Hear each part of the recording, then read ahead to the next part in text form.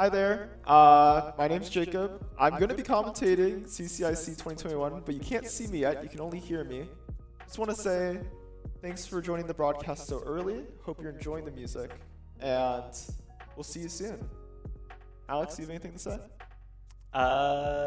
My commentator Jacob is a very wonderful guy, and I can't wait to be talking with him for the next couple of hours. Yeah. And this entire broadcast. It's going to be a trip. It's yeah. going to be a journey.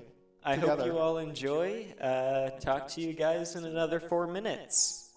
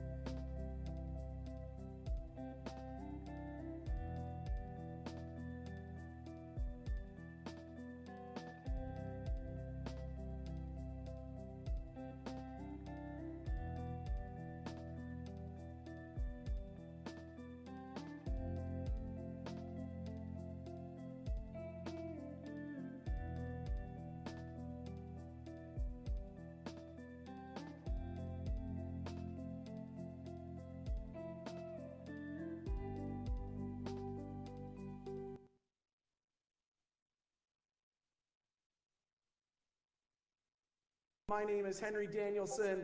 Welcome to the California Cyber Innovation Challenge 2021. Woohoo! Woohoo! Today, we'll embark ourselves on a cybercrime based on space and satellites. We are so thrilled that you are here and want to encourage you to have fun and learn some amazing new skills that deal with cyber criminal behaviors and activity, as well as learning space. We again will be giving digital badges this year to share on your website, LinkedIn, wherever you choose. Participants, coaches, and volunteers and our galaxy hackers from outer space will be getting them. Also this year, the top 3 teams will receive some amazing prizes and awards.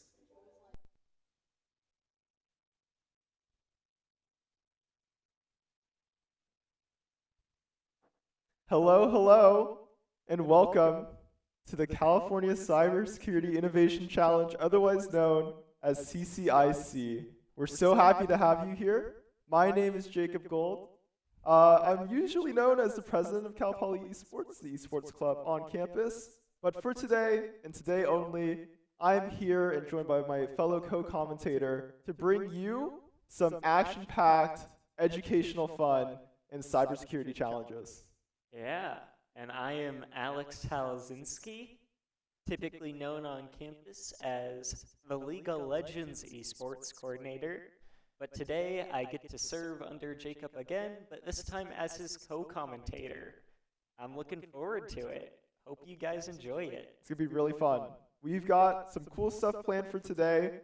Basically, for those of you who don't know, CCIC is a cybersecurity event where high schoolers and middle schoolers across the country and actually across the world are competing for fame and glory by solving puzzles, riddles, and a whole bunch of other stuff to get points for their team and prove that they know their stuff when it comes to cybersecurity. Yeah, and on the topic of points, I'll just give you guys a quick breakdown of how it will probably be working, which I assume most of you already know, but just in case, you know. So there are 3 difficulties of challenges. There's easy, there's medium, and there's hard. Easy challenges will give you a flag at the end. These flags are used to get you points. The easy challenges, once you get that flag, that's 75 points. The medium challenges, once you get that flag, it's 80 points. And the hard challenges, once you get that flag, it's 100 points. So try your best to get the hard challenge flags, because that's a lot of points. And speaking of these challenges range from solving a Simon Says puzzle to going all the way and figuring out certain transactions on the blockchain. And for those of you who don't know what the blockchain is, well, you're in for a treat because we're going to be going over all of that stuff today. And we have a lot of time to do that. The competition has just started. The competitors are in the rooms. They are starting to work together as a team and starting to solve these puzzles. They're going to have from now until 8:30 p.m. Pacific time to get through it all, work it all out, and then to get as many points as they can. Yeah. To go through it a little bit more, it's a little interesting how this competition works, because rather than having everybody in person doing these challenges like in a warehouse or in a giant room, it's going to be all virtual. They're going to be going into rooms created by the CCI team, developed in Unity, and they're going to be walking around a virtual environment, hacker hideouts, apartment rooms, a whole bunch of other stuff, and they have to find the challenges, find the puzzles, and then solve them after that. It's going to be scouring web pages for how to do ciphers. It's going to be analyzing packets of data that have been sent back and forth between 2 people in an instant chat messenger. It's going to be a whole lot of stuff. They're going to have to use all of their skills to not only figure out what they're supposed to be solving, but to solve the challenge itself. Yes, and the and the challenges are looking to be pretty difficult. We got a bit of a sneak peek, which we aren't really allowed to show you, but yeah, I was surprised by some of them, and as we get into the competition, I think you will be surprised too. So, it's something to look forward to. Yeah, so the general idea of the competition is that in these virtual rooms, you'll have about 4 hours or so in them. And teams can choose what rooms they go into first, whether they solve half a room and then come back to it later. And then the second portion of the competition is forensic analysis, where they take all these clues that they found in the rooms and they start to break it down, start to put the pieces together to solve the big mystery of who done it. And to go over that story, there is this overarching plot that's happening. There is a satellite that's crashed down on Earth. It got hacked. Somebody broke into the system, brought it down, and it's up to the teams to figure out who's the culprit. There's a whole list of suspects that they have to look for.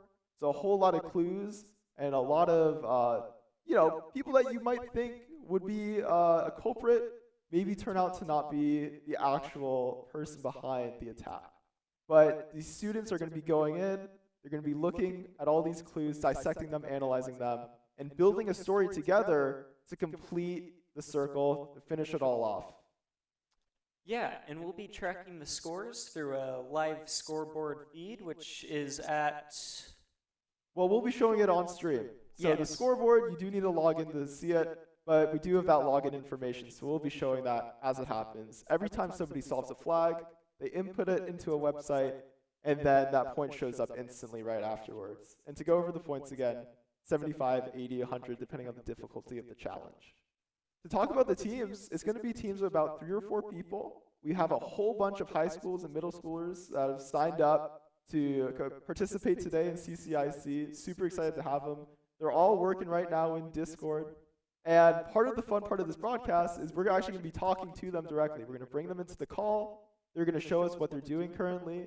We're going to be able to take a look at how they're working through these puzzles, what the puzzles are, their thought process behind how to get to the flag, basically. It's going to be really cool. And right now, we're just kind of giving a little time for everybody to get set up. We just opened up the rooms. People are loading in to the uni rooms, the virtual environments, and they're just dipping their toes into the water. So right now, we're just going to take a step back, take it easy, and hang out for a little bit, buy some time, basically, and just see how everybody's doing just in a little bit. To make all of this happen, CCIC had a whole bunch of people. You can see behind me, we've got the green alien right here. He's working hard, helping out the competitors. You can see him moving right now, taking a look. We're going to have a whole bunch of special guests today. We have a whole bunch of interviews of professionals in the industry. It's going to be a celebration of cybersecurity, really. And can you just give us an overview of all the topics that we're going to be going through today? Or just a few of them, because there's a lot. The list of topics. I believe we talk about cybersecurity. That's kind of in the title name. But we go through a bunch of particular topics, like how to defend yourself on the internet, how to create a defensible or defense sort of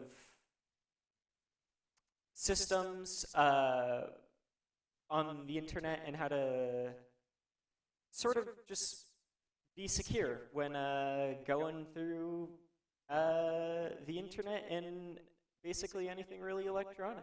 Yeah, the big reason why CCIC and other educational events happen is because we really want people to be aware of where their data is going and how easy or even how hard it is, depending on the steps and precautions you take, it is to find and extract and use that data against you. So things like passwords, addresses, credit card numbers, everything you can think of, your dog's name even, the city you were born in.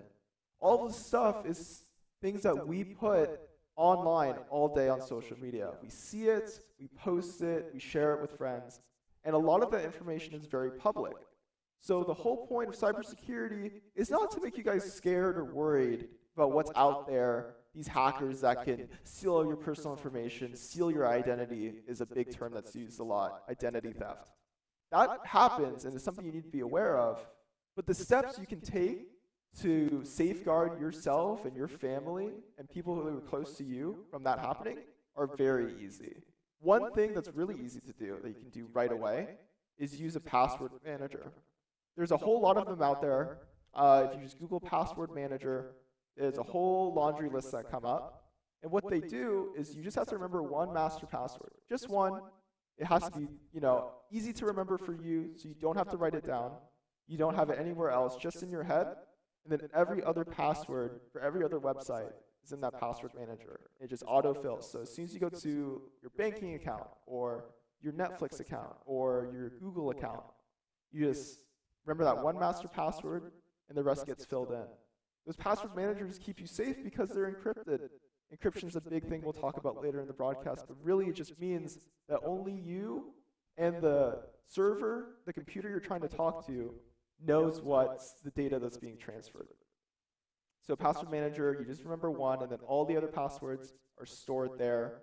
Keeps you safe, keeps you from writing these passwords down where somebody that you wouldn't want to find them finds them. Another thing is two-factor authentication. We have a lot of interviews with cybersecurity professionals later in the broadcast, and almost every single one said use two-factor authentication if it's an option for you. And to learn more about that, you can Google it, or we'll talk about it a little bit right now. Cal Poly students know two-factor authentication very well. So Alex, you just give us a kind of rundown of what that looks like on the user end. Yeah, so on the user end of two-factor authentication, what kind of happens is you're logging into this website, right? And first, you're going to need your username and password. And that's one factor of the authentication. That's a required bit that we're kind of used to. Then the other factor kind of comes in through your phone or your laptop. There are a couple of places it can be sent, but basically it gives an access point on a physical device, which can be through an app or through a website. And you get sent a notification on your physical device, and you need to approve that login. And that's how you get the second factor. And the two factors together makes your devices so much more secure. Yeah, so the whole idea behind it is that even if somebody who maliciously wants to access your account has your password, they would need something like your cell phone or some sort of code that's sent to another device to actually access that account. So it's not enough to have your password stolen, it would have to be your password in your phone. And if that happens, then maybe you're a little insecure, right? But the whole idea is that you have a phone on you at all times. It's yours. It's not been cracked. It's secure. And if we send a push notification to it in order to enable somebody to log into an account, then the assumption is that it's you. And it's really easy to set up. We're making it sound more complicated than it really is, but we do highly encourage you to at least use two-factor authentication whenever it's available. And on top of that, password manager. These two steps will keep you so much more secure than the rest of the population. There's all these news stories of banks getting all their information stolen by hacker groups, or pipelines and utility services getting hacked, right? So if this happens and your data gets breached and collected, you are secure because they don't have access to your phone. They just have your password. You can change the password later. They no longer have access to the accounts.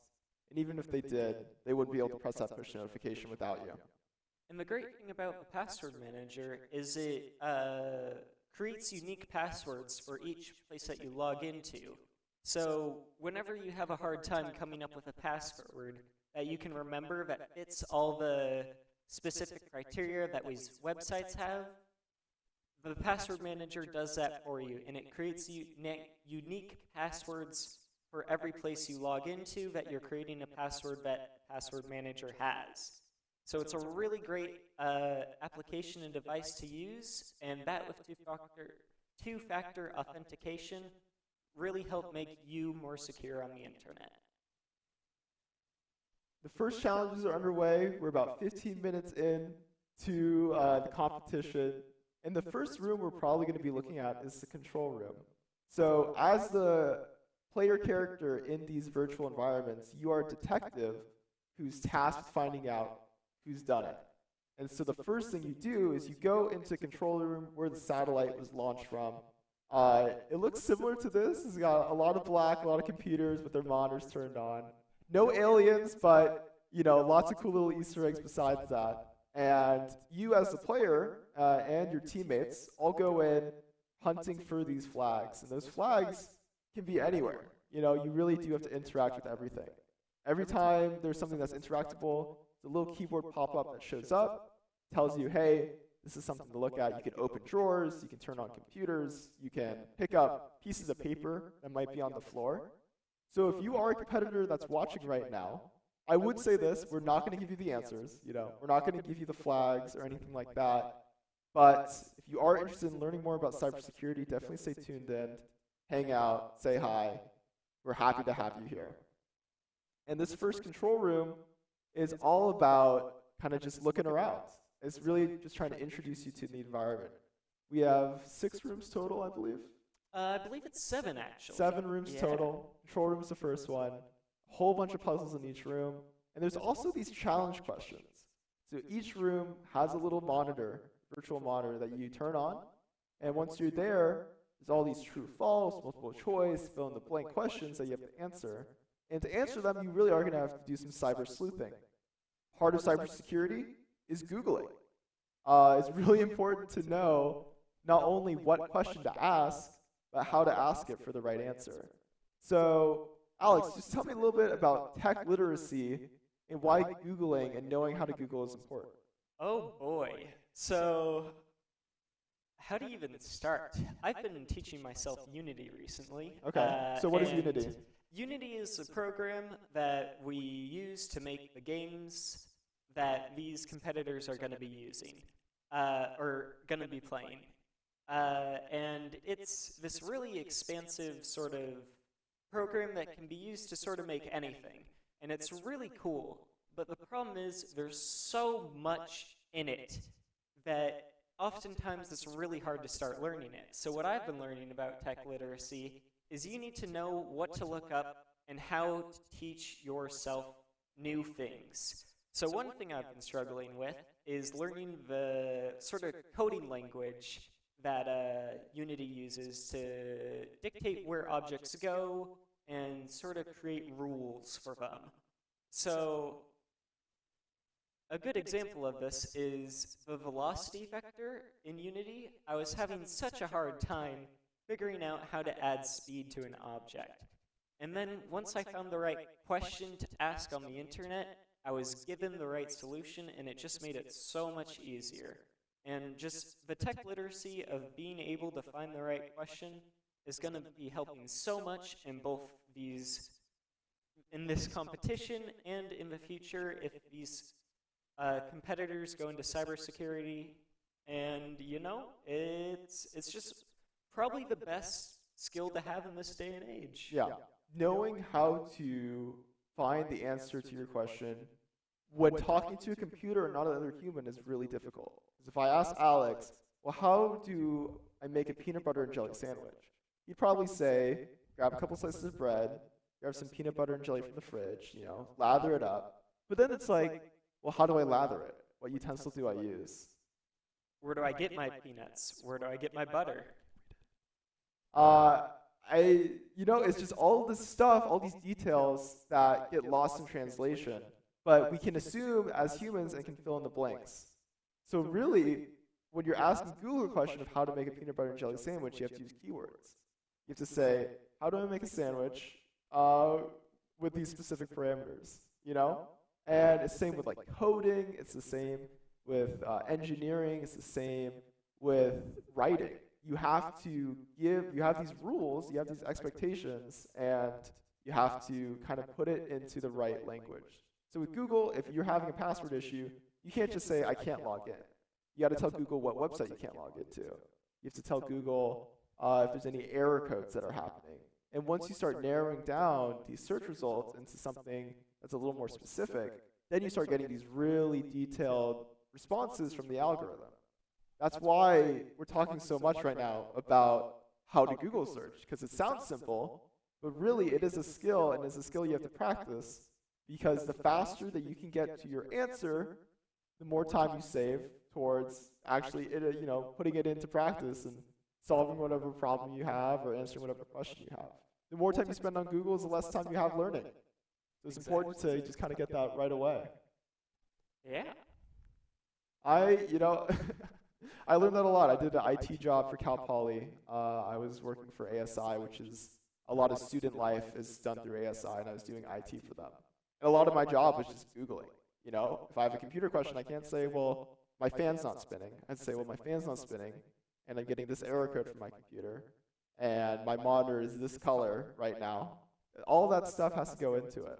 And that's part of cybersecurity, is knowing what to look for. And what these competitors are looking for is very specific. If there's a challenge question that asks about the Hubble telescope, well, you can't just put in the Hubble telescope and start looking at the Wikipedia page. You have to look very specifically at what the challenge is trying to get you to go towards and put that into the search terms in the right way to get the answer that will get you the flag. Yeah, and there's one answer to these questions. There's no room for error. There's no room for kind of debate. There's no judge that you can reach out to and say, hey, I'm this close to the puzzle. Is you get the flag or you don't. Yeah, Wikipedia pages are a trap, man. It's hard. Yeah. Yeah. If you get stuck reading that stuff, it will keep you there for a while. And, the competitors have, I believe, 7 hours to solve all these challenge rooms, which means roughly an hour per challenge room. But that might not even be enough time. These challenges were looking really hard, so it will be interesting to see how the competitors do and whether or not they even find all the challenges. I mean, I think they got it. It seems like they're pretty solid. I've talked to some of the competitors in the past from previous years, and all these kids are wicked smart. They are on top of it. They are interested in the challenge. They want to win. They want to earn points, and they just love doing this stuff. Really passionate group of people, and I love that I'm able to kind of bring that to you guys today.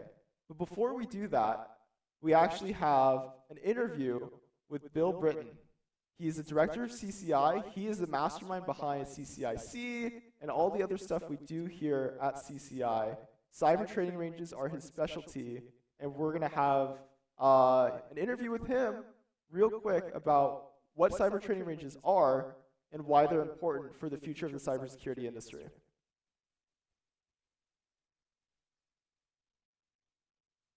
My name's Bill Britton. I'm the current Vice President of Information Technology at Cal Poly, and I'm also the Director of the Cybersecurity Institute. And my focus is really threefold. The first one is the CIO of the university. My job is to make sure that the security posture is in place to defend and protect all of the students, faculty, and staff around their daily operations on the internet and within the context of their offices and workplaces. So that's cybersecurity extraordinaire. The second part is the director of the Cybersecurity Institute. My role is to help people figure out how to get more access to training, education opportunities, certifications, and really general information around cybersecurity to be more aware of what's going on around them. Yeah, and then kind of with that working at CCI, one of the things you're doing is creating and enhancing cyber training ranges. So tell me what a cyber training range is and what is its benefits to both current cybersecurity professionals who've been in the field for a while, who need to kind of brush up on their skills, as well as those looking to get into the cybersecurity industry. Right. So there's a whole bunch of delivery mediums for cybersecurity training today. There's computer-based training. There's learning through on the OJT, on the job training. There's learning in the classroom. There's learning through reading and online. What we've seen is kind of a similar thing. Number one is in all of this training, it has to be current or it's really not relevant. So in a lot of the delivery mediums today, the relevancy is hard to deal with because it takes a while to get through the process, or it's written and the updating is hard to do, or it's online and it's not very interactive. So, all these different elements are part of the challenge of delivering the right level of support, education, training, and the ability to really manage it and use it in the real world. So, a lot of the certification training is literally you do it online. You don't really work with a computer to do it, but you take the training, you pass the test, boom, you got the cert and off you go. Well, what employers want is somebody who can do, not just have a cert. So the cool part of a range and the range concept is to provide that learn by doing hands-on opportunity to test, develop, accelerate your understanding of problem sets in that range environment.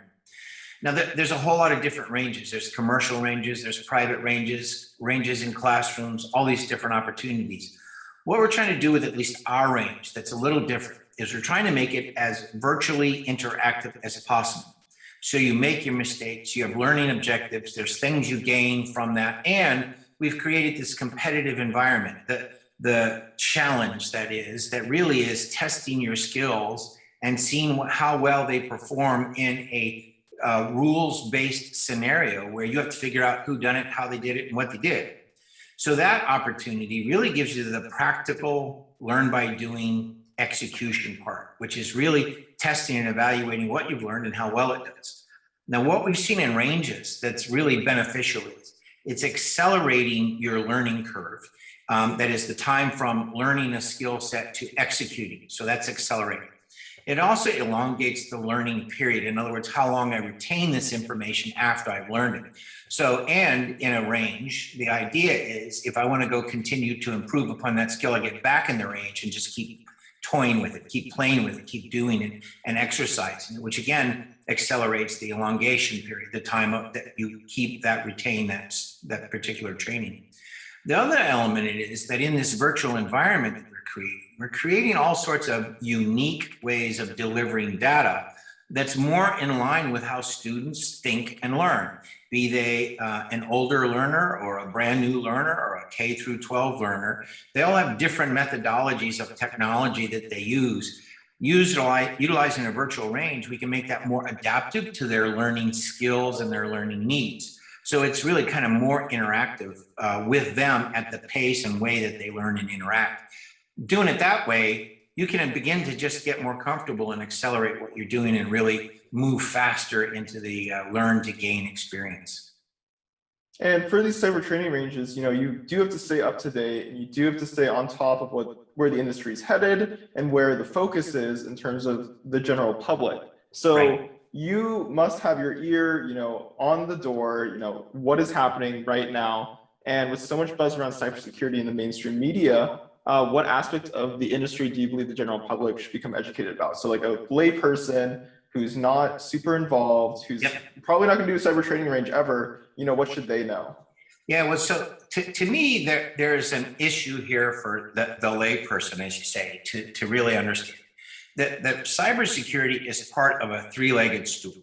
The three-legged stool is really tied back to the original problem set, original challenge, which is understanding digital literacy. So the world that we live in is very interconnected on a digital scale. When you start to understand what that means, then all that cyber stuff begins to make sense. So the example would be is your telephone, right? Your cell phone is probably a mini computer. It's connected to a whole bunch of digital entities, relays, connection points, collecting data all over the place. That data can be evaluated by entities you don't even know. I'm sure everybody has seen it where they're like on Facebook and all of a sudden there's an ad on Facebook about something you've been talking about. You're creeped out because how'd they know I was talking about buying bananas at the store or something, but it's there on Facebook now. So what you have to understand in this digital world is that everything's really interconnected and there's a lot of things going on simultaneously, which is now why cybersecurity becomes so important.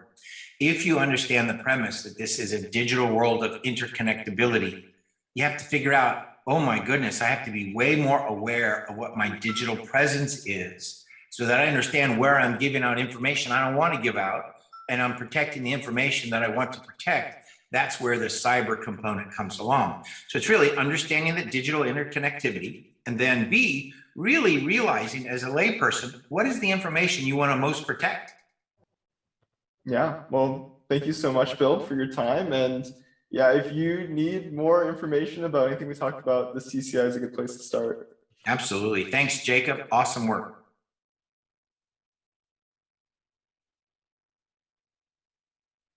Back to CCIC 2021. We've got our first team here, and they are working really hard right now. I'm listening to their voice call right now. I don't know if you guys can hear it, but it is pretty intense. They're looking at all these puzzles right Okay, yeah. now. So We're sharing you guys them on the are. screen right Which now. one are you? Which one are They're you looking at, doing Ian? a I mean, not Ian. reboot. They're looking at the sorry, Dreamshot main office, I'm looking at the going third through all one. these documents that they Okay, have where's found that? so far, and trying to find all these flags that we were talking about earlier. They're looking at Like it. which documents are we looking Oh, at? search Documents. history.txt. They Got have it. an idea of what's going on. You guys found the puzzle, flag. Oh, and we're gonna talk to them Will, there's a Python right one. now. where? Hey guys, can you hear me? Moonshot Network Logic Bomb Challenge. It's a Python file. You should It's a probably good do that one. Okay, wait, where is that? I'm gonna give it one It's second. Moonshot Network, NOC, SOC, and then Logic Hey guys, Bomb can you Challenge. hear me? Yeah, we can hear you. Yeah, we can hear you. You guys are live on air right now. We're on the Twitch stream, and we just want to ask you how it's all doing, and what are you guys working on right now? Walk me through it.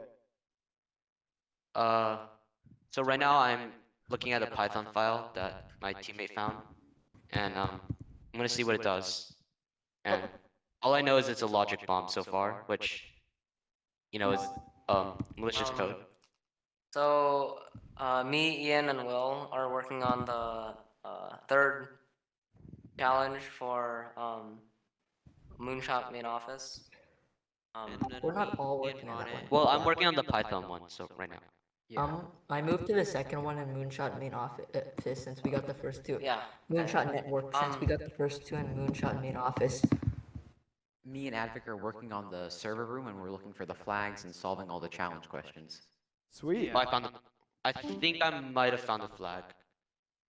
Nice. Perfect. All right, and then for these challenges, guys, have you done stuff like this before? Are you guys, coders? Are you familiar with these cybersecurity challenges that you're looking at, or is this all brand So new? all six of us actually compete in the Cyber cyber Patriot. competition. Yeah. I did. I think me and Advic were on the same team We for did CCIC last year. year. Yeah. I was And, on a different team in CCIC last year too.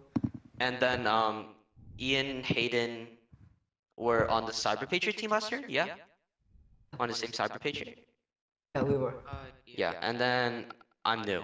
Okay, perfect. That's awesome. I'm glad you guys, are familiar with each other. All of you have known each other before for other competitions. And you've done stuff like this before. And so when you're going into a competition like this, what's your thought process? How do you guys prep? What do you guys do to make sure that you're on your A game for the competition day? We all generally just try to make sure we communicate with each other, make sure we all know what we're doing, and mainly just have a game plan. Yeah, just make sure we have a game plan. We know what we're doing when we get in, and then we just start doing it. Okay, We sort of figured out. I got it. I got the flag. Oh. No way. sweet. Nice Oh work. my god. Good job. So to get that flag, what'd you have to do? Just walk me through the kind of So- general idea. I looked at the logic bomb and it was pretty much hidden there in plain sight. Oh. Cool. Hey, good work.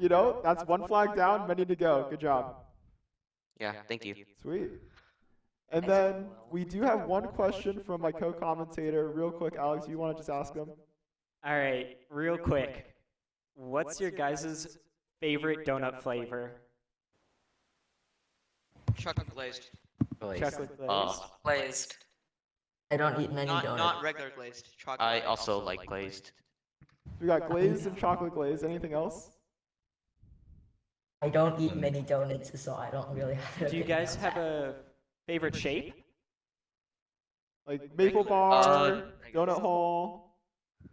The No. generic donut hole. Just a Yeah. generic donut. All right, perfect. Well, guys, thanks for talking with us. I'm going to have you guys just stay in the call, just talk amongst yourselves. We're not going to be able to hear you anymore, and we're just going to watch what you're doing for a little bit, okay? All right, thank you. Okay. Oh wait, Sweet. I submitted So, the thing for just the kind of logic bomb. looking by the at way. what's going on right now. I'm back. You found the We're going logic these bomb? Okay, challenges. Yeah, but it was really We hidden talked there. about a logic bomb, and we'll go over that in a second. And these bombs, they have flags in them. So they were looking at a Python file, which is a bunch of code, and we provided that code to them. It's something that they've been working through, and then the code is there. They put it in.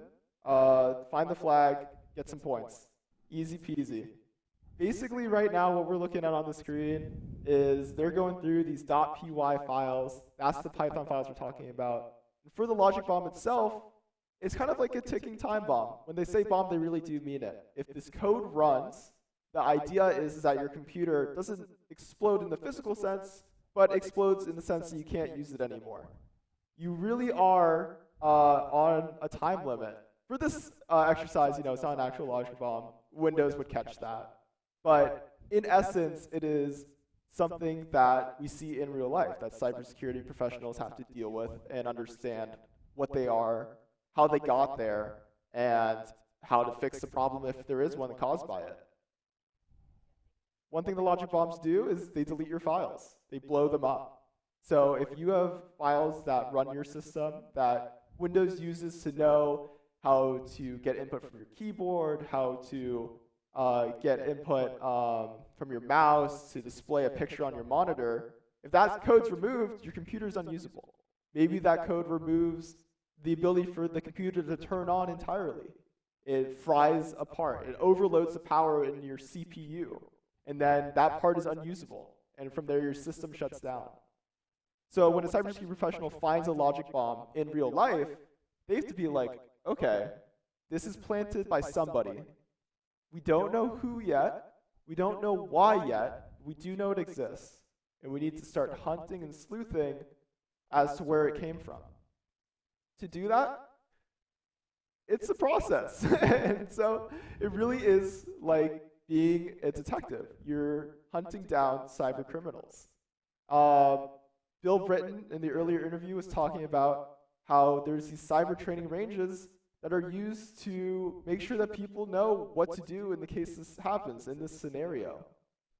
And they're really important because we have this next generation of talented people who end up becoming hackers. They end up becoming cyber criminals. The Keystone, not the Keystone pipeline, but that pipeline that got shut down a while back. I'm blanking on the name. Apologies for that. That was done by a hacker group. They installed some sort of, maybe not a logic bomb, but some sort of similar thing that just shut down the entire system. And it's up to the people afterwards, the cybersecurity professionals, to say who did it and why. Alex, we also asked about their donut flavors. How do you feel about these group of kids, these group of students, these competitors who are coming in and they're just working through it? They seemed very focused, and not gonna lie, I was a bit disappointed on the donut flavors. I like a bit of variety, Like, I know you're from Washington, so that means you've probably heard of Voodoo Donuts. I have heard of Voodoo Donuts. Which is this crazy donut place. And some of the donuts there are insane. Like, what's a good example? The bacon-covered donut, where it's a maple bar with bacon on it. That's pretty good. And that's actually a really good one. But they have some of these just absolutely crazy combinations. And I was hoping to hear some from these competitors, but they're focused. Yeah. They're locked in. Like, why are you asking us about donuts? We're trying to solve these puzzles. We're trying to figure out why there's a logic bomb in this code that was given to us. We don't have time for donut holes. We don't have time for donut flavors. And speaking of time, it's time for us to do a quick little transition. We're going to show you the scoreboard of the competition real quick. We're going to leave team number 6, the team that we just talked to, the wonderful competitors. And we're just going to take a look at the overall standings right now. The team that we just talked to, Team 6, they're currently in 5th place. Their name is Cyber Aegis Platinum. They're doing a really good job right now, but there's 4 other teams in their division that are just steamrolling through these flags. They're finding them, they're entering them in, and they're moving on to the next puzzle. And we're going to hear a lot from these teams today. We're going to slow them down, we're going to talk to them a little bit, and just see kind of the insight that it takes to be successful in these competitions. For Team 6, it was having a game plan. I think we're going to see a lot of that today. Yeah. Just making sure that you have a strategy, your team has specialties that they know what they're good at, and they start executing on that specialty. It was the game plan, and it was just the fact that they were getting stuff done. They got in, they started looking at the problems, and they just started working. And that's probably one of the most important skills to have in life, because if you don't get started, then you don't really go anywhere. So it's good to see these competitors having these skills, and I think Team 6 will probably be doing pretty well in this competition based off the speed they were going. Yeah, let's just take one quick last look before we cut to the scoreboard itself. I just want to take a look at what they're doing right now. They have an idea of what the flags they're finding is. Hacker group research, they have these challenge questions, making sure that you're staying engaged with the competition, making sure that you're not just trying to burn through the coding sections and the kind of computer sections, because cybersecurity is not all just computers, right? It's also making sure that you understand how to communicate with your teammates, work together, making sure that you have that reading comprehension necessary to be able to look through the clues and really find the nitty-gritty details of who the culprit might be, who brought down the satellite. And so we can see right now that the competitors, Team 6, are looking through that final question, which is who's done it. That's what gets you all the points. That's how you know whether you're a winner or not. All these flags, they build up to it, but that final question is really what they're looking for. And I'm really excited to see where Team 6 goes from here. But for now, we're going to give them a little break. We're going to let them do their thing, and we're just going to go back to just taking a look at what's going on over here. Just in general, I would like to see the scoreboard right now, if possible. What we got going on. We're looking at the intermediate middle school right now. Oh, I'm having a hard time seeing that. Let me see. Yeah, I can't read the team names on that at all. Is it possible to get that a little larger? I know we're still looking at Team 6 currently. But maybe we'll just wait on production to do that real quick. I can't see it at all. Oh, wait. I can see it on here. I got it. I just got to refresh my page real quick. Intermediate, middle school. Cyber Aegis Titanium has 1,800 points, which is ridiculous. Wow. I don't. How many challenges is that? That's a lot of flags solved. So the hardest over flags 18 challenges. give 100 points. So, and then it just went up again. Vox 1 is now in the lead almost at 2,000 points. Wow. These competitors are going They're good. fast. They're really good. That's impressive. Wow. Taking a look, we were looking at team number 6, Cyber Aegis Platinum at 800. So for a kind of a scale idea, Vox 1 is almost twice as ahead as Cyber Aegis Platinum team number 6. That's intense. Yeah. That's a lot. How many challenge questions are there per room? I think around like 15, right? There's about 15 challenges per room. So let's say on average maybe 1,200 points per room. So yeah. Osphix 1 is on their way to solving 2 rooms in under an hour. 45 minutes. Yeah. Wow. That is impressive. I was not expecting that at all. They're going to be just flying through it, I guess. That's incredible. You have to see it. I think that's really impressive. Props to them. I really want to talk to them. Not just to like see what's going on, but maybe just slow them down a little bit, give everybody else a chance to do a little catch up because they are just speeding through. I want to see what their setup is for that success. You think they're having one person on each challenge? I'm guessing that's what it has to be. One person per room? One person maybe per room, or one person, like, they go into the room and just each pick something to work on, and then just all work at the same time, but separately. And it might just be a really smart team of competitors. Yeah, maybe they're just really good at cybersecurity. Maybe they're just like, they've done something similar to this before, like Team 6. And they're like, yeah, we've seen it before. Looking at some of the other teams, I mean, we know what to do. Nitrogen and Cyber Aegis Titanium, 1,800. They're, flying high. They're trying to catch up to Osphix 1, but Osphix 1, I mean, we're still talking. And they're now at 2,000 points. I don't know what to say about that. We can look at some of the other brackets. In the international division, we do have 3 Australian schools who are competing during CCIC right now. They have their own brackets. We're like super happy to have them. It's the first time we've gone international with CCIC. And Presbyterian Ladies College, 1,675 points. That's impressive stuff right there. They're doing really well. So even though there's different brackets, all the teams are doing the same challenges. Yeah. And it'll be interesting to see how the middle school students match up to the high school students because that one team in middle school, the 2,000-point team, that's beating a lot of the intermediate high school students right now. Yeah, the middle schoolers are just flying away with the competition.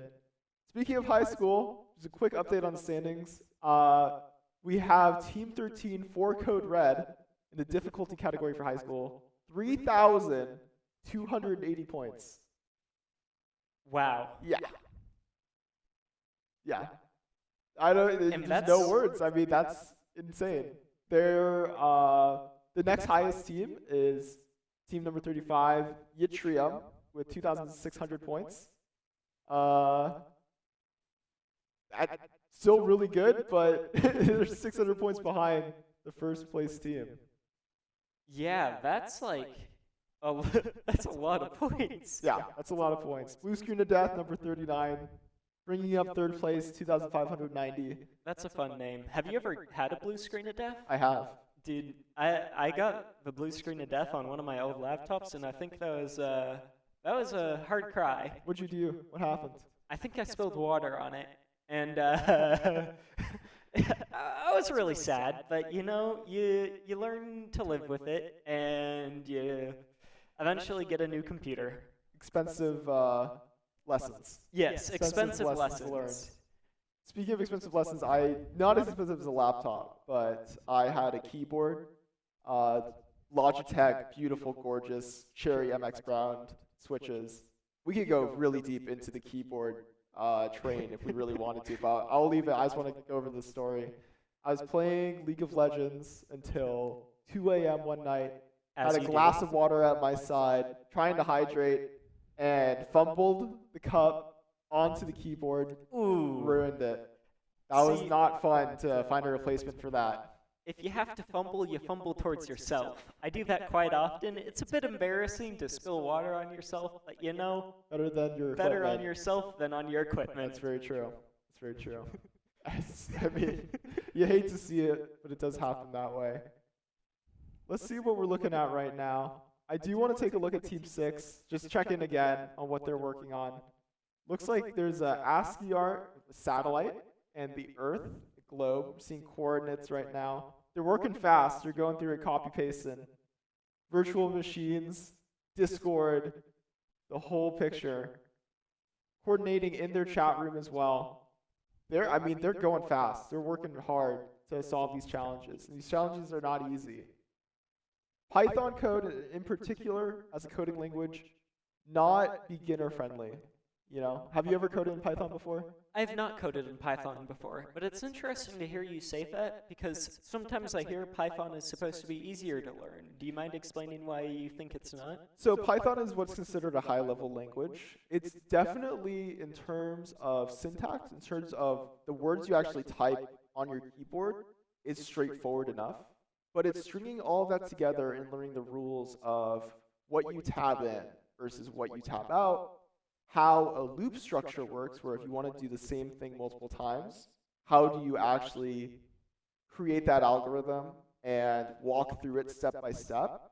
All of that stuff is like not easy to learn as a beginner coder, because not only are you learning the language itself, you're learning how to translate English words into English words but for code. You're also learning very theoretical stuff, stuff that are concepts rather than physical code, such as loops, data types such as integers and strings. You're learning all about arrays and lists and how to iterate and get each value of that list.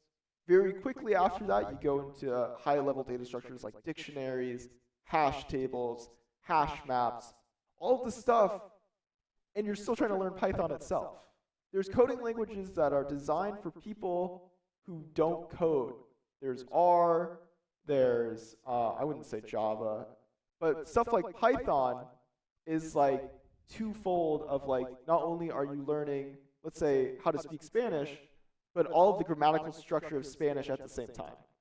Yeah, it's like learning how to kind of write poetry in Spanish, right? You have to also learn the poetry rules while learning the Spanish. You have to learn the grammar and the prose and all, yeah. It's just a lot. It's just a lot. We are going to cut to a quick break. It's going to be another interview similar to Bill Britton, who we just saw explain the cyber training ranges. Our next interview is Luis, the main man, the coder of CCIC, in that alien costume right behind us. He's not going to be in costume for the interview. You can see it right there. Look at that smile. Love that guy. He's going to be talking about, one sec. He's going to be talking about actually coding CCIC. Like what goes into it. As a former competitor, how does he bring more to the table to elevate the experience of all the competitors? So stay tuned for that. We'll be right back.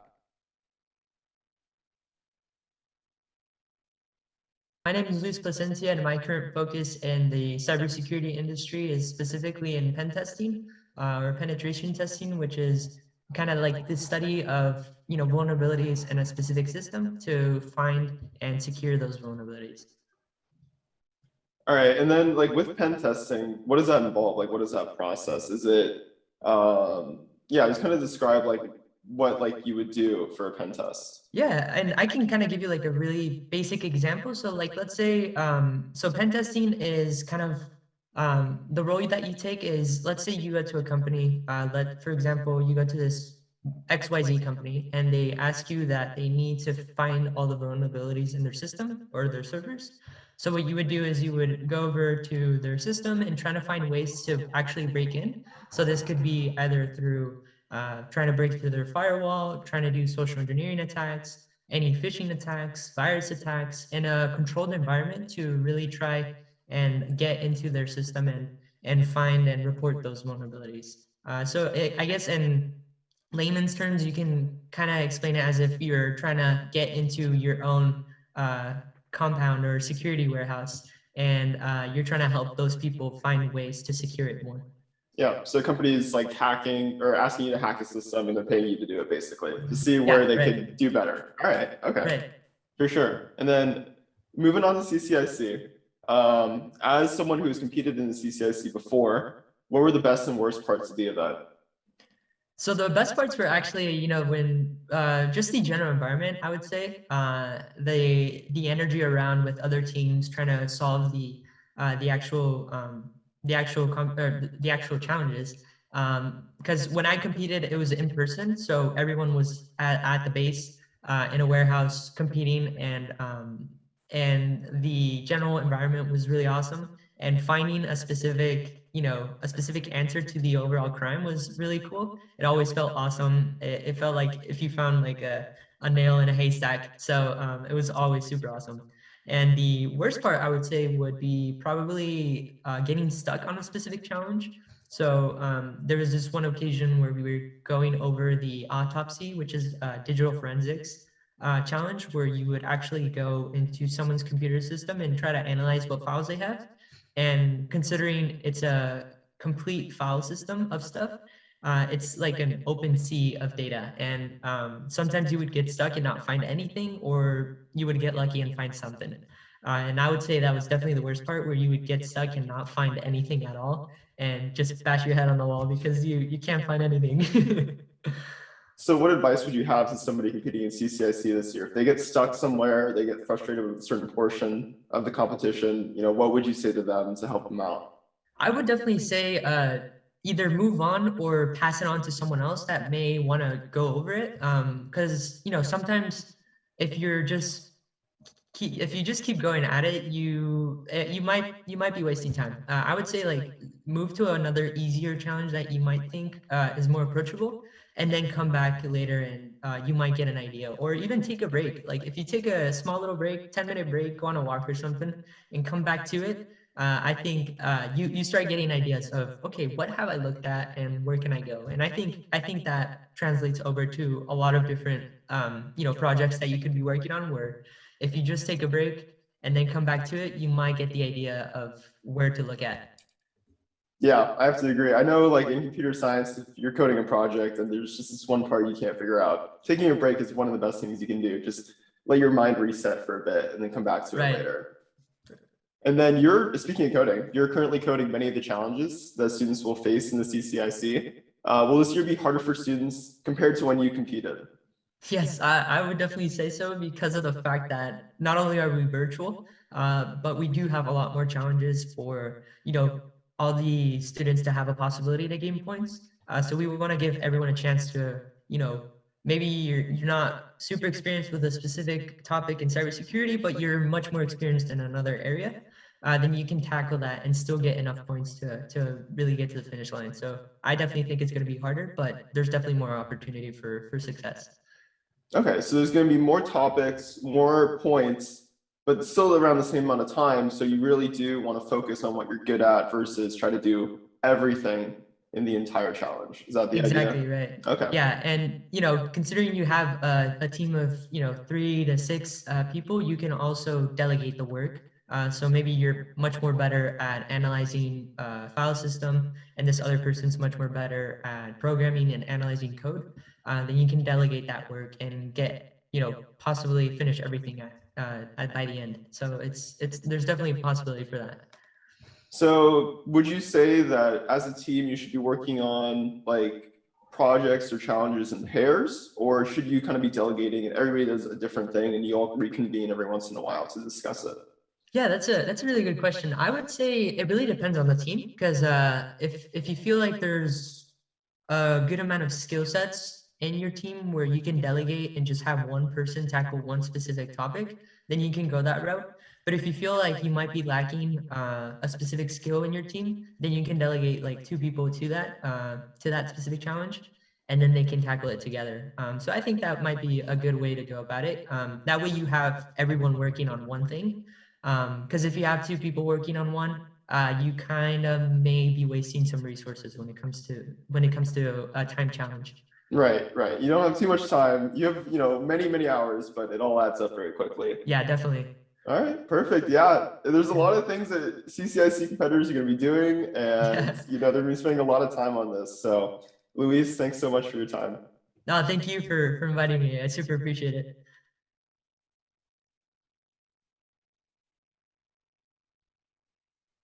Hello, guys. Welcome back. We are going to be looking at another team. They're doing great. Not sure which team they are. We'll ask them real quick what their team name is. We've had some really creative ones, Blue Screen of Death being one of our favorites. But really, I mean, it's just about just seeing what they're up to, what their control flow is, how they're getting through the competition, all the good stuff. So, let's just get right into it. Let's see what's going on. Hey, guys. How's it going? Nicholas, are you competing in CCIC? Yes. Sweet. And then what's your guys' team name? Our team name is Pac-Man Bites. I love that. I love the creativity with all the team names. Your guys' especially. That's pretty good. So, what are you currently working on right now? So currently we're split into each of the rooms. Since we're a team of 4, we're taking 2 rooms each, and we're just solving each of the forensics right now. And teammates just joined. Sweet. And then, are you guys solving the Unity rooms, or are you going straight into the forensic analysis? We're solving the Unity rooms, and then we'll do the forensics analysis right after. Sweet. And for those Unity rooms, how you guys liking them? Are they giving you any difficulties? Have you seen anything like this before? Just kind of give me some details on how you're feeling about it overall. The only problem I've been running into with the Unity rooms is like closing tabs while trying to crouch. Yes, yeah, that's happened to us too. I'm really sorry about that. Having to crouch and then press W doesn't quite work properly. What I found is if you go full screen, that does stop happening. Yeah, I just got rid of my shortcut for that. Yeah, I fixed it. That works. And then could one of you guys share your screen real quick? We do want to see what those Unity rooms look like. Got it.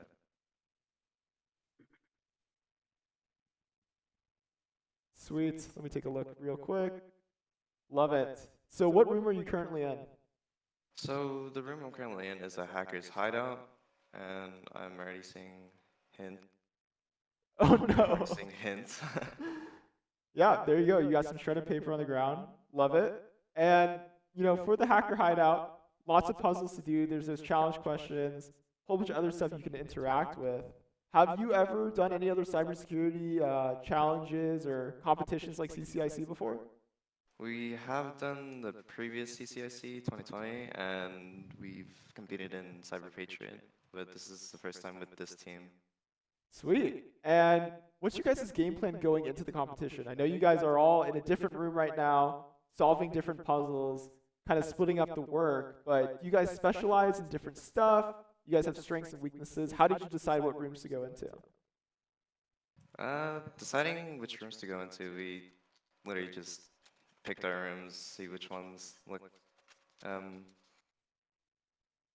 I guess.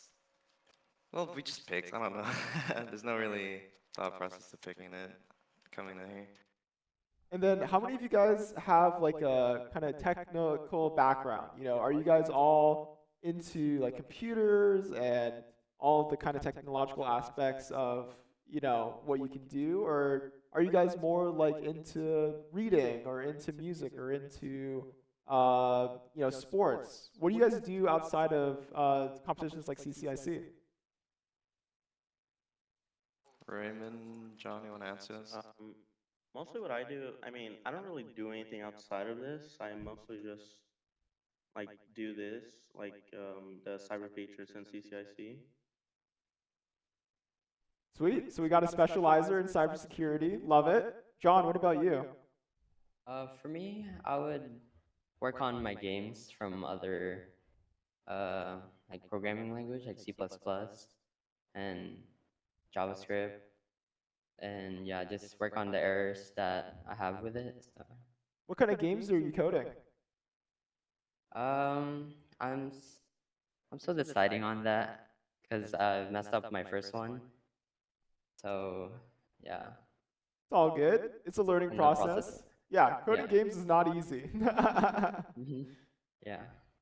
Cool. And then my co-commentator Alex has a question for you guys. What's your guys' favorite type of donut? That's interesting. I'm gonna have to go classic and with the glazed. Yep, I agree with him. Classic donut hole? Yeah. Sweet. I mean, the other team that we talked to is also all about the glazed donuts. So it's kind of funny that we have that continuity. Love it. And then remind me of what your guys' team name is again? Pac-Man Bites. Pac-Man Bites. Let's take a look. You guys are doing hot. You guys are doing good. Love to see it. All right. We're going to let you guys focus on your challenges. We're going to continue to look at your screen. Just know that there might be other people doing a little bit of cheating. Just taking a look. So be careful if you're solving challenges and submitting flags and stuff like that. But you guys talk amongst yourselves. And super excited to have you at CCIC today. And good luck during the rest of the day. Got it. Thank you. Thank you. Thank you. Sweet. Yeah. We're taking a look now. We got Nicholas's screen. He's looking at all the little clues in his room. This is the hacker hideout. And we get our first sign of the uni rooms, which I'm so happy to showcase. These are games that were coded by Luis, who we just saw in the interview. You know, him and his team are the ones that built these from the ground up. They made all the models. They coded in all of the interactable objects like the flags, the sticky notes, the computers. One cool thing about this room that I love to point out is that you can actually break it. There's these shelves in a back corner, and you can hop on top of them, you can jump on top of them, and get yourself stuck behind the wall. So that's kind of fun. Always fun to break games. Alex and I, gamers. I have a lot of fun breaking games. I have a couple of friends who make games. One of my cousins does. And they sometimes send me these games to like test out, try and find bugs. And I take great joy in trying to get out of the boundaries of the game. And, you know, it's good to do that so that the games can be improved. And, you know, I get to have fun as well. Yeah. And right now, we're taking a look at what Nick is doing. He's got a challenge question. What is the abbreviation of the file name that Wireshark opens? Captures live network packet data from OSI models layers 2 through 7. That's a big mouthful. Let's break that down a little bit. Yeah. And a file abbreviation is like .png or .pdf. And specifically for Wireshark, they look at, you know, a certain file type. Because file types have a lot of importance. They tell a computer what to do with the file itself. If you had a picture, but you had a .txt on the end of it, the computer wouldn't know what to do with it. It wouldn't open it as a picture file. It would open it as a bunch of gibberish letters and symbols. I always enjoy when I do that by accident, and I just get this like entire page full of a different language, and you just kind of you try to remember what the original file extension was, but sometimes that file is just lost if the extension's changed. Yeah, it's true. And so it really is kind of that background knowledge we're talking about, like knowing what to Google search. If you don't know what Wireshark is, and you don't know what file extension it uses, then you Google Wireshark file extension. You can add in layers 2 through 7 for that extra little detail. But really, that's a lot of what this challenge is if you don't have that knowledge coming into the competition, no worries. You have the tools and resources available to you to find out the correct answer. It's really important stuff, and that's why we're reiterating it so much. You can see right now, there is a flag. What's wrong with the new guy? It's just recruitment plans. It's about that story that we're talking about, that overarching plot of who's done it. You know, there's this hacker hideout that the detective has access to, the players in the game are currently looking at. And, you know, they got to find out, well, was it a hacker or was it somebody else? And that's what all of these rooms are kind of leading up to. We talked about the rooms a little bit, but let's talk about the forensic analysis portion. They mentioned that you know, they're going to be doing the uni rooms and then going to the analysis portion. What is the forensic analysis actually? Like, what is all of that stuff? I believe it's a bunch of files that they have to look through and try and figure out what's gone wrong, like find the bad code, find the stuff that is causing issues, which is a bit more what they might be doing in a more job setting rather than, say, the control rooms. But the control rooms also challenge them in ways that the jobs might. And just both are kind of testing and training their skill sets to have real-world applications. And yeah, it's impressive to see what these teams are doing. Yeah. You know, half of being a cybersecurity professional is searching for clues, maybe on a sticky note, somebody left their password somewhere. But then the other half is walking through and knowing what to look for in a file that could be a 20-page or 1,000-page or 10,000-page PDF, right? Like, you really do kind of have to do some cyber sleuthing. That's what forensic analysis is all about, is, you know, you have a huge file or a whole bunch of files that you're looking through. There's all this noise of, I don't know, like, what I could possibly find from here. But using the clues from the uni rooms, you start narrowing down, oh, this file is important. Oh, this line number was put in a sticky note. Oh, this person's name shows up 20 times. Let's look through the file only at the times where the name pops up. That's about kind of narrowing it down. This line of code doesn't have a semicolon. Right. This line of code doesn't have a semicolon. Why is that happening? All that stuff is really important and happens for a reason, especially in a competition setting where all these challenges are made. It's not like real life where somebody could have just messed up, right? Yeah. Everything's here for a reason. Especially their donut flavors. Yes. Yes. Glazed donuts so far, 2 for 2 in popularity. Yeah. What's up with that? I don't know. I mean, it is a classic donut, and I am a big fan of glazed donuts, don't get me wrong. But I really enjoy, like, twisted donuts. I enjoy the bars. Like, I feel like no variety's been mentioned, and I'm just, it's disappointing. That's just because they're focused. They know what they want, and they're going for it. Same with all the flags that they're solving. Right now, Nicholas is doing all the challenge questions. Let's cut off from him. Let's let him and his team do that on their own. We don't want to give away anything, right? You know, we want the teams to solve this stuff themselves. So instead, let's look at the scores. Let's take a look at what's going on there. They were Pac-Man? Pac-Man. Yeah, Pac-Man Bites. Looks Currently, like they've gotten another, I believe, 800 from when we first joined. I thought they were at 1,200, so yeah. No, they were at 1,800. They've gotten a couple flags. All yeah. right. So right now they're at 2,000 points. They're number 14 on the difficult high school leaderboard. Solid, you know, above average, but a little bit behind pace some of the other teams.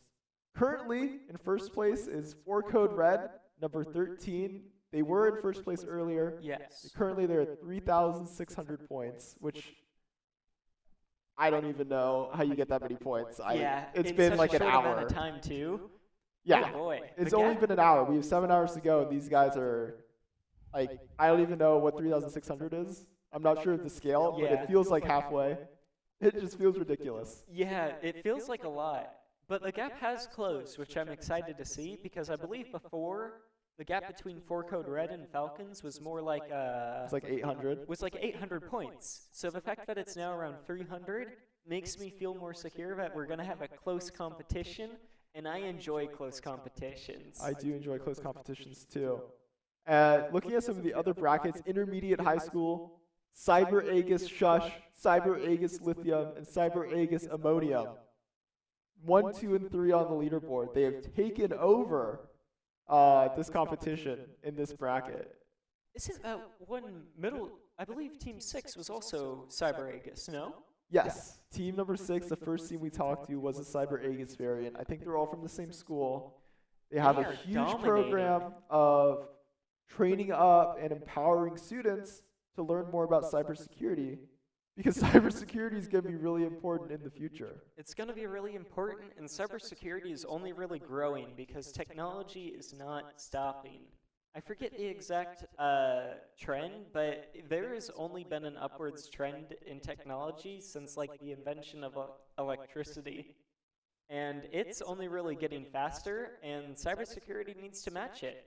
And I'm excited to see that we have so many contestants, because that means hopefully the jobs in cybersecurity will be filled by the time I grow up to be needing my own cybersecurity professionals.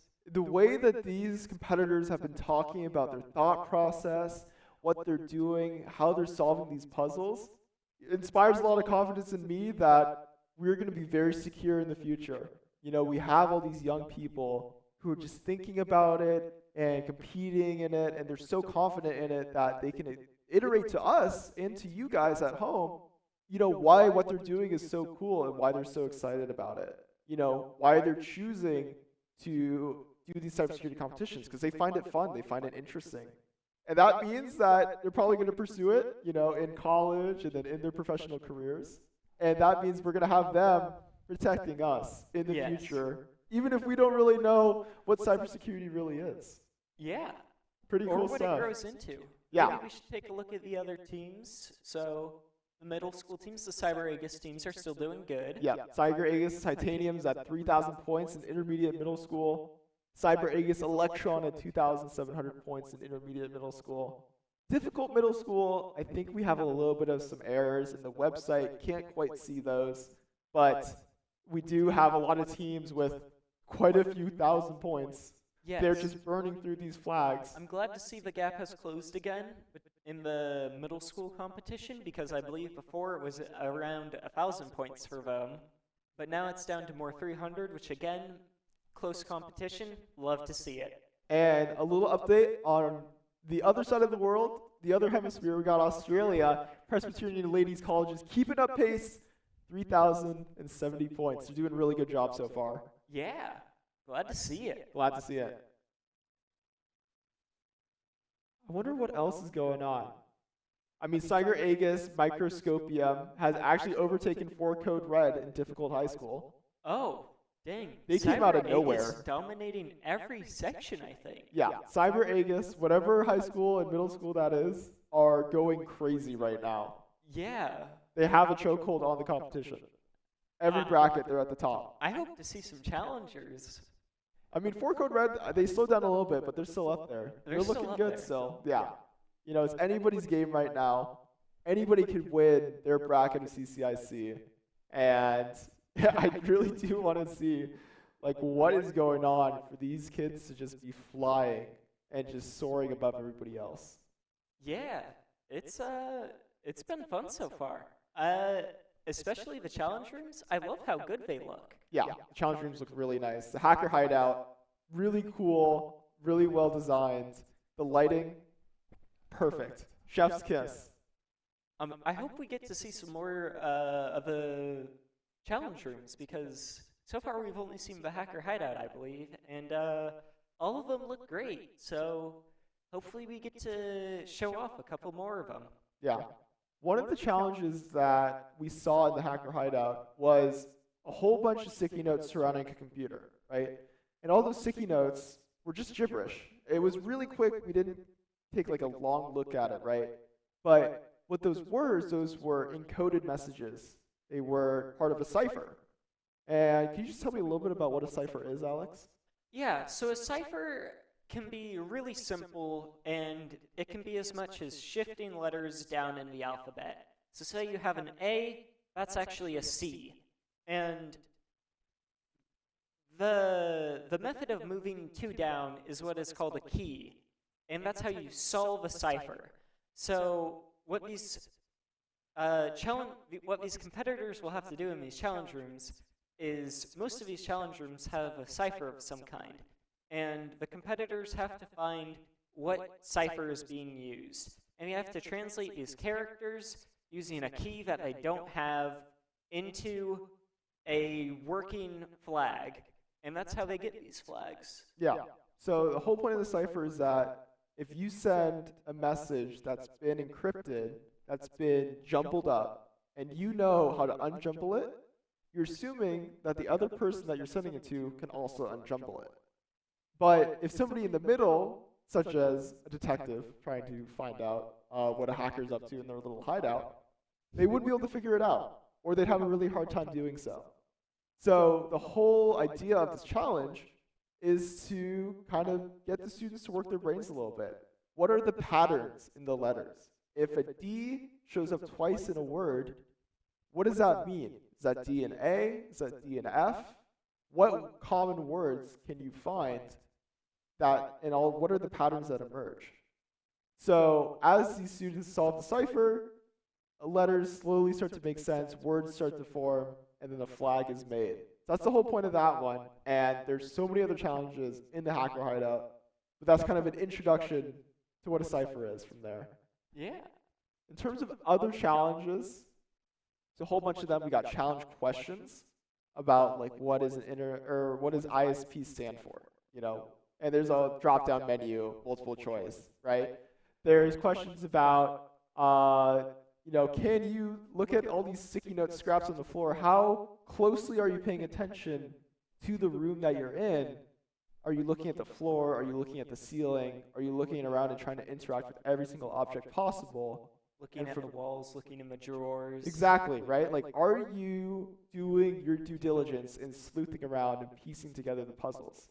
That, like, even though it's a very simple challenge, right? Like finding sticky note scraps, not exactly like testing your computer knowledge, but that's not the point. It's testing your cyber sleuthing skills. That's really what we're looking for today. Observational awareness. Yes. That's a good way of summarizing that, wrapping it all up. In terms of other challenges, there's a facial tablet that we took a look at. More observational awareness, you know, all these questions for the hacker that locks your tablet. That's another thing, too, about cybersecurity.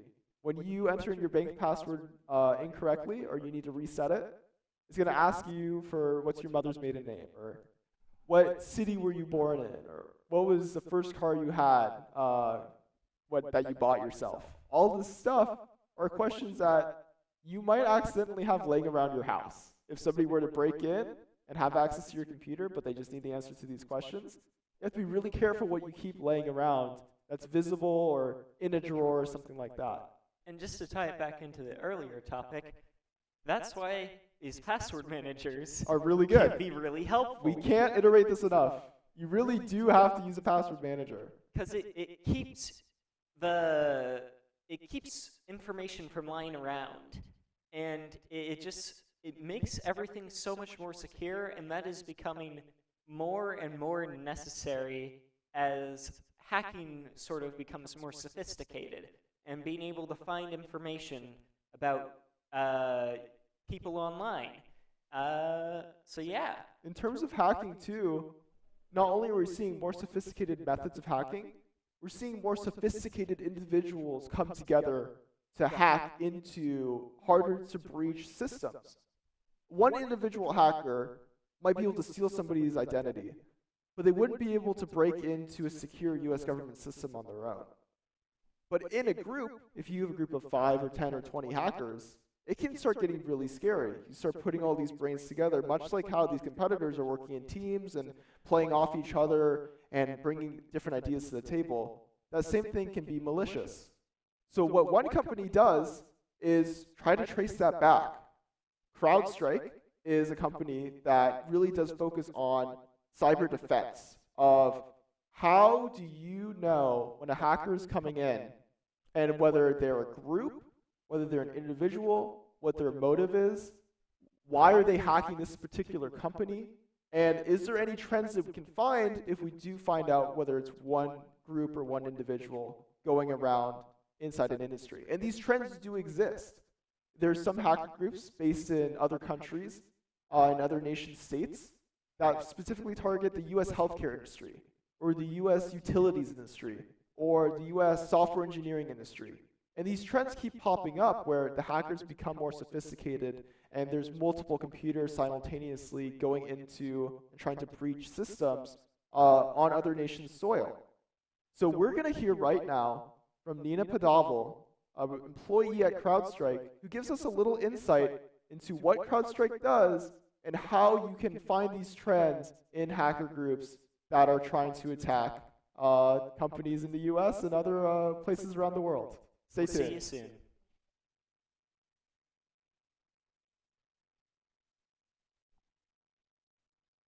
Yeah, so I'm Nina Padaville. I am a strategic advisor for CrowdStrike, and I specifically focus on state, local government, education, and healthcare.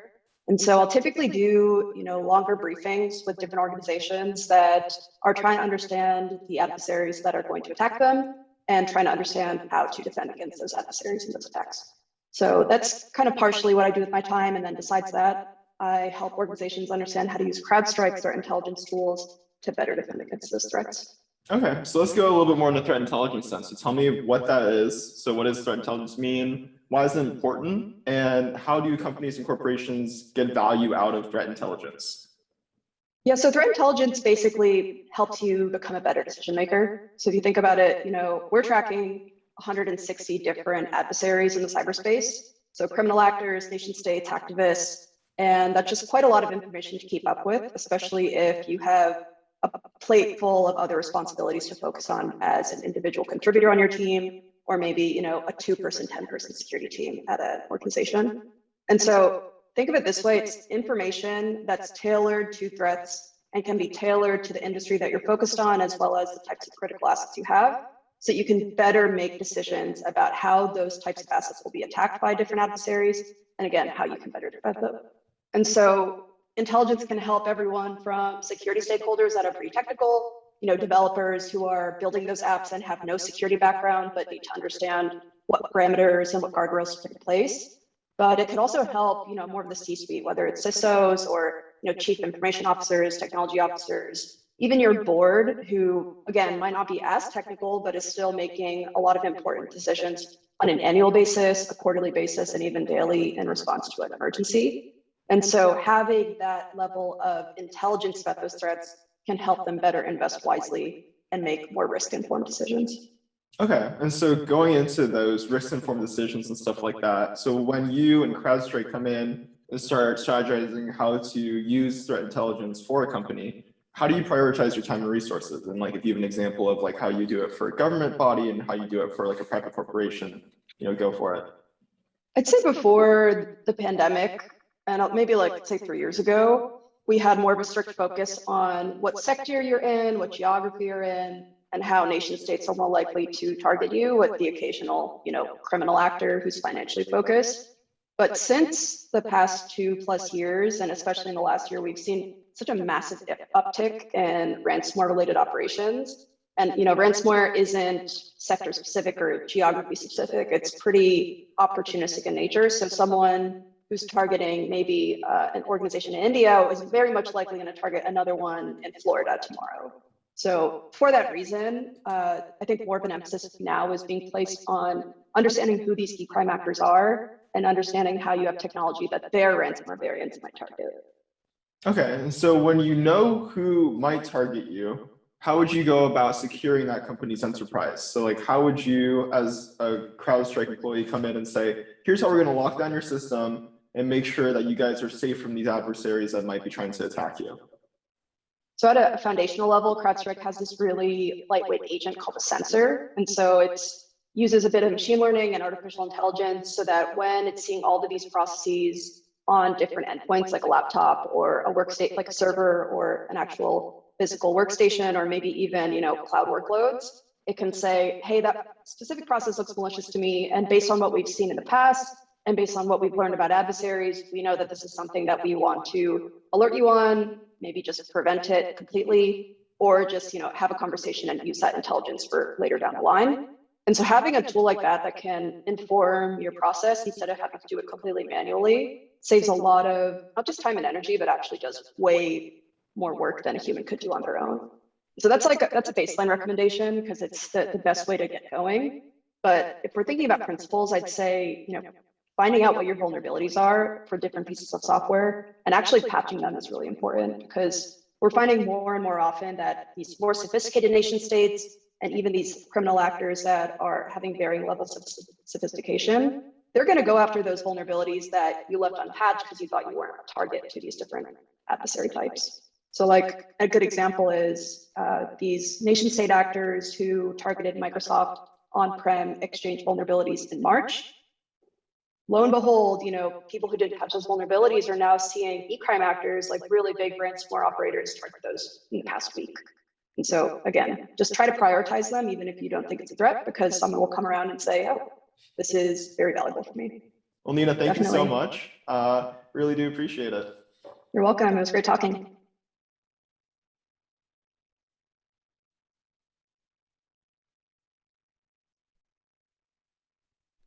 Hello, and welcome back to CCIC 2021. We just heard from Nina on CrowdStrike about how, you can kind of find trends in hacker groups. We're going to hear from another team now. They're Team Husky, team number 48. So let's say hi, see what's going on. Hey guys, can you hear me? Yes. Yeah. Sweet. So how you guys all doing today? Good. How are you? Pretty good. So if one of you guys could share your screen and just walk me through what you're currently doing right now. All right. Can you see my screen? Yes. Okay.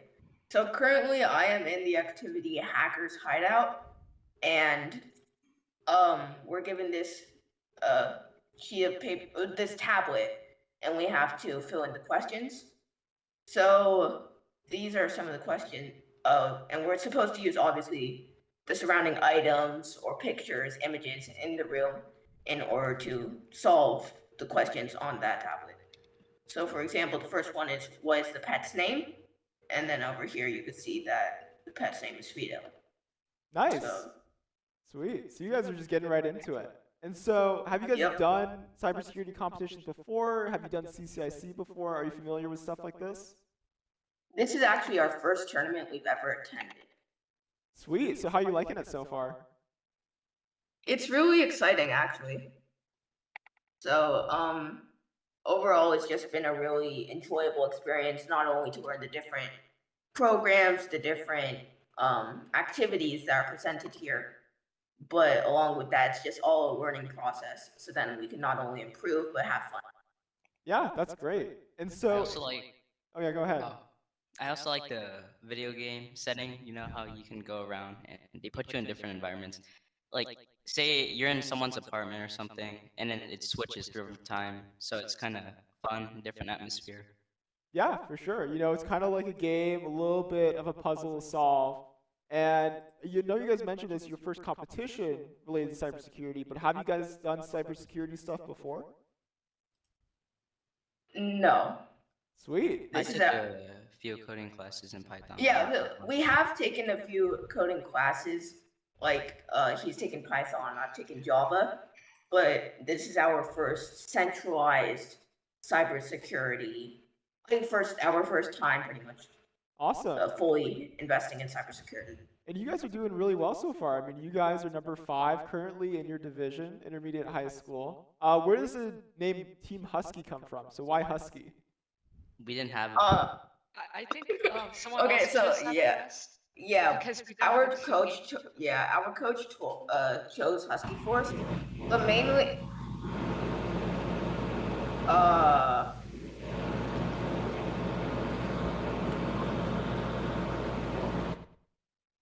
okay, sorry about that. No, you're good. No Ma- worries.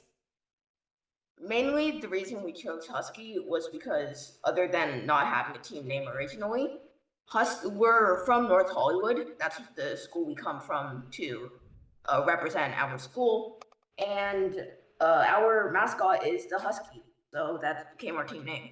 Sweet. Nice. That's awesome. Do you guys like Huskies? I like Huskies. Yeah. My favorite. My favorite. My favorite animal is actually a wolf. It's pretty similar to a husky. So. Nice. Perfect. That's goes awesome. hand in hand. Very cool. And then, so you guys are a team of 4, it seems like. Sam, could you give me kind of a strategy of how you guys are tackling all the challenges and how are you approaching kind of working together as a team for this competition? So first of all, we didn't know what was going on, so we had one person, but then we found out there was more, and then we started doing them individually. Some of them we didn't do, so we would leave them for later. Majority of it, we did the quizzes where it was really fast, and most of us can complete it. So once we did that, we moved on to other stuff, and someone can go and they can finish what we didn't do. Sweet. Nice. And then, Clara, what are you currently working on right now? I'm working on trying to decipher a message in the control center. Sweet. And so when you were like kind of working through the decoding process, you don't have to tell me what you're actually doing. I don't want to give away the answer or anything, but kind of what's the process of doing that? How do you go from step 1 to step 5? Well, I'm trying to figure out what cipher I'm supposed to be using for this, to decode this. I've already tried hexadecimal. I mean, oh yeah. So I'm just trying to figure out what cipher I'm supposed to be using right now. Perfect. All right. Well, it seems like you guys are all really focused. We don't want to take too much of your time. We just have one more question, and Alex is going to say it. What's your guys' favorite kind of donut? Chocolate or glazed? Yeah, chocolate glazed. Do you guys have a favorite type? Like twists, bars, donut Twists. holes? Yes! Thank you! Yeah, probably twist. All right. You guys are our first twist. What about you, Clara? I would say I like donut holes. All right. Nice. Donut holes. And Siddharth, what about you? Me? Yeah. What's your favorite type of donut? I don't know exactly about my favorite type of donut, but any flavor like chocolate or vanillas, any of those two really. I really don't know any specific types. That's okay. That's all right. Chocolate and vanilla are both really good flavors.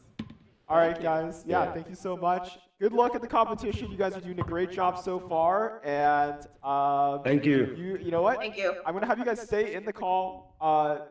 Let's say, Clara, I want you to share your screen.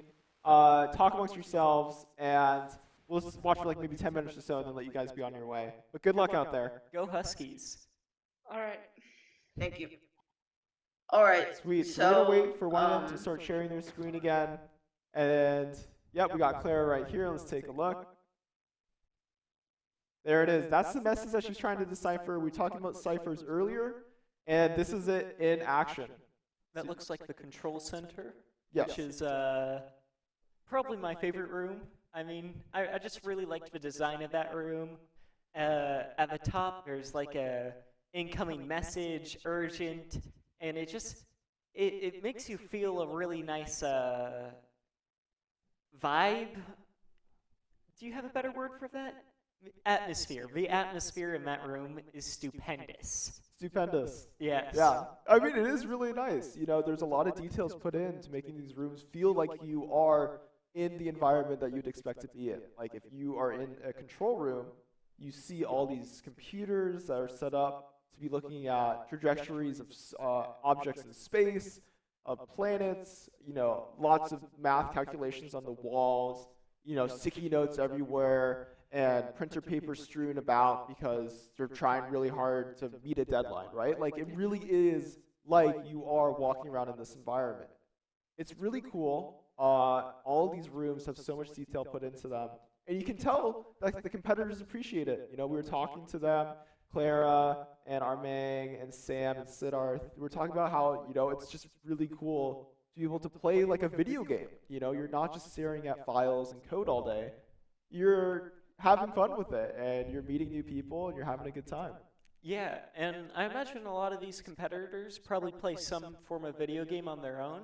So being able to have this kind of environment that you've associated with this fun activity you do in your free time, and being able to have a competition centered around that is so great. Like, I love that this is how the competition is being run, and it's just, I'm very happy to be a part of this, yeah. Yeah, I'm happy to be a part of it too. Glad that this is happening, glad we're able to share this with all of you. And just kind of looking at what's going on, we can see now Claire's actually found something out of nothing. That hex code file has been decoded, and we're seeing some code that's similar to what looks like Python. So all of this stuff comes in. You get to see how these competitors go from gibberish to something. And you know, there's CAPTCHAs, there's keys, there's encryption, whole bunch of puzzles that they're solving. And even if they've never done something like CCIC before, they have the tools and resources available to them. They have the background knowledge to apply themselves in a way that's engaging, and I think they find it fun. We can actually see the control room right now. Claire's in it. You can see all of, I mean, it's a really cool room. I can't even, it's just really cool. I love it. Yeah. Yeah. This is awesome.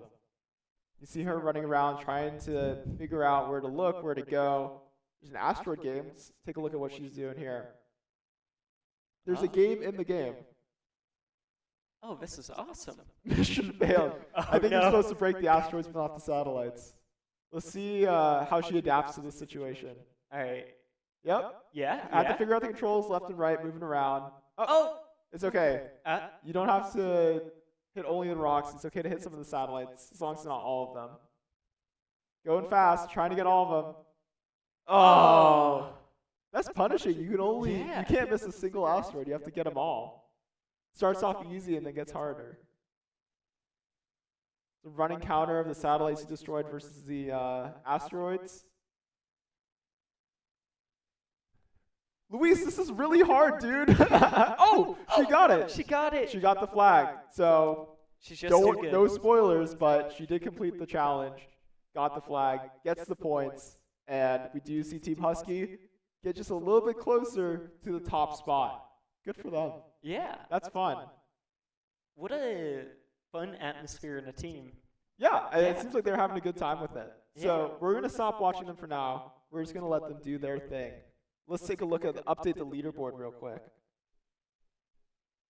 Right now, Team Husky, who we just saw, currently number 5 in their bracket of intermediate high school.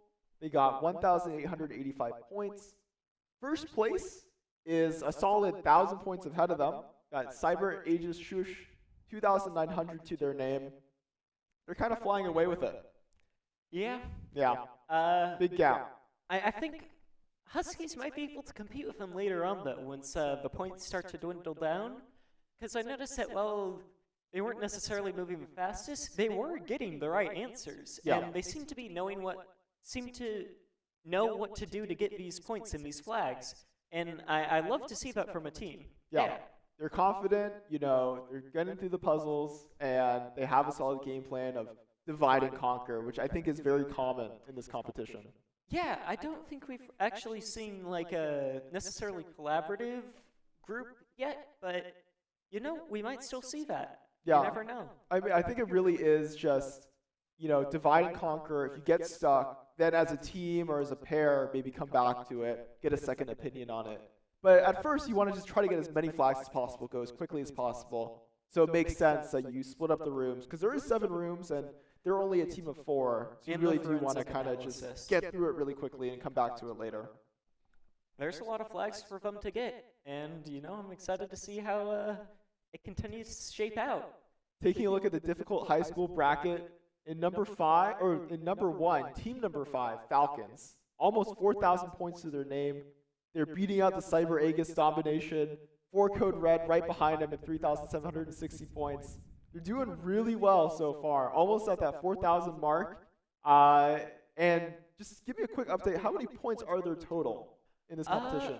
If I'm remembering this correctly, I believe there are 16,000 total points, so they're almost at the quarter-way mark. Yeah. Which is crazy. Incredibly impressive. We started this competition, we opened the rooms at 1:30. It is now 3:10. So, you know, they've already gone through a quarter of the competition in not a quarter of the time. It is open from 1:30 to 8:30. So they are flying right now. And they're not the only team. There's a lot of teams who've already hit that 3,000 mark. They're doing a great job so far. And you know, I'm not holding anything against Cyber Aegis, but I'm happy to see a team actually beating them out in one of the categories. It's easy to root for the underdog. It's hard to tell, but Cyber Aegis is like not the majority, but a large portion of the teams in the entire competition. There's 53 teams total, and a lot of them are Cyber Aegis. Yeah, I think I've counted around 20. Yeah. So it's around half of the teams are Cyber Aegis. Quite a few of them are in the competition. Looking at intermediate middle school now, Cyber Aegis on top, Cyber Aegis Titanium doing a great job right now, 3,200 points. They're flying through it, keeping up with their high school counterparts. You love to see it. They're doing a great job. Followed by, in second place, Ostovix 1 with 2,800. It seems like, I mean, there are just some teams that really do have it down. And even though Team Husky's never done one of these competitions before, they're staying competitive. Maybe not with the top 1 spot, but for the top 3, they're only a few hundred points away. And they're still finishing the challenges, and they're still progressing, which is good to see. Yeah. Even if you haven't done these before, there's still a lot of points to find, especially if you're, technologically literate, you work together as a team. There's definitely strategies that you can come up with on your own or with the help of your coach to find success, and it's really great to see that. Yeah. Yeah. I'd love to check in on the Australian team real quick, just Let's to take see a how look. they're doing. Slowing down a bit. They haven't gotten any points since we last checked in on them. 3,070 now. You think they're saving their flags and just inputting all the flags at once, or? I think they might be moving on to the forensic analysis portion and coming back to the rooms. Because you get a certain amount of points from the rooms. There's like 15 challenges-ish per room, right? Yeah. And then that's about 1,200 points. So maybe they finished a few rooms, and now they're moving on to something else. Yeah. Yeah. And it's great to see these teams doing so well. Yeah. Yeah. It really is. It's really exciting. Glad that they're having a good time, having fun with it. And I'm glad we found some new donut flavors. Yes. Oh my God. twists? I was getting a bit worried that we weren't gonna get any new donut flavors, but the fact gonna be that we glazed all got the some way? people liking twists and not just regular donut holes makes me happy. And maybe that's a group that you take to Voodoo Donuts. I'm just saying. You're gonna be a little experimental. Yeah. Yeah. I mean, there's donut holes, there's twists in there. Of course, the glazed classic, but Yes. a little bit of variety mixed in. No disrespect to the Glazed Classic. Am a big fan. There's a reason why it's popular. Yes. It's good. It is good. I'm just saying, it can get a bit boring sometimes. So I'm happy to see the experimentation and the adventurous attitude. We're going to keep things interesting, and we're going to move on to our next interview. We're going to go boom, boom, boom through this broadcast. We want to keep you guys on the tip of your toes and learning. Ginny Spicer is one of the most favorite people I've interviewed for this competition. She is incredibly knowledgeable about space and how you communicate in space. Because when we're talking, there's no lag. Our ears pick it up instantly. But when we talk over Discord, there's that little bit of delay where our voice has to be coded into a sound file that gets transferred from our computer up into the internet and then back down to the competitors that we're talking to. And that delay gets exacerbated by distance. Yeah. So if there's more distance between you and the other person, there's going to be more delay, more lag. And so when you're going hundreds of millions of miles into space, it gets really difficult to communicate. Ginny Spicer and many other talented people are working on how do we rectify the situation? What happens if we have to communicate with a satellite that's a light year away from where we are, or 10 light years or 20 light years, and then we have to tell them, hey, you got to change, you got to go a little bit to the left, right? And all of that information, all of that knowledge is being poured into these awesome nodes, basically, of relay points. Ginny is much better explaining it than I am, so we're going to cut to her. We'll see you in a few minutes, and I can't wait for you to experience this. See you soon.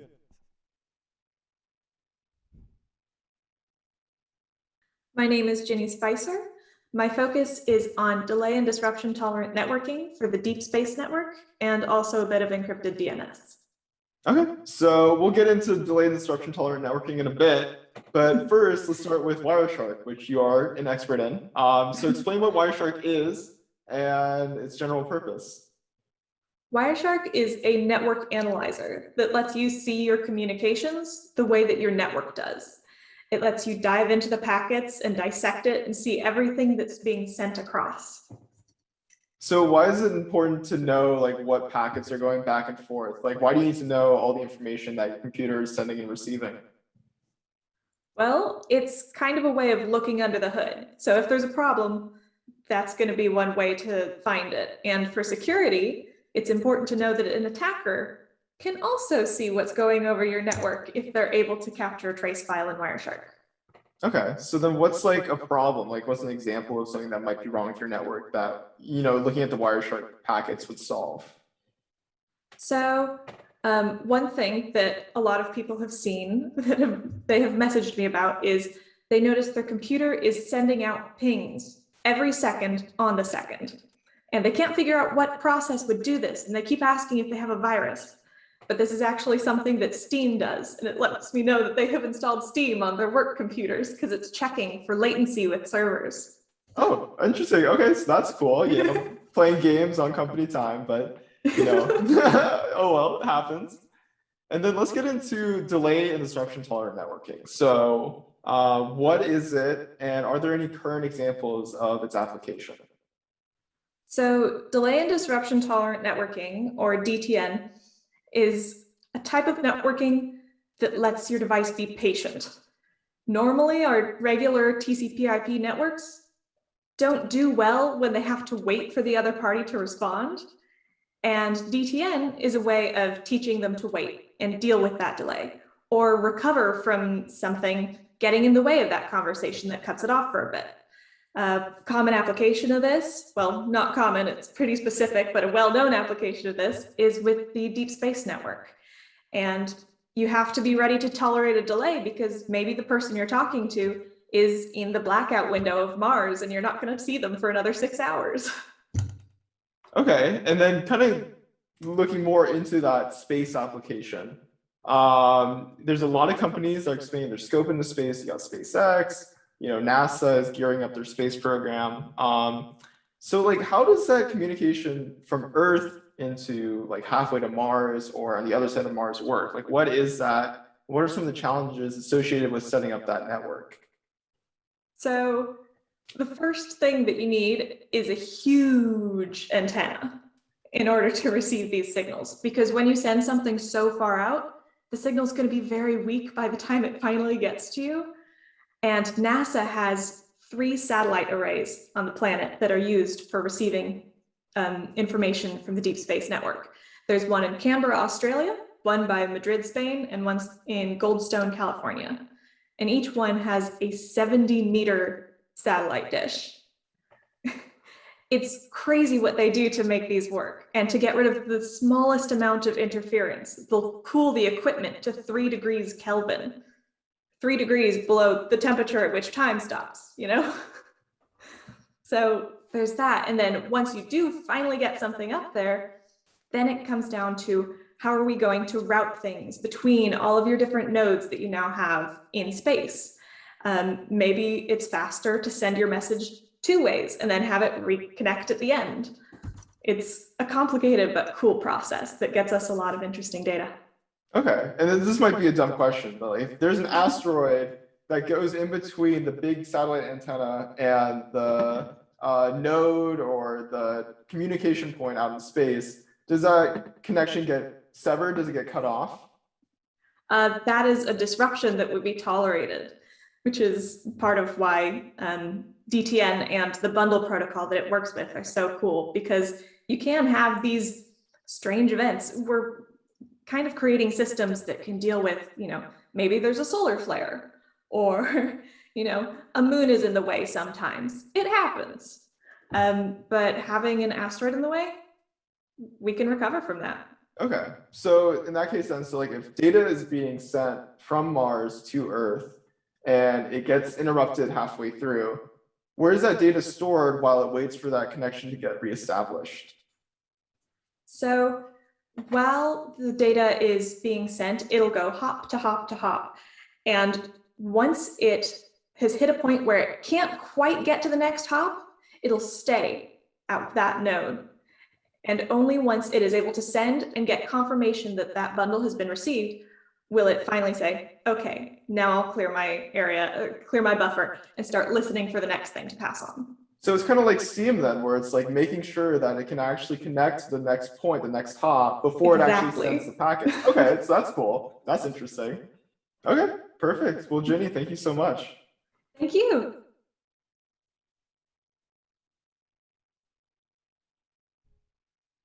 Welcome back to CCIC 2021. We are joined by a very special guest, Henry Danielson, the germ of CCI, which I promise you is a good thing. Henry, can you tell us a little bit more about that? Sure. First of all, thank you, Jacob and team. This has been epic. I like to say epinar, that's epic and gnarly put together. I am really, really juiced, and the students are doing a phenomenal job. And a GRM is a global range master. That is my title here. I work on different kinds of ranges.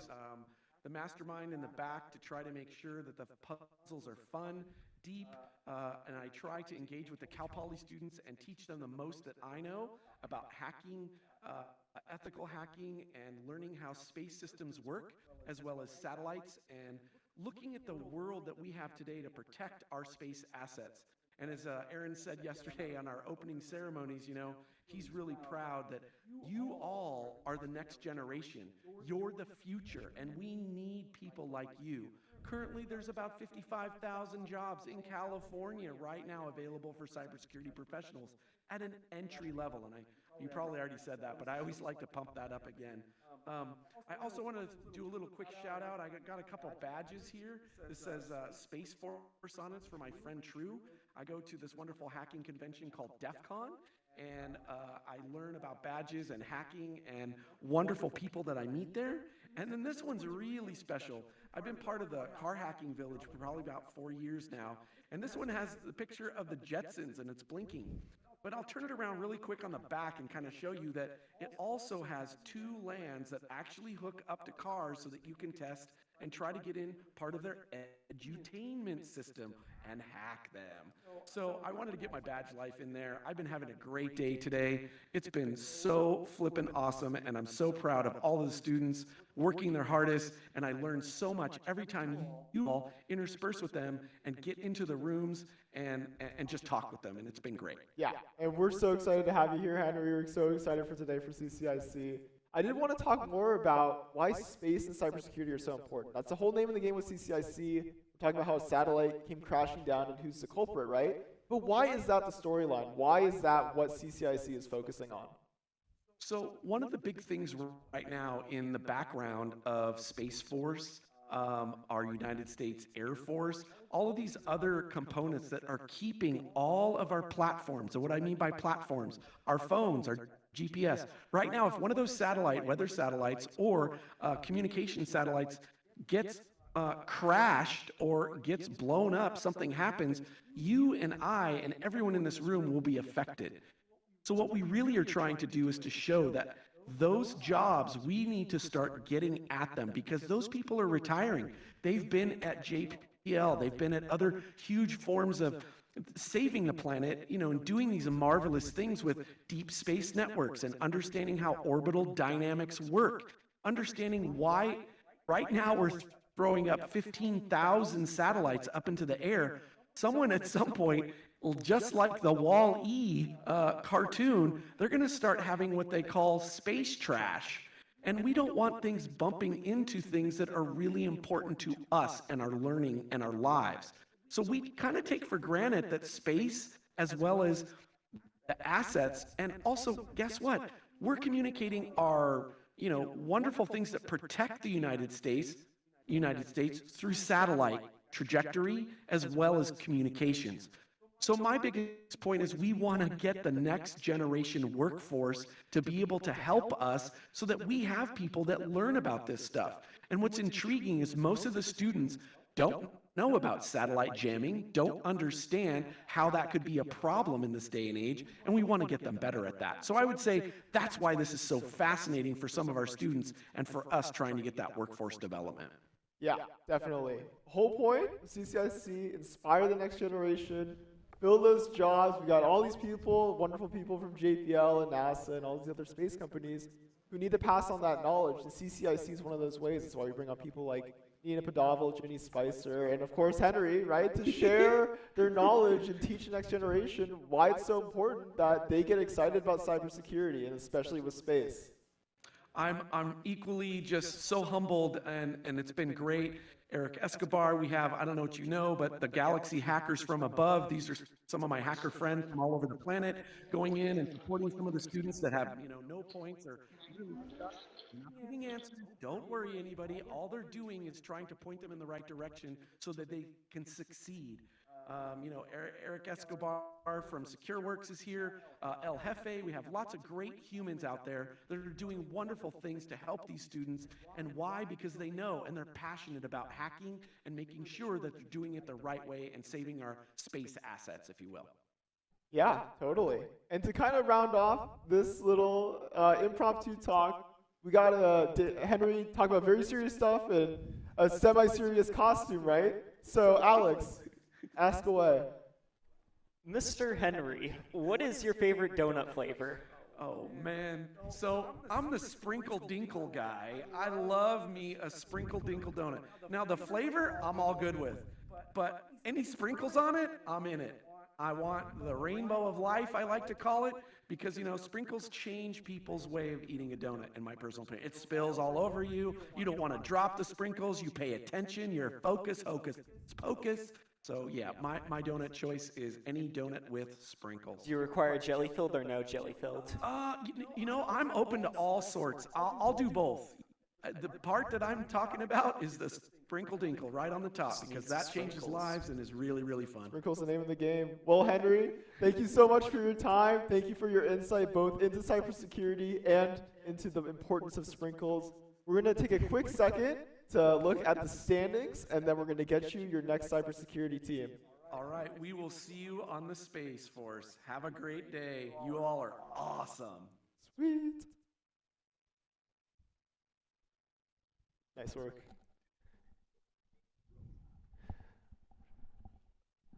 Right now, we're looking at the brackets, high school. Let's take a look real quick. Let me refresh my page so I can keep track of what's going on. Cyber Aegis, of course, in the lead for the middle school or the intermediate high school division. Shush has actually taken over. I believe it was ammonium earlier, or maybe lithium in the lead. So Shush, 2,900 to their name, doing a really good job with all of that. We got the Falcons for difficult high school. They're staying up on top. They were still number one when we looked at them last time, and it's been a little bit of points, going up. That bar is hitting 4,000 really soon. Actually, I think Falcons have stagnated. I don't think anybody's gotten points since we last saw them, right? Yeah, I don't know if we were almost at the 4,000 mark last time too. So I'm not sure what's going on. Maybe we're getting to the harder challenges. Maybe. All those easy flags, they're out of the way, but now it's all about, can you bring it home? There's 16,000 points up for grabs, but you got to be able to find it. You got to have the skill set necessary to get those points.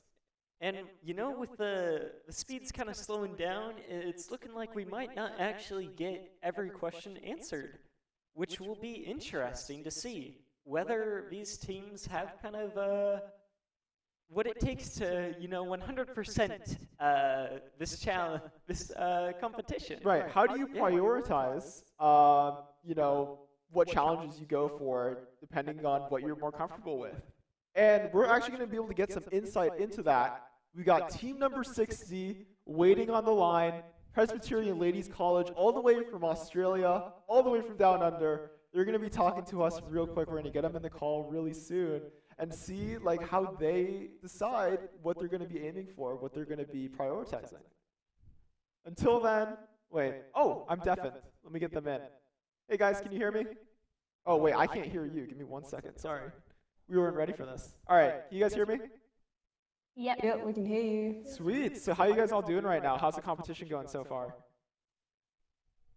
It's been going good. Yeah. Yeah.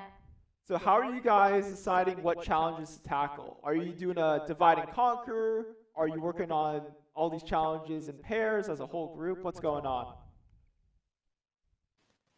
We decided that since there were so many different, locations to look at and so many different avenues of approach, we decided the divide and conquer route was the way to go. So we just, split up into little groups and started looking at what was interesting for us.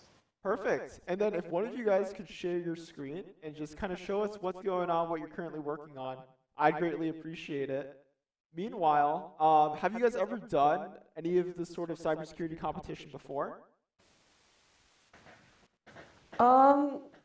It's actually quite interesting because a lot of our team, they're very shy, as you can see. They've all muted themselves. They don't want to talk.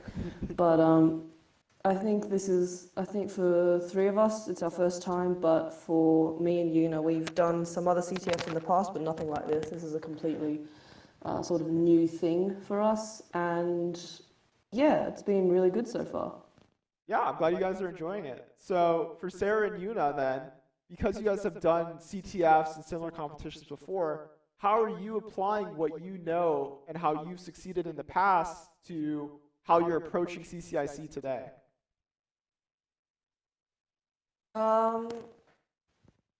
What do you think? You've muted yourself, but come on. If you can unmute, yeah. It's like a lot of the things we've had from past experience are actually really helpful because it helps us have new ideas of what we can do to solve questions. Perfect. Yeah. And I was just kind of curious, how did you guys end up hearing about this competition? That is quite a funny story actually. So our teacher basically sent us an email on the second last week of term because we're in Australia. And so, our terms and times are a little bit different from you guys up north. But yeah, we got an email on the second last week of term, which was, I think, now 4 weeks ago. And it said, do you want to do this coding thing? You guys like IT, it's coding. And we were like, sure, sounds good. And then that was that. And we didn't find out what actually was going on until basically last night. Perfect. Yeah, it sounds like, it's kind of just like very much open-ended and it's like, oh, here's the practice rooms and here's kind of what we'll be doing. So, Zaina, I see that you're sharing your screen. What are you currently looking at right now? What is that puzzle? It's the map puzzle. We're trying to figure out how the binary connects to the countries on the map and the letters. Perfect. And so when you're approaching a puzzle like this, what's your thought process going into it? How are you going from step 1 to step 5 and working it out in your head? Well, I start by just seeing what are the different things. So it's something to do with America on June 1st, something to do with these countries and these letters. What is the biggest country in the world? That is Russia. So it's something to do with Russia as well. And binary and the letters. So the different letters here are related to, this is related to the biggest country of the world, Russia. Yeah, Binary. that's good. No, that's really good. It seems like you're taking a very step-by-step, how did these things interact and intersect with each other? I'm glad, it's all kind of working out and you're getting through it. And then for other challenges, I know you guys are working on the rooms right now, but once you get to the forensic analysis portion, how are you guys going to tackle that? I actually just loaded up. It's in the background loading right now. It's taking some time to, boot up the instance. But I think the idea will be to see what kind of clues there are, and then once you can identify the problem, you will know which tools to use. And I think that's probably the hardest part. Like using tools, you can always, do a quick Google search on the side. But the hardest part is recognizing at first which tools to use. And so, yeah, this is when you'll need your past experience and stuff. So, yeah, we'll see what there is. Perfect. Well, thank you for the insight. I'm glad you guys have some strategies to kind of approach these challenges, and especially the analysis portion. And then before you go, Alex has one last question for you all. What is y'all's favorite donut type and flavor? I think I'll ask Olivia to answer this because she's unmuted. She's a big donut fan, she is. Olivia, can you say that again? Probably just cinnamon, I guess. Just plain cinnamon. All right, perfect. Yeah, cinnamon, classic flavor. Sarah, how about you? Oh, I'm not a big donut person, so I asked Olivia to answer. Okay, no worries. How about Tara? What's your favorite donut flavor? Oh, I think I would take any donut. I've got a massive sweet tooth. Perfect. Sounds good. What about you, Yuna? I don't really have donuts either. I'm not a big fan of donuts. That's fair. And then Zaina, last but not least, are you a donut person? Yes, either Oreo or just chocolate. Oreo. That's a good choice. All right, guys. Well, thank you so much for the insight. Thank you for sharing whether you like donuts or not and what kind you like. And good luck in the rest of the competition. Thanks so much for participating. Have a good one. Thank you. Thank you. All right. With that, got a little bit insight into the Australian team. Super happy that they're here participating, competing. As I said earlier, the first time we've had an international team in CCIC. I think it's been going on. We've had CCIC for the past 5 or 6 years, and we're finally kind of expanding it. It used to be only California. Now it's California, Australia, Washington, I believe a bunch of other states that I'm forgetting.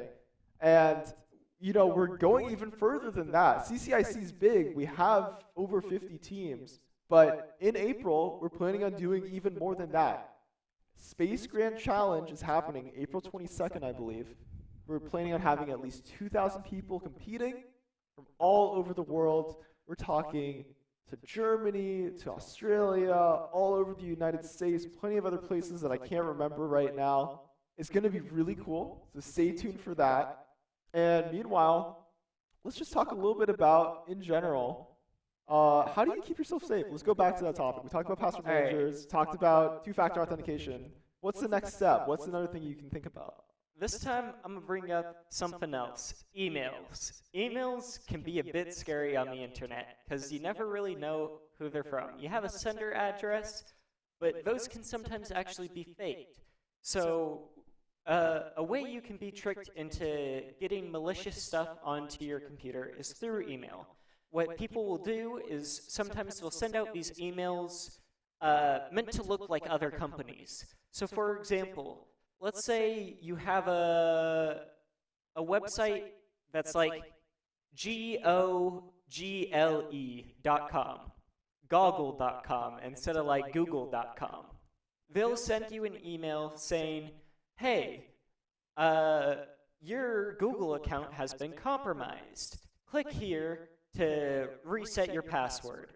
And in doing so, they might end up getting your old password from you, your new password from you, and overall, it might end up compromising all your Google accounts. And that's an example of the tactic known as phishing, which is essentially trying to get this information from you without you even realizing it. And emails can also be really dangerous when coming from like completely unrecognizable sending addresses because they'll have ransomware links on them. And what those links will do is you'll get this email and it will say, click here to win a prize. And then if you click there, what it will actually do is it will download a malicious software that's meant to lock you out of your computer, meant to compromise something that prevents you from doing what you want to on your computer or online. And what these ransomware attacks will do is they'll keep it locked down, and now suddenly they have control of your system. And to get control of your system back, they'll send you like a bank account, and you'll have to wire money. And it's very malicious, and I've heard some horrible stories about it, even though these kinds of attacks aren't necessarily in the news as much for individuals. But an example of a ransomware attack is the oil pipeline that was in the news for a while. And an example of a personal attack is, I heard a story that like a grandma got ransomware, and what had happened was she was locked out of accessing the photos of her grandchildren, and she had to pay the group that hacked her like $10,000 or something to get access back to these photos of her grandchildren. Yeah. And it was crazy to hear about. And yeah, those are just a couple of the ways you can be attacked through email. So just be careful clicking on links and opening emails from not trusted sources or from sources that look similar. The similar ones can be really scary and really convincing. And we're not trying to, scare you or anything like that. We're just trying to make sure that you're aware that these things happen. If you get an email, it doesn't seem quite right. There's some typos in it. The language or the grammar doesn't really make that much sense. Just be aware of opening it or clicking on any links. And the clicking on the links part and opening documents part is actually really important. I've talked to cybersecurity professionals, I've interviewed them, who have told me, when I send them a document, they put it in a completely different virtual computer that's completely isolated from the rest of their system, just to make sure that there's nothing malicious in it, whether I meant to do that or not. These things can just happen. Sometimes phishing emails can come from people that you know because their email account got compromised. If your friend or your parent sends you an email that doesn't really make a whole lot of sense but includes a link to a news story, well, that link could have been sent from their actual email address. It just wasn't actually from them. So really all we're just asking of you is just be cognizant, be aware of what links you're clicking on, what websites you're visiting, what email attachments you're opening, and from who. It could be goggle.com, it could be an email account that got compromised that's trying to continue the chain and continue the ransomware attack. And especially with ransomware, you're locked out. The one thing that I've always been told about ransomware is don't actually pay the ransom. Take it to a professional, can get you back in your computer, recover your data, because that data almost always is recoverable, even if you might have to buy a new computer. The thing about ransomware is that if you get hit once and you pay that ransom, you're probably going to get hit again. The hacker group's going to take a look at you and be like, oh, this person, they're willing to pay up the money. Let's come back in 3 months and get a little more cash once we need to pay our rent, right? So just be aware, be cognizant, and stay safe out there. We're going to be moving on to our next interview. We've got Bruce DeBrule queued up. And to introduce Bruce, he is an amazing guy. He's a professor at Cal Poly. He's all about security, especially when it comes to your vehicles. There's a lot of smart cars out there now that are doing a lot of cool things like 5G, built-in Wi-Fi. There's all these computers in your vehicle, and all of them need to be secure. They all need to make sure that when they're designed and when they're built with security in mind to keep you safe and keep others safe around you. So we're going to take a short little break. We're going to be watching an interview from Bruce, and when we come back, we'll have more CCIC coming your way.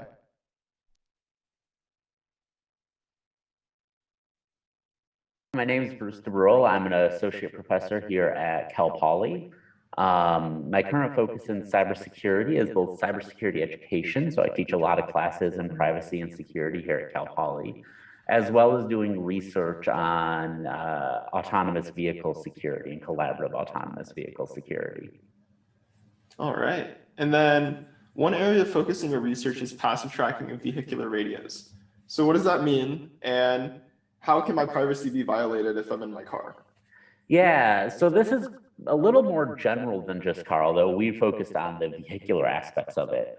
Basically, with any radio, whether you're talking about Wi-Fi or Bluetooth or any other number of radios, there's a mix of unique identifiers and temporary identifiers that are used to figure out who you are when your device is talking. So basically, your device will have a unique ID when it's talking to a wireless router, for example. And what we were looking at is that with these unique identifiers being used in cars, would it be possible to set up a bunch of devices that would listen for the vehicles, and when the vehicles are noticed, would then track and figure out where they're going? This could be used to figure out where people are moving throughout an area and how people are traveling, and it could be used to violate people's privacies or figure out where you're going. By this, I generally mean that if somebody was to see you at the grocery store, that probably wouldn't bother you. Somebody saw you at one location, and seeing you at one location is probably okay. However, if somebody knew that you went to the particular grocery store at a particular time, then you left and you went to a particular restaurant, then you went home for 3 hours, then you left your home after 3 hours and went to a electronics store, that starts getting a little more violating. So the difference between a one-point observation and a continuous tracking is notable here. Got it. And then kind of expanding on that, another area of expertise for you is autonomous vehicle security. So how would I keep my vehicle secure? Could I like spoof my ID? Could I somehow jam a signal if somebody were to track my vehicle's ID? And why would it be important to keep my vehicle secure? So I think with autonomous vehicles or modern vehicles in general, we generally are having hundreds of computers involved. Besides the hundreds of computers, we're often actually having computers connect to either Wi-Fi or 4G networks or 5G networks, or cellular in general. And in those scenarios, we always have to be vigilant to make sure that nobody's able to change how our vehicle's operating in a dangerous way. The biggest thing you can do is to keep on a secure Wi-Fi network and to make sure that your vehicles are getting updates. So if you're talking about any fully autonomous or highly autonomous vehicle, something like the Tesla Autopilot, make sure your devices are getting all the updates so you have the latest software with all the security patches installed. The other thing that's going to be really important is to use good passwords whenever you need to set up a password to avoid somebody being able to guess your password and get into your system kind of in a very trivial way. Besides that, it's generally not advisable to interrupt or jam signals that are coming to your cars. A lot of those signals are actually really important to keep your car safe. So if you're getting updates from Google Maps, for example, you need those updates not from Google Maps, from a general mapping service. If you're getting those updates are going to allow for your car to figure out where it's going. And generally, it's good for your car to know where it's going if it's driving itself. So generally, those updates are going to be really useful. As far as keeping your privacy maintained in the vehicle, whenever you're not using Wi-Fi or Bluetooth on your phone or on your vehicle or on your smartwatch or whatever device it is, turn off radios you're not currently using, I think is one of the bigger things you can do. So actually turning off Bluetooth when you're not connected to the vehicle. Beyond that, I think just being cognizant of what your behavior is and knowing that there is the possibility that you're being tracked. Although with that said, I mean, if you have a smartphone in your pocket, you already have a device that can do all that tracking already. So it's always going to be a trade-off of what's the greater concern. And then how does cybercriminal go about hacking into my autonomous car? Like if I had a Tesla that drove itself, how would they go about trying to get into the system and install their ransomware or their malware or something like that? And then for that hacker, what is the benefit of them getting control over the systems and computers in my vehicle? Yeah, so I think the biggest advantage for a So let's talk about how you get into the system. So getting into the system can follow a lot of traditional ways they get into your any other computer or device. So if you were to, for example, plug in a device into your car that had malware on it, there might be a possibility that they have a vulnerability that can exploit that way. There was a while where there was some insecure connections to the telematics or the wireless units. So there were some examples of that from Wired back in 2015, showing people were able to hack in via text messages, basically. So it's very similar to traditional computer security, and people are able to hack in through networks, they're able to hack in through software, they're able to hack in through hardware devices, right? So it's nothing novel in that scenario. Well, perfect. Thank you so much for your time. Of course, thank you.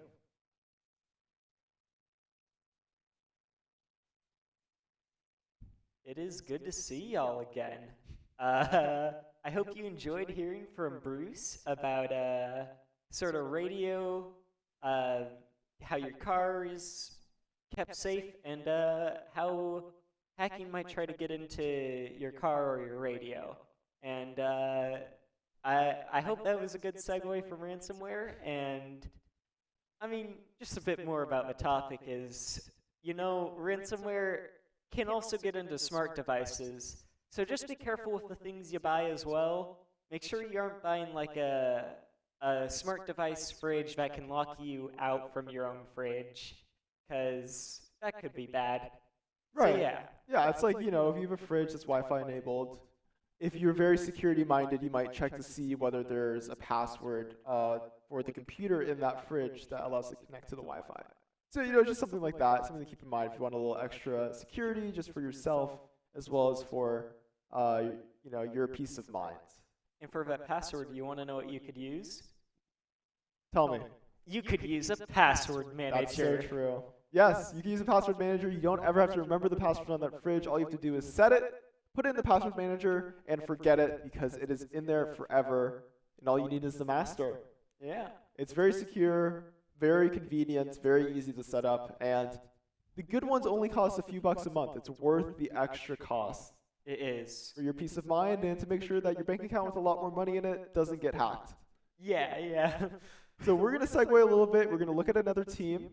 It is Team Nitrogen. They are going to be coming into the call. We're going to be sharing and looking at their screen and just kind of enjoying what they're working on right now.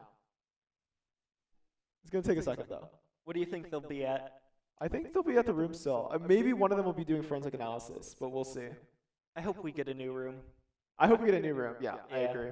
It's been fun to see all the rooms. I really do enjoy them all. Control Center is kind of my favorite because, I just really like the atmosphere. But yeah, let's see what they're doing. It's stupendous. It's stupendous.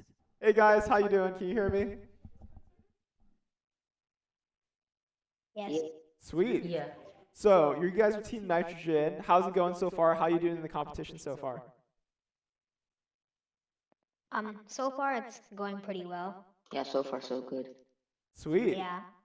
And then if one of you guys could share your screen real quick, just want to take a look at where you guys are at, how you're doing. And if one of you could just say, whether you guys are all doing the Unity rooms or doing forensic analysis right now. Right now, some of us are doing the locations and some of us are doing the RDP stuff. Okay, and so for the RDP stuff, you don't have to tell me specifically what you're doing, but just walk me through the process of how do you find out what you're supposed to do and what strategies do you employ to start executing on it? Well, there's a README that tells you what to do, and then you just follow the README. And then that's how you figure out what you have to do and the flags. Okay, perfect. So just follow the instructions, make sure that you're on the right track. We try to, keep you guys in it. And then if one of you guys could actually share your screen really quickly, we're just curious, it'll only be for a few minutes. We just want to see what your progress is. In terms of the competition itself, how are you guys, approaching it? Have you done stuff like this before? We've done cybersecurity competitions, capture the flag events, stuff like that, or is this all brand new?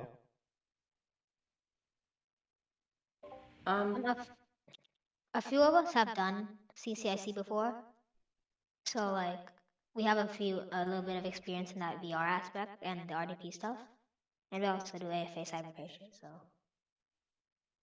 Sweet. So you've come into this before, so you've done it, you're familiar with it. How do you guys as a team set yourselves up for success and make sure that you're tackling the right stuff as fast as possible?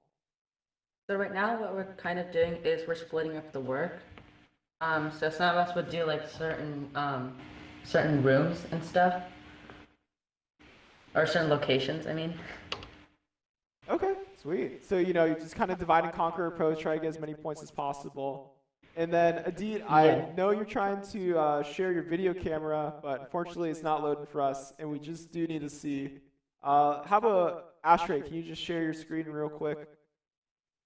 sure, let me share. And then, Nisa, I haven't heard from you yet. What are you working on right now? I'm working on the hacker hideout. Can you guys see my screen? Give it 1 second. Yep, I can see your screen. So what room are you in right now? We are in control room right now. Cool. And then So, what puzzle has given you the most trouble so far in the control center? so far it's kind of the radio. Okay, so tell me about the radio. You don't have to tell me like how you solved it or anything like that, but just take a look at it, what's going on with it. So essentially what's going on in this is that we have a radio that's going on, and we have to guess or find what the message that they're sending to us is. Okay, so is it like words or is it just kind of noise right now that's happening? Right now, I don't know if you guys can hear it, but it's just noise, and we have to adjust these panels to figure out what it is. Okay, interesting. So you got to kind of adjust the lines a bit, maybe match them up or something like that, and see if Yeah. you can hear some sort of hidden message. Sweet, cool. Wait, I think I already solved the control. Wait, oh, The control panel? yeah. Oh, The okay. radio one. Oh, you already solved it? Yeah. Oh, okay, sure. Okay, perfect. I mean, it seems like you guys are making good progress. Looking at the leaderboard right now, you guys are pretty high up on there. And then, in general, how are you guys feeling about the rest of the competition? Are you guys confident that you're going to be doing well? Do you have any worries, any concerns, or anything like that? I don't know about like worries or concerns, but so far it's going pretty well for us. Sweet. And then, in general, have you guys all worked together as a team before? Yes, we have very good communication. Perfect. Love to hear that. I'm glad you guys are all talking with each other and helping each other solve these puzzles. And then my co-commentator Alex just has one more question for you guys before we let you go. All right, what's your guys' favorite type of donut, and what's your favorite type of donut flavor? For me, it's just glazed. Yeah, just glazed for me too. Yeah, same, glazed. Yeah, same. I'm a glazed person. I like New York cheesecake donut. All right. Sweet. So we got a lot of glazes, the classic, the go-to, and then we got one New York cheesecake. I love it. I absolutely love it. All right, guys, we're going to let you go. Good luck in the rest of the competition. You guys are an awesome team. Glad you're participating today, and good luck for the rest of it. Thank you. Thank you. Yeah, thank you. Thank you. Sweet. So that was Team Nitrogen. They're a super solid group of kids. They are having a lot of fun with it. Taking a look at the leaderboard right now. Let me just pull that up real quick. I believe, I'm going to refresh real quick. They are in number 4 with 3,365 points. They are flying through the competition, racking up those points, racking up those puzzles. They're doing a great job. And we see a team other than Cyber Aegis at the top of the middle school section for the first time. I've learned that it's Cyber Aegis, actually. Cyber Aegis. All right. Aegis, yeah. Aegis. I thought it was Aegis or Aegis, but it Yeah. is Aegis. Aegis. Cyber Aegis Platinum in number 2, Cyber Aegis Titanium in number 3, and Ostovox 1 taking the lead, 3,800 points so far. Yeah. Doing a great job. Taking a look at the other parts of the scoreboard, intermediate high school, Team Rice Bowl. I think they came to the competition late. They are the dark horse of CCIC for their division. 4,405 points. They are flying through. Next highest is Cyber Aegis Lithium with 3,955. It's going to be a really tight race for the number 1 spot for intermediate high school. doing a great job there. And for the difficult section, we actually have a team kind of breaking out. Cyber Aegis Charm, almost at 6,000 points. We were at 4,000 last time we checked on the difficult high school bracket. So, you know, they're basically almost doubled that number. Cyber Aegis Charm coming out of nowhere. Pretty crazy. Yeah, they're getting close, you know? That's about... I can't do quick math. I can't do quick math. 3/8 of the points? I think that's about 3/8 of the points. I think you're right. Yeah, and we're about 3/8 of the way through, so it's good to see them on track like this. Taking a look as well, 4 Code Red in the number 2 spot, 5,300 points. A little bit behind, but all it takes is a few flags to finally click, and then they will be in that number 1 spot as well. Falcons keeping it up. Gnome coming out of nowhere in the number 4 spot, 5,200 points. It's nice to see that even if some teams get an early lead, that other teams have the ability to come back. It might be that you solve a whole bunch of flags at once. It might be that you get a whole bunch of points from some really high intense flags. And it could just be, you know, it's been about 2.5 hours since the competition started. Teams are starting to get into the groove, starting to get into that zone where it's like, I know the mindset I need to start solving these puzzles. Yeah, and just a bit about the competition format. The challenge questions give you like around 6 flags, and that all comes in a burst. So that might be why our points suddenly jumped up quite a bit. Right. Because they might have solved the challenge questions or something similar. Yeah, so each Unity room has about 6 or so challenge questions. Every correct answer for a challenge question gives a flag. So if you do all 6 at once, that's 6 flags. Boom, boom, boom, boom, boom. That's around, you know, 500, 600 points right away. So that's a big burst of points. We can see actually Gnome has taken the number 2 spot. They jumped up. They probably solved a bunch of challenge questions, submitted the points. So, you know, they're doing well for themselves. Yeah. I just want to talk a little bit about mindset, right? Just like, what do you need to do to compete in CCIC and perform well? Because we've been talking to about 4 or 5 teams now. And all of them are doing that divide and conquer. Your teammates are there if you need a second opinion on something. But really it's about just getting in that technically minded zone of like, I know that there's an answer to the riddle. I just need to find the clues to help me solve it. Yeah, and I mean, bringing up the word we used earlier, the observational analysis is like very important in my opinion, because so many of these clues and contexts are sort of hidden around the room, and you need to find them and like recognize that they're there and use what's in the room to your advantage. Use what's in the code, like the context. So much of these challenge rooms and the forensic analysis is almost like context clues, figuring out sort of what you're trying to solve based off what you're reading, what you're seeing around you, and a lot of this is just through being good at observing what's around you, and it's great to see these competitors doing so well at it. Yeah, and hopefully these competitors decide to go for a career in cybersecurity because, as Henry said earlier, there's a need for them to come in and become experts in their craft. Have you ever heard of pen testing? Pen testing? Pen testing. Inform me. Okay, so pen testing, otherwise known as penetration testing, is going in and trying to break a computer system. It is a career field that is considered offensive security. Cybersecurity is both defensive and offensive, you know, similar to the football team, right? Where it's like you can either be trying to attack the system or trying to defend it, and there's different methods of doing both. So one career path that is offensively minded is penetration testing. And our next guest, our next interview guest, will be talking more about it. But just to give you guys kind of an overview of it, it really is about how can I go from having no access to, let's say, a corporation's computer system and going up as high as I can? How can I go from having no passwords to the CEO's password and all of the files that he has access to?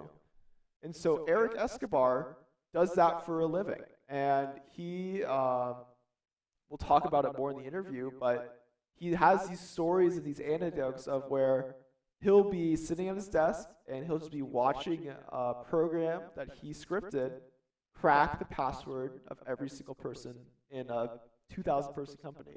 Yeah, and actually, one of the most fascinating talks I've ever heard was from the conference that Henry mentioned earlier, DEF CON.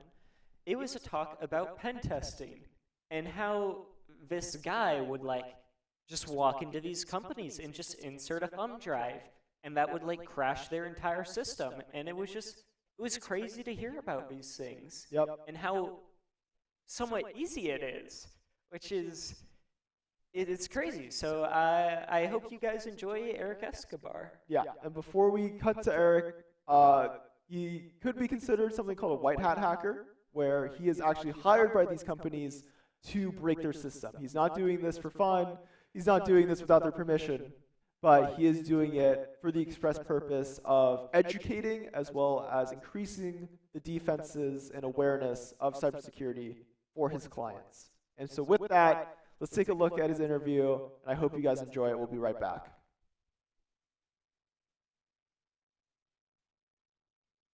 My name is Eric Escobar, and my current focus is I am an adversarial team member at SecureWorks, and that basically means I am a penetration tester, and my goal is basically to compromise our clients before a threat actor in the real world can, and help our companies, high risk, to patch any vulnerabilities or any exploits before anybody else can compromise them.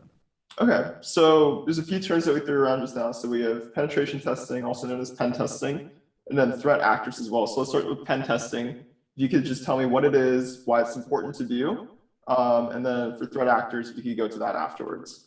Cool, yeah, so penetration testing is essentially pen testing for short. And the goal of it is where we are trying to penetrate the external defenses or the internal defenses of a company in order to achieve some objective. We do something called goal-based penetration testing. And essentially the way that that works is a client says, hey, here's the data that I hold most dear. Here's my client information that I hold most dear. Or maybe here's some proprietary chemical formula that we don't want getting out there. And so they say, our goal for you is to try and access this restricted data, this restricted, server, or whatever it may be, with the express purpose of seeing how a real world threat actor would, or real world attacker would compromise and access that data. So yeah, it's pretty cool. It's really fun. Hopefully that cleared it up enough for you. Yeah, definitely. And then for threat actors, what would that look like? Who is somebody who would be attacking a company? Could that be just any sort of random hacker, or is it usually something a little more than that? Yeah, so threat actor is just a term that's loosely thrown around. You could basically think of that as anyone from a bored high school student on spring break or Christmas break that's trying to compromise the company, all the way through nation states. And basically a threat actor is somebody that's acting as a threat to your corporate environment in any way, shape, or form. So threat actors come in a lot of different flavors. You could have, like I said, like a high school student that is just running the script that they found on the internet. You could have fully sponsored and sanctioned hacking groups through governments, and they may try and access a company for a different reason, right? You might have a threat actor that works for a government that is trying to, say, take over a piece of critical infrastructure for wartime use, or you might have a threat actor that is just trying to ransomware somebody and lock up files for that client, for that end user, in order to hold them for ransom and get paid to unlock those files for that person. So there's a full, broad ranging spectrum across the board of what a threat actor is. Okay, cool. And then you are very knowledgeable about pen testing and threat intelligence and all of that. But your background was not cybersecurity initially. So what were you doing before you entered the cybersecurity world? Why did you choose to make the switch? And what were those steps that you took to get here?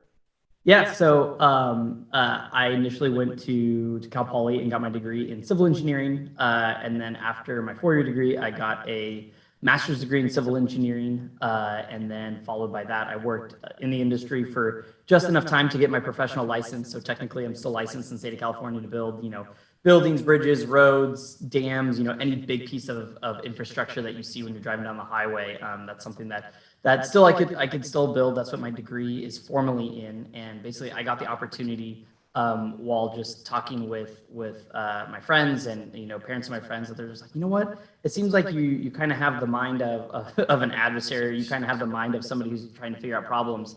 What if you were to make the switch over into, cybersecurity and computer security, and we matched your engineering salary? And I said, you know what? Sure, I'll definitely just try it out. Worst case, I go back to, a master's degree and a professional license. So it was one of those times that I just figured, what the heck, why not try and make the switch and see how it all goes. Okay, yeah, cool. So it just kind of worked out, and you're still here, so it seems like you still enjoy it. So that's good. Yeah. With your offensive security expertise, and you mentioned how you kind of have the mind of an adversary, how would you generally recommend securing both just corporate assets, and then also we'll start going into space assets, which is another focus of yours? Yeah, absolutely. So, so space is obviously a lot more rare out there because there are very few companies, compared to the world at large, that can actually, have the skills, capability, and funding to launch something even as big as like a little CubeSat into space. But really, the principles are the same, right? Like everybody asks, like, oh my gosh, you're a hacker. Like, how do you break into companies? And they envision like all of this, cinema from like all these hacker movies are all just like bypassing the firewalls and all that stuff. And really, like the things that all companies can do, just not space related ones, are just have basic security in place. Use multi-factor authentication, which is just your username and password plus like maybe a text message plus maybe a push notification to your phone. Just having that type of security will go so far to keeping a threat actor or a pen tester like me out of your environment or your corporate network. And then even just having complex passwords, not reusing the same password over and over. There's people have logins to several hundred websites just on average, and so if one of those websites were to get compromised and you use the same password say on Spotify that you use for your bank account, if Spotify were to get compromised in the very same way, then that threat actor, that attacker, could use that information to then try and compromise your bank account. So using different passwords, using multi-factor authentication, using complex passwords, just those three things. If companies did that all really, really well, my job would be significantly harder on any given day. And that goes to space-based communications too. Is that satellites they're orbiting, but they only have some amount of control that's autonomous. And then past that, they are still giving ground commands that go from, a local person or team of people on the ground that then gets transmitted up to space. And then those are used to adjust the constellation or orientation or however that satellite is maneuvering or orbiting or performing its actions. And so in just the same way that I could compromise, say, your laptop and, lock up your files or, send embarrassing emails as you, now imagine I compromise the workstation or the computer network that is used to send that type of information up to a satellite, right? It's not that dissimilar from the fact that compromising a computer it's really what is that computer connected to? What does that computer also have access to? And in computer security, we call that pivoting through a network. You're going from one location and then using that to gain access deeper into further networks, further computers, further users, whatever it may be. And so that's really what it comes down to is space, no space. A lot of this is lather, rinse, repeat. It's the same stuff that you see no matter what the industry is. Okay, perfect. Well, thank you so much for your time, Eric, and appreciate it. Yeah, that's what.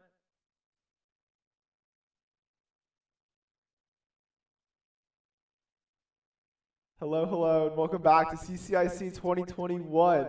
We have plenty more competition to go. We just heard from Eric Escobar and penetration testing and all the details about that. It's a really cool profession. It's a really cool field. So if that talk was interesting, definitely check it out. There's a lot of jobs, entry level, that you can get into right now related to it. But before we talk about more cybersecurity, we got to wait for our team to get themselves ready and get in the call. So let's go back to that Oreo donut. Tell me more about that. Oh my God. Did you hear I believe it was the Australian team, right? Yes. That had the interesting donuts? Yes. There were so many cool donuts. The Oreo donut? I've never even heard of an Oreo donut. I didn't know it was possible. It's never come into my mind. We're American. Like, we should know about all the snack foods, It was disappointing that I hadn't even heard of this at like a Voodoo Donuts. Like, I expect more from the American donuts. So yeah, it was just I found it fascinating. Anyways, let's go hear about, I believe, I forget which team this is. We'll ask them. Yeah, we'll ask them. Hey guys, can you hear me? Yeah, Yes, we I can hear you. Sweet. Hello. So how you guys doing? How's it going so far? well, It's going good. good. We don't have that many team members, so it's a bit of a challenge. Yeah, let's Yeah, talk and about that a we're- bit. So you guys have a team of 2, and what challenges does that kind of add to the competition? Well, it makes it harder because like there's more ground to cover, you know. Yeah. And so how are you guys kind of dealing with that? Because you do have a lot of points. You are, on a level playing, or not a level playing field, but you do have a similar number of points to other teams who have like 5 or 6 members. So what strategies have you guys employing to kind of get through these flags really quickly? We're just like spreading out in the rooms and dividing and conquering. Yeah. That's good. And have you guys done these challenges before, these competitions like CCIC? No, this is our first time. Wow, that's super impressive. You guys are doing a great job so far, I just want to say. Oh, thank you. And so when you guys are dividing and conquering, have you had kind of technical backgrounds with like capture the flag events, or are you guys, coders, or is this totally all brand new to you? Well, both of us have a little bit of experience in coding, but other than that, not really much. Yeah. Okay, sweet. And then if one of you guys could just share your screen and just show me what you're currently working on right now. We just kind of see, how's it going through with all these puzzles and stuff. Sure. Okay. Yeah, I'm share screen. Sweet. Give me 1 second. And if you don't mind me asking, what exactly was the story that ended up with you guys only having 2 team members? How did you really get to this point? Well, I think there wasn't as many people in our school, so I think the coach wanted to have like a better team instead of like 2 okay teams. Okay. So he put like 6 people in one team, and then he put our team with 3. Okay, but then the third person had to leave. Is that what happened? Yes. Yeah. Okay. Well, I mean, you guys are doing a really great job so far, even with, less members, so definitely be proud of that. And Yash, if you could just walk me through, what room are you in and what puzzle are you currently solving? Well, I'm in the mobile lab, and well, I just got in here, so I'm just like looking for some clues, And so when you're looking for puzzles to solve, do you go for the easy ones first or the hard ones?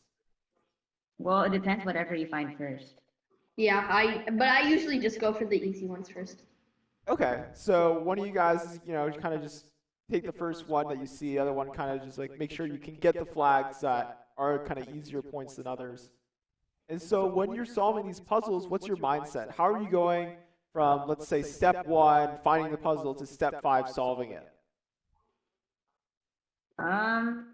Well, I think the first thing is to like read the question or like the problem like carefully to understand everything, and then like solve it, and then like you enter the flag in to the question thing. Okay, and then Neil, when you're solving puzzles, are you just kind of looking at the instructions? Are you taking some of that prior knowledge that you maybe have from other experiences? Or are you kind of just like going through step by step, just taking what you know and applying it to stuff that you're kind of unfamiliar with? Yeah, I'm just going through it like step by step, and I'm just going through the instructions.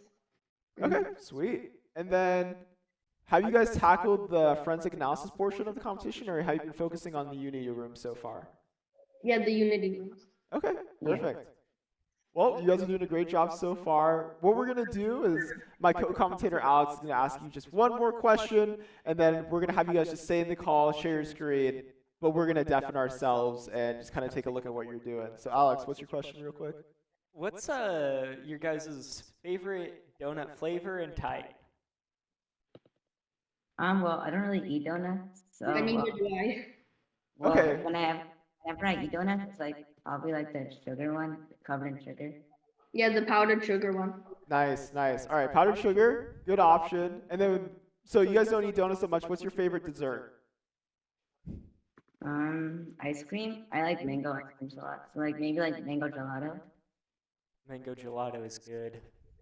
Yeah, I like mint ice cream. Ooh, yeah, mint chip's my favorite.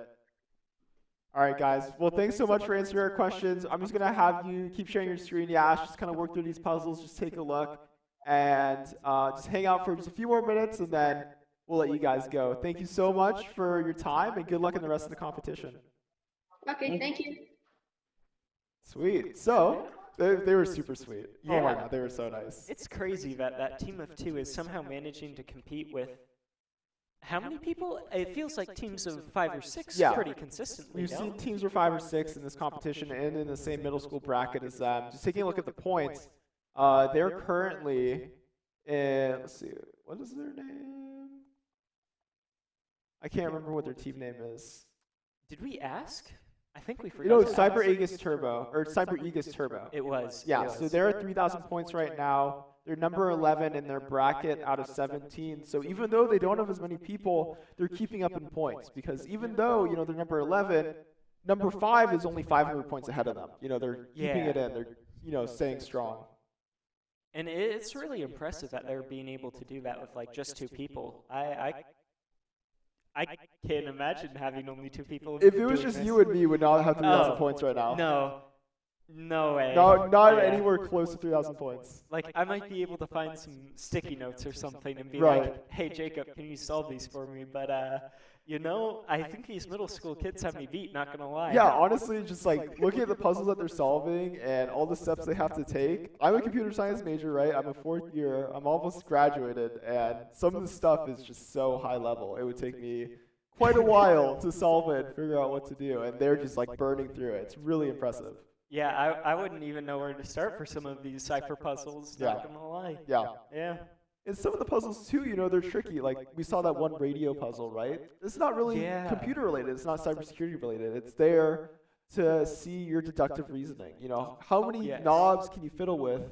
You know, how much stuff can you kind of look around for and see, like, you know, can you kind of reason it out even if it's not just Python code? Yeah, and I mean, the radio is honestly maybe even a bit of a good skill to have, because I believe the radio is actually still used in, like, NASA control centers to contact the outbound spaceships. Right. Because it's like you can't really use cellular. Cellular doesn't reach that far. So it's cool to see that some of these tasks that you wouldn't normally think have like an actual application do actually have applications and jobs. So yeah. It's cool. Let's take a look at what Yash is up to right now. You know, just kind of see, he's still in the mobile lab. It looks like his screen's a little slow, but you can see how he's kind of working through, like, here's all the computers I can interact with. You know, let's just look into each one. Here's a challenge question computer. Here's a bunch of computers that have some sort of puzzle and they're related to each other by the color of their screen, right? You know, like all of this stuff is just kind of like looking through and knowing once again that there is an answer to the riddle. Yeah, and like the computer screen he looked at earlier, I think, had a username and password, which I think he realized meant he needed to look for a username and password. And that's kind of been a theme through the Unity rooms, but it's cool to see that all of the challenges kind of have a different solution, and you know, there isn't much overlap of challenges really. Right, yeah, it's all different stuff. You know, there's so much in the field of cybersecurity to go over and really specialize in. And so this is all kind of like just a taste of what you could be doing if you want to pursue this field. You know, there's penetration testing, there's network analysis, there's defense, there's kind of going and looking for the groups that actually do the hacking. There's so much stuff that you can do in this field. There's so many opportunities available to specialize and apply yourself based on what seems interesting. Yeah, and I mean, one of the more mundane jobs that like maybe anybody can do is just like helping enforce good security habits, like using a password manager or two-factor authentication. Right, yeah. It all starts and it all really comes together from information technology and making sure that everybody who you interact with and everybody maybe in your corporation or in your friend circle or in your family understands and is aware of the ways in which they could lose their information and have it stolen or hacked or otherwise compromised. Because this digital age is not going away. It's going to keep involving our lives. You know, 20 years ago there was no iPhone, and now you have to have a smartphone to stay informed and up to date. And continue to understand what's happening in the world. Yeah, and it's only really going to keep evolving. Yep. And, you got to make sure your security habits stay up to date with it. If you had the opportunity to get a microchip implanted in your brain that could like display pictures and stuff like in your retinas, would you do I would it? in a heartbeat. Why? Just because it'd be so cool. Dude, just imagining that. What if your eyes got ransomwared? And see, that's where the difficulty comes in. Right. So it might need to be an isolated network, and that's why cybersecurity needs to evolve, and we need to get more people interested in it. Yeah. So that we can get these chips in our head that show us cool pictures. That's like, we're being a little silly right now, but that is something that's an important conversation is as technology evolves, security needs to keep up with it. There's a lot of companies where, they're tech startups in Silicon Valley or in Canada or in New York or, other parts of the country where it's like they need to get a product shipped for their market. They need to not spend any extra time or any extra money on stuff and features that are not relevant to what's called a minimum viable product or MVP. So a lot of times these startups take out the security component. They're not worried about keeping data secure and protecting their customers' privacy because they just need to get the product to market to start getting funding. So the whole conversation is, well, how do you regulate that? How do you make sure somebody's building a website or an application or some sort of product or service that the data of the customer is secured and protected to a reasonable degree? And so if that doesn't happen, well, then your data's up in the air. And if you don't have a password manager and you don't use two-factor authentication, then that website you signed up for 5 years ago could have the same password as your Google account, which could get compromised, which has access to your bank account, right? Yeah. It just kind of keeps escalating from there. So this is why the conversation around security and technology, as they grow together, they need to grow at the same pace, if not security growing faster, right? And if that means slowing technology down, it might even be necessary. It might be worth it, Yeah. It might be worth it. You really do have to consider your privacy and your security as a resource, as something to protect. Yeah, yeah. And with that being said, we're gonna go to another interview. We've got Henry Danielson. He was on the broadcast earlier in his wonderful spacesuit, and he's gonna tell you about, CCIC, of course, like he, said earlier, but really go into the details of why these competitions are so important, why we're having this production, why we're enabling these, high schoolers, middle schoolers, like the team we talked to, they're literally in 6th grade, why it's so important for them to get exposed and interested in cybersecurity so early.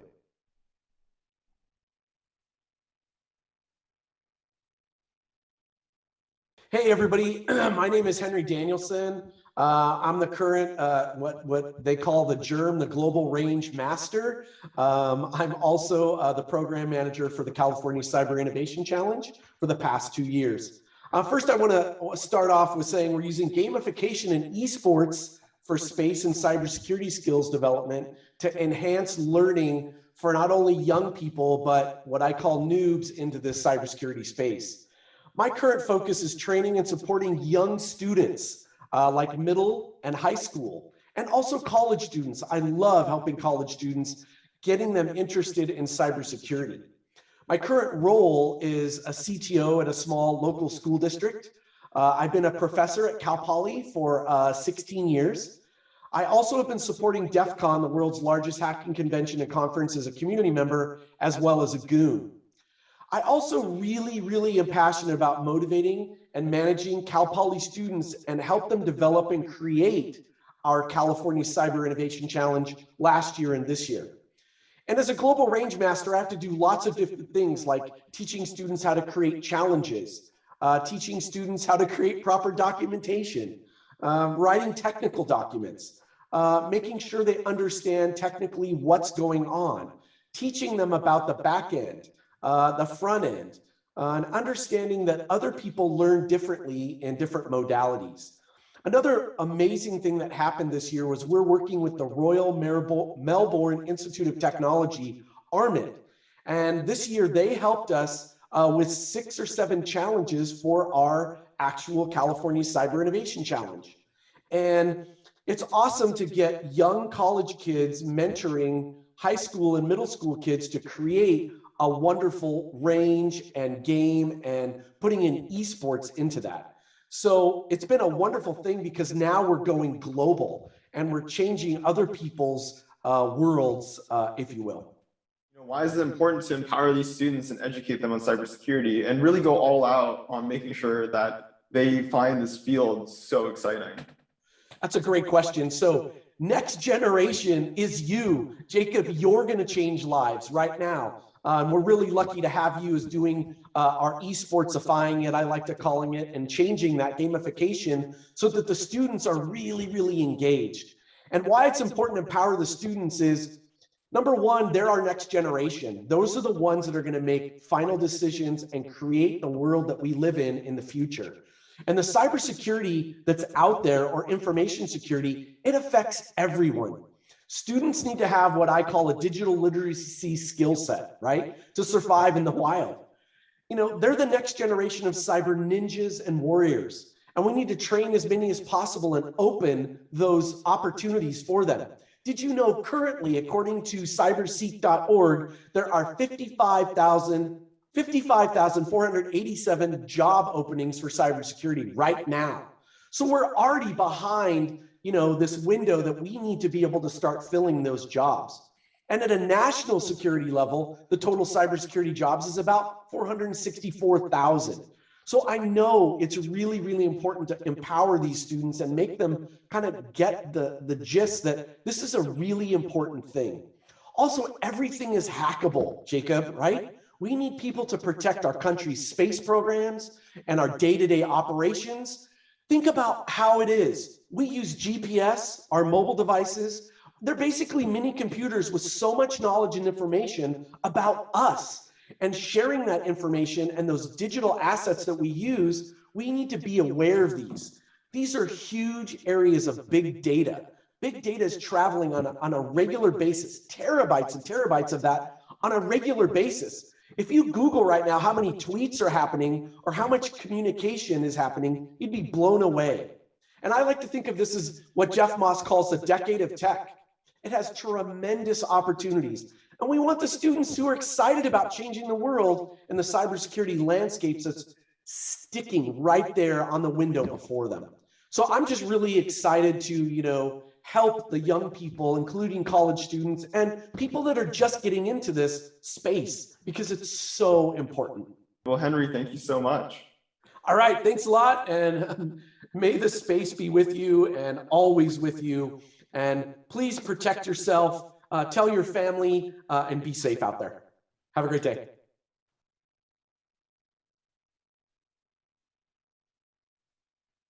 Welcome back, everybody. CCIC 2021, and I'm joined by a very special guest. It's Luis Placencia. He is the lead programmer of CCIC. He's been making all the Unity rooms, coding all the challenges, doing everything above and beyond the expectations. Luis, how you feeling today? Thank you for that introduction, first of all. But yeah, I'm feeling super excited getting to see everyone try out our challenges, and it's just amazing seeing the progress that people are doing. Yeah. So how are you feeling about these teams? I mean, like we're about 3 hours in. We got teams with 6,000 points. Did you expect that to happen? No, honestly, like some of these challenges are pretty tough. So I'm very, very surprised about the level of progression that some of these teams are going with in terms of some of the challenges. Because we did expect them to have a tough time, but it seems like they're just powering through them. Yeah. So it's pretty awesome. Yeah. It's pretty sick. And so when you're designing these challenges, you actually competed in CCIC a few years ago, right? Right, yeah. Yeah, as a high schooler. Yeah. Came to Cal Poly. Now you're coding the challenges. So how does that kind of lead into it? How do you say like, oh, I remember doing this challenge, like it was a little too easy or a little too hard. How do you kind of increase the difficulty or change the structure to better suit competition?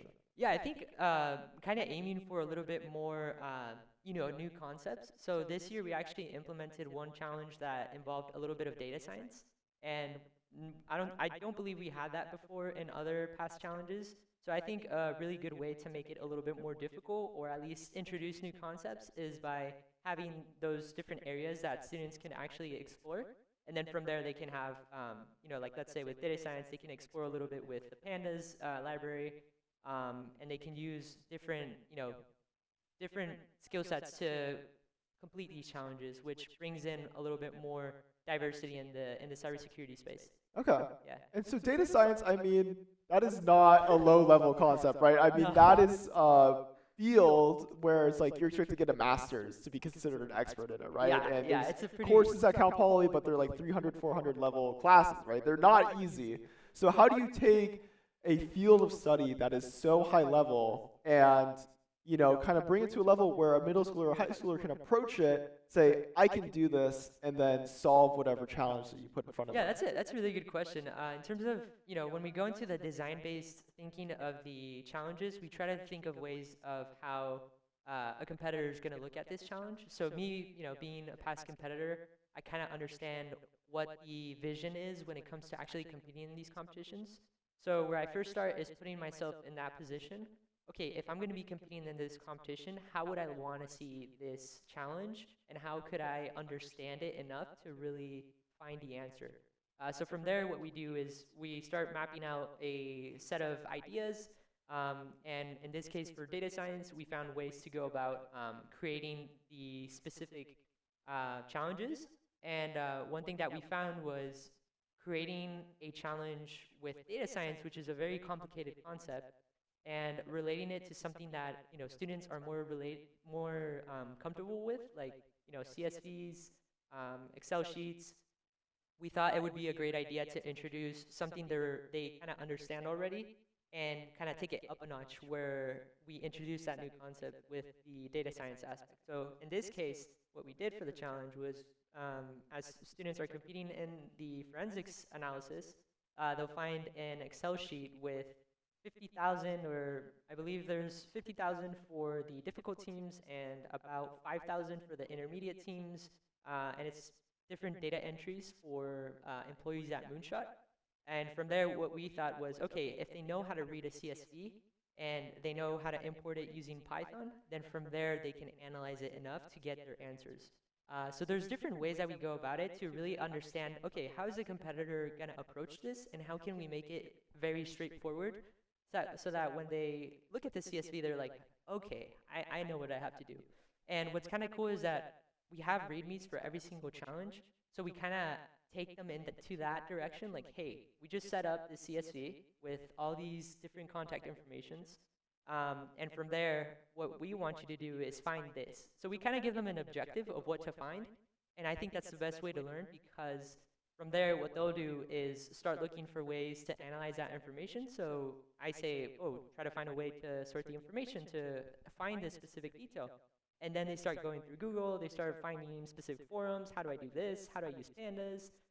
And I think that's a really good way of implementing those challenges that are very complicated, but they still can somewhat get some learning experience out of it. Right. So like, even though it's a high level concept, you bring it to a level where it's like, okay, I've seen this stuff before. This is how I actually apply the concept using applications I'm, familiar with, and then here's the directions. We're not just going to leave you in the dark. Right. Yeah. Okay. Definitely. Yeah, because once you introduce something that's very new, it's really hard to understand, okay, what am I supposed to do? Why do I have this file right in front of me? What am I supposed to do with it? So our goal is to not only introduce those new concepts, but give them some form of a direction, so that they understand, okay, this is the route that I'm supposed to take. Yeah. Yeah. And so Alex and I all day have been talking about CCIC, right? But there's a lot more that CCI does than what you do than just coding these challenges, right? Which is already a lot, but there's more to it. So tell me about Cyber to Schools, tell me about the DX Hub, tell me about other stuff that you do in the CCI community in that space. Yeah, so there's different programs within the CCI that involve education for students in middle school, high school, or even people in the industry. So Cyber to Schools is an actual program that helps those in unfortunate situations to get started in the world of tech. So there's different pathways that you can take. You could either go into data science, AI and machine learning, cybersecurity, networking, and I believe there's another one which is data science with, I think I might have already said data science, right? I think you might have mentioned it. Yeah, so there's different pathways that you can take, and from there these students take courses that could get them certified. And with those certifications, what they can do is get jobs locally, or even continue on into college and develop their career further within those programs. And the Cyber to Schools program is built to help those that don't have the actual resources to get there. And we've helped a couple schools with those programs by creating this whole curriculum where essentially they can choose whatever path they want to take. So let's say they're interested more in cybersecurity, they can start getting into the Cisco DevOps courses, and then from there they get this experience out of it because of the type of complexity that comes out of these courses, and they're pretty much ready to go straight into the workforce. And I believe so far we've impacted about 700 students that have gone through these courses, and it's a big aspect of what you could do as a person in the tech industry. Okay, sweet. Yeah, so I mean, that's a very impressive campaign you've got going. It seems like you've impacted a lot of lives for the better, and it's really great to hear that, there's this project going on that is helping out people who wouldn't otherwise have this opportunity. Yeah, no, definitely. It's something that, brings passion out of us, because we do feel like giving back to our communities is a really good thing to do, and it brings more jobs into the economy, and it helps people get out there in this industry. Yeah, definitely. And so, are you going to be pursuing cybersecurity once you graduate? Is that something you're thinking about? Yeah, I'm thinking of that route. There's a couple, I kind of want to explore other industries, like machine learning and AI sounds pretty interesting, data science as well. But I do think cybersecurity is one of my top ones right now. Okay, yeah, for sure. Yeah. I mean, you're like all about it all the time, so it makes sense that you're considering it pretty heavily.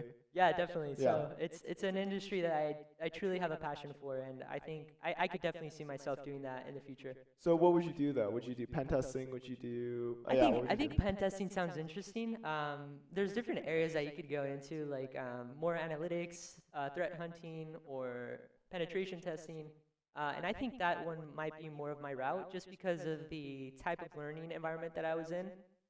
We would get a computer, boot up Kali Linux, and try to find vulnerabilities within like Windows 7 or Windows XP, and then from there we would try to see if we could hack in using that operating system. And I think that that side of me is really interested in pen testing, and I feel like that would be. I could definitely see myself in that position. Okay, for sure. So walk me through threat hunting now. What's that look like? Yeah, so threat hunting is essentially the concept of figuring out, there's these different connections, there's these different communications going on, and the overall goal is to essentially analyze these connections and see if there's some form of vulnerability coming up. So is there malware? Is this a virus? Is this a worm? So I would say threat hunting is a little bit more of finding and analyzing communications within the internet that get flagged, and from there you try to understand, okay, what's going on here? Is this something that we should be worried about? Is this a new virus that's coming out, or is this just like a false positive that's out there? Yeah. Right. Yeah. Okay.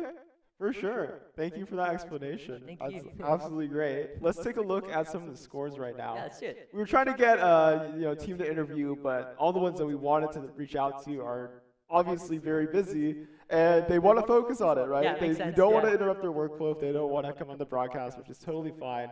So real quick, let's just take a look at what's going on right here. We got Gnome in first place for Difficult High School. They're in the lead for the entire competition, 6,320 points. Absolutely crushing it. Crazy. Yeah. So for all the Cyber Egus teams, I wanted to bring you on because I wasn't sure about this. Are they all one high school?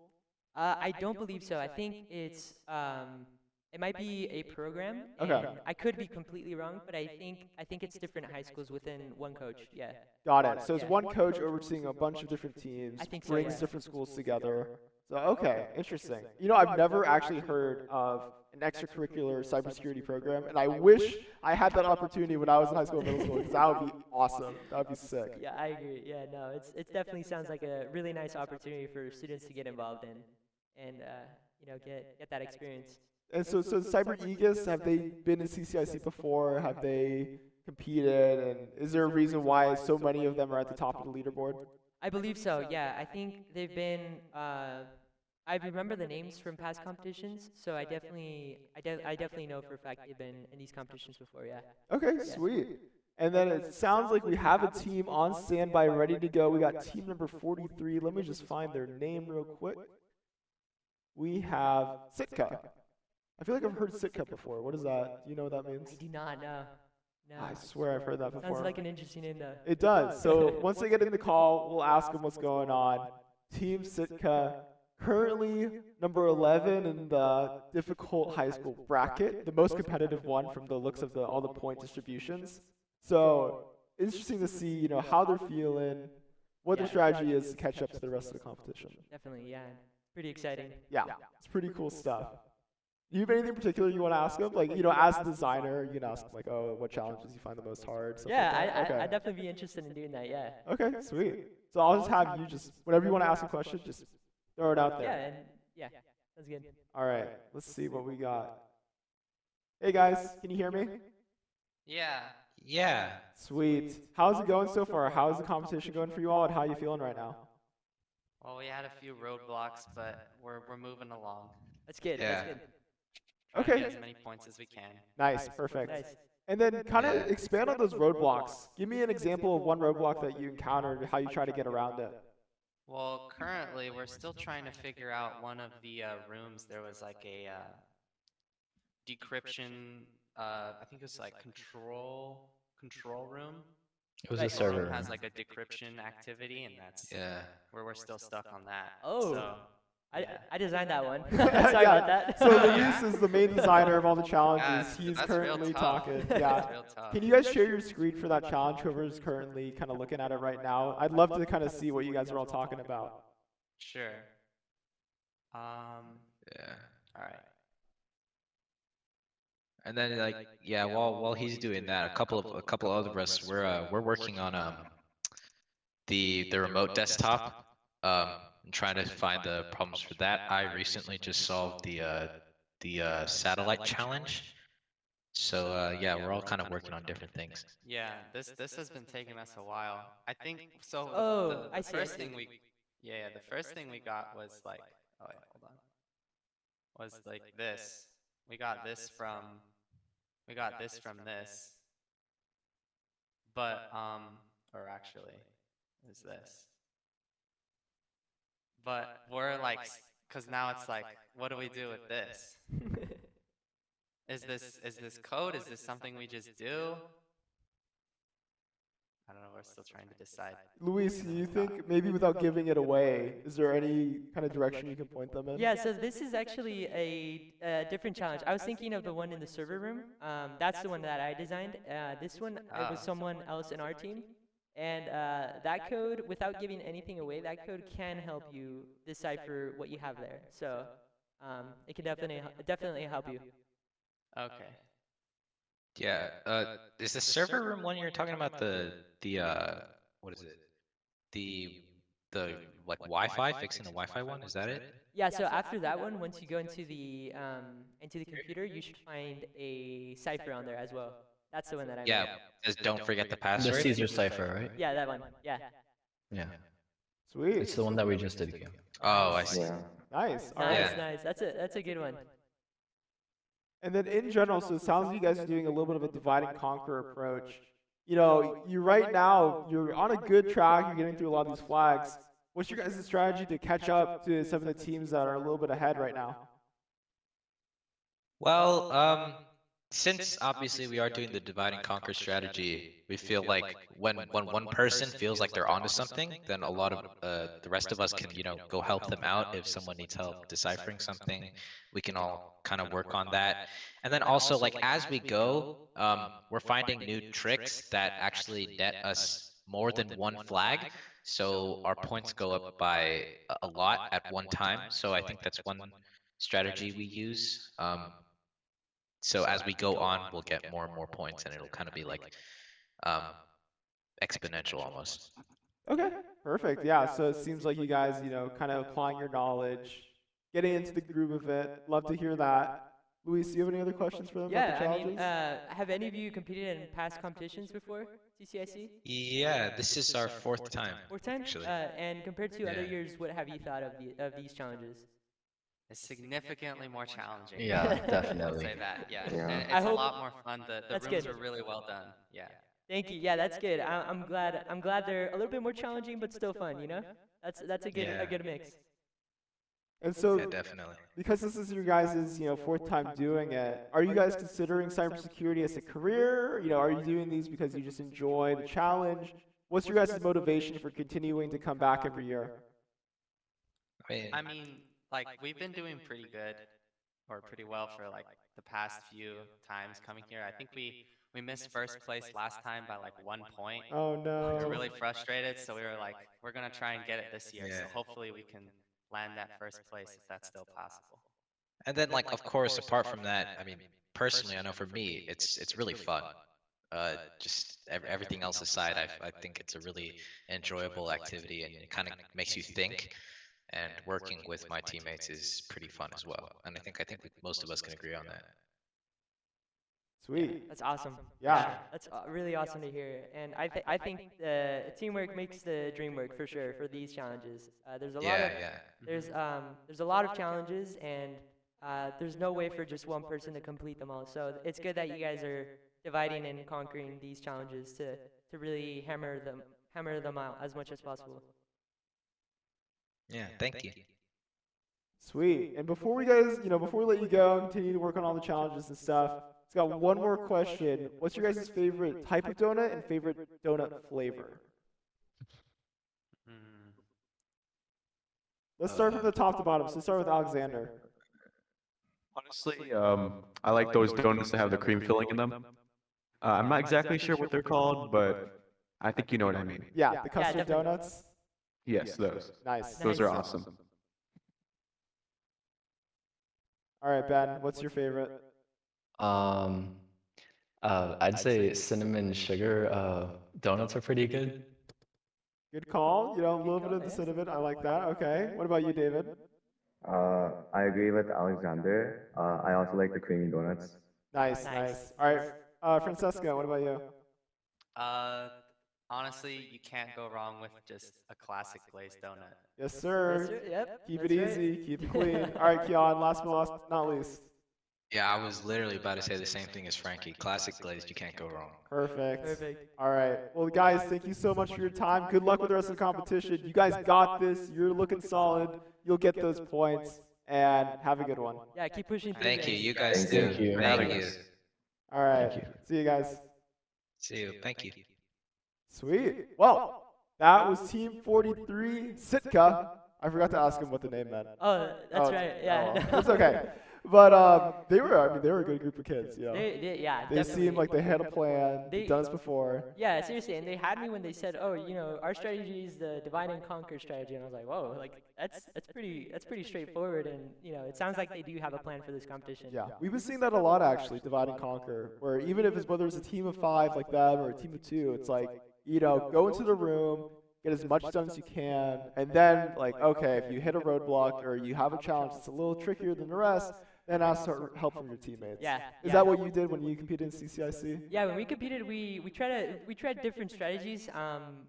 One time we would say okay, take care of this section of the competition, so the more forensics, autopsy and stuff like that. And then we would have someone else taking care of all the puzzles. And back then it was in person, so it was a little bit more different in terms of how it is now.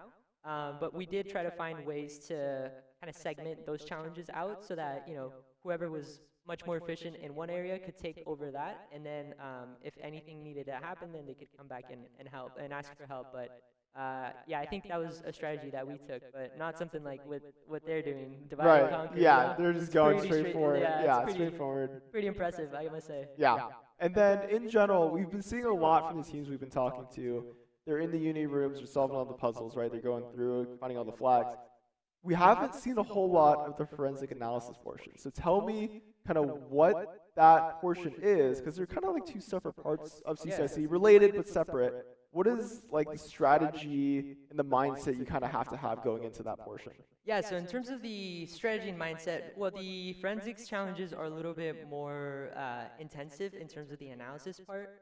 So the physical rooms, the point of those is to analyze and find physical evidence. And sometimes you interact with a couple computers and stuff like that, but the goal is to make it fun and have people find challenges in creative ways that are more visual. And when it comes to the forensic side, you hop into a Windows instance, And this is pretty much like if you were to jump into a completely different Windows computer, and within there you're going to find folders with different challenges. And within these folders, they're segmented by room. So the way it works is there's the main office, there's the ground control station, there's the server room, the hacker hideout, and so on. And from there, what you essentially have to do is open those folders, and you'll find specific challenges that relate to that specific room in the story. So it makes it pretty interesting because these challenges are very related to what's going on with the overall story. So it's not like, oh, if I'm going to hop into the main office, I'm going to find random challenges that have nothing to do with the story. No, these challenges actually have some form of information that can help you understand a specific segment of the story. And one thing that's interesting about this side of the challenge is the fact that there's a little bit more time and analysis going on because of the type of challenges that and the type of challenges and softwares that you have to use. So one of them is Wireshark, where you have to analyze network packets, and you have to understand what's going on within the communications of the network traffic when this PCAP was made. And essentially, you have to use the Wireshark software to analyze the PCAPs and find specific communications that are going on. Or with the autopsy, where you have to analyze a whole file system of a computer to find specific files that are, that have some form of relation to the overall story. There's a lot of information in these challenges, and I think that's what makes it a little bit hard. So I think in terms of an approach for those challenges is find the easy ones, complete them as quick as possible, and then after that, just try to hammer out the harder ones. Because there are a couple that do take a bit of time in terms of designing some form of a strategy for analyzing the overall file system, or with the data science challenge, you have to analyze and create an algorithm that will sort and find the information that you need to find. So there's different ways that you can go about it, but hammering out the easy ones and then going for the harder ones and spending some time on it, it's pretty good. And I also think it's really good to take a break. Sometimes taking a 10 to 20-minute break helps you out, and it makes you, it makes you think a little bit more about what's going on without you trying out different things. So it's another good way to really approach these challenges because of how extensive they are. And even taking a walk and start thinking about what you were doing, what you could do, you start getting ideas on how you could approach a problem. It's really nice. Yeah, and I'm really glad you brought up decompression. Taking a walk, getting up from your chair, just taking a second to let your mind kind of meld around what you've been looking at for the past few hours, because it's been over 3 hours since these competitors have started and looked through all this stuff in these rooms. It can just get so overwhelming. Right, there's all these things going on, all these flags you need to find. So just kind of taking a second, let your body rest, let your mind just take a moment to put it all together. It's actually really important. It's a really good strategy to make sure that you are on your A game for the rest of the competition. It's a marathon, not a sprint. Kind of, yeah. And going into the Wireshark analysis and stuff like that, Wireshark is a program that can analyze network traffic. So what it does is you give it a PCAP file, which is basically a file with all of the different bytes of data that have gone up and down from your computer to a server and back, right? Okay. So when we're telling people to analyze a PCAP file, what that means is there's certain hints of conversations and files that are transferred and stuff like that, where it's like you need to isolate the ones that looks suspicious, like, maybe this person's only been talking to people in the US and all of a sudden, boom, there's a ping to Bulgaria or something like that. Like, oh, that's out of the ordinary. Or, they've been sending images of their cat to their mom or something like that. And then all of a sudden a PDF with a strange name is transferred to some server that you don't recognize. Yeah, right. No, yeah, you hit it right on. And it's pretty much like a basic way to think about it. It's kind of like the history logs of, of the network traffic that's going on. It's kind of like if you look at your history, your browser history, you see all the different sites that you visited. But with this one, it's more of the different communications going on in the network. So it gives you a different aspect on what's going on within the network and how communications are being transmitted and how packets are being delivered from one point to another. Yeah, definitely. All right, with that, we're going to take a short break. Our next interview is Salvador Gutierrez. He is leading the Cyber to Schools campaign that Luis mentioned earlier. It's a really cool opportunity for students of all ages and all skill levels in cybersecurity to get exposed to technology in ways that they wouldn't have the opportunity to do otherwise. So Luis, thank you for joining me on the broadcast. This has been great, and we'll see you guys in a few minutes.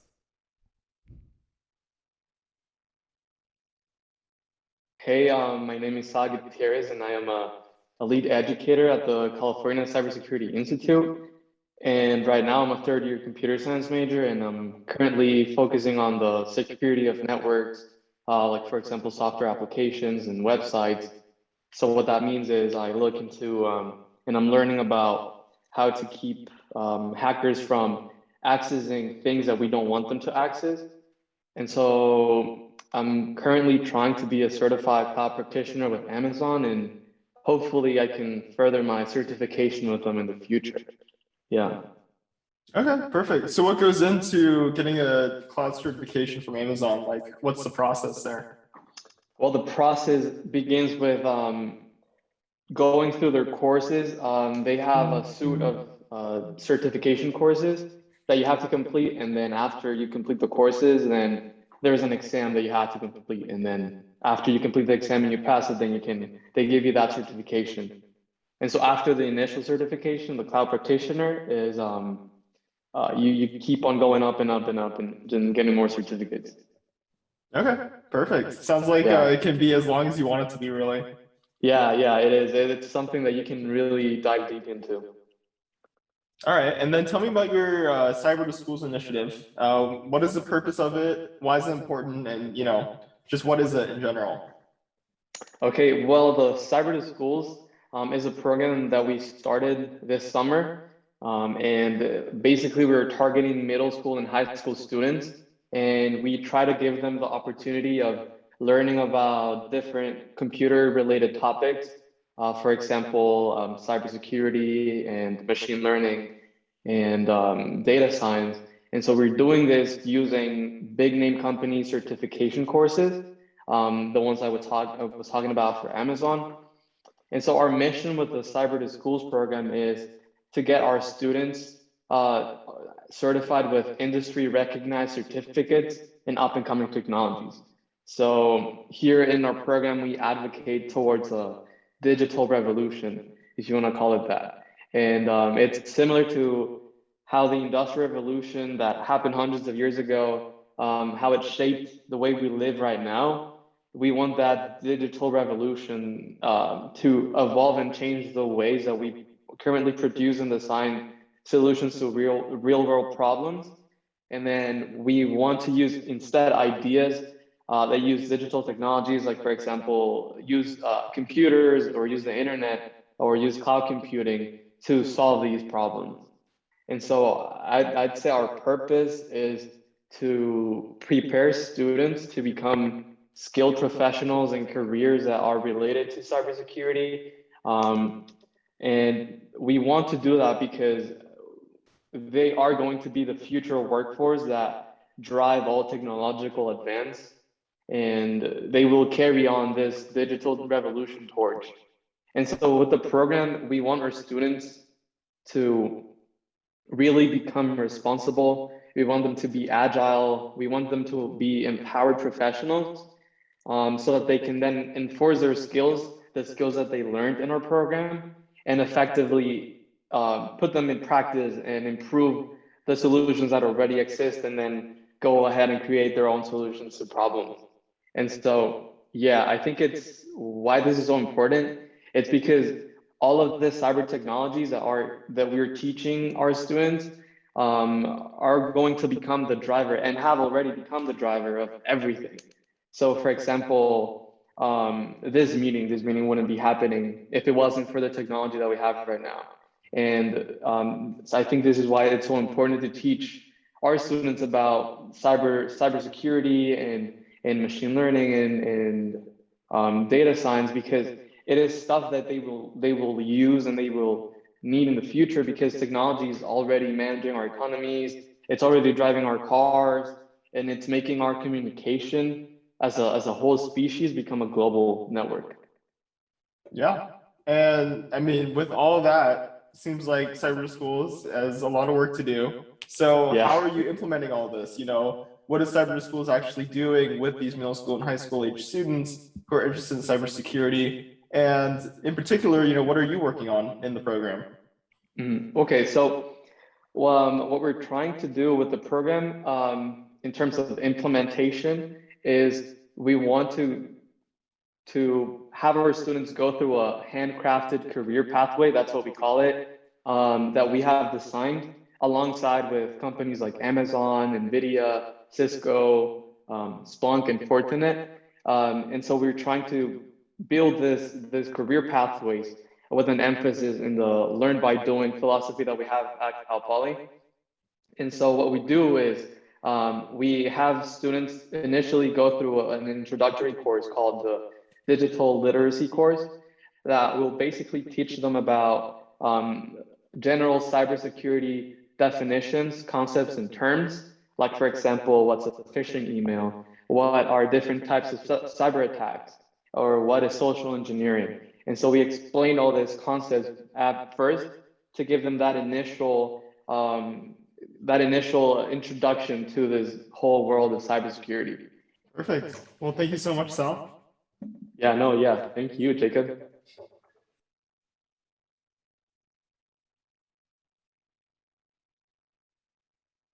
Welcome back, CCIC 2021.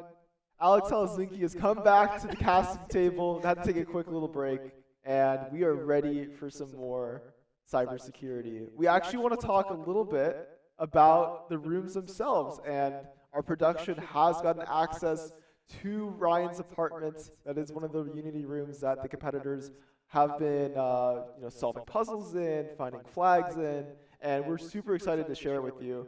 We're actually looking at it right now, and it's on the broadcast. It's a little dark, it's a little dim, and I actually kind of need one of the production people to join the Discord call so I can get a little more full screen action. So once that happens, we'll be able to talk about it a little more. But as you can see, looking around right now, it's pretty small. It's a pretty compact room, but there is a lot of stuff chalked into it. Yeah, and now that we finally get to explore these rooms, we can maybe sort of point out what the competitors are looking for, what to pay attention to, and kind of what they're trying to do during this competition to really succeed. Yeah. And some of the methods they may be following. Yeah. It's not quite loaded for me, unfortunately. We're having a lot of computers going on all at once. Yeah. Lots of connections and wires cross. So I know you guys on the broadcast can see the room. We're going to take just a second to get it all set up. But while we're waiting, Alex, you wanted to bring up malware. So why did you want to talk about it? I've come back refreshed with a new topic. New topic. This topic is malware. So malware is another kind of form of cyber attack. Okay. But this one's a bit different than, say, ransomware, phishing, email scams. This one is more about sort of legit software. So you don't typically think about it, but sometimes when you download Excel, when you download these sort of more mainstream apps, they can sometimes come attached with code.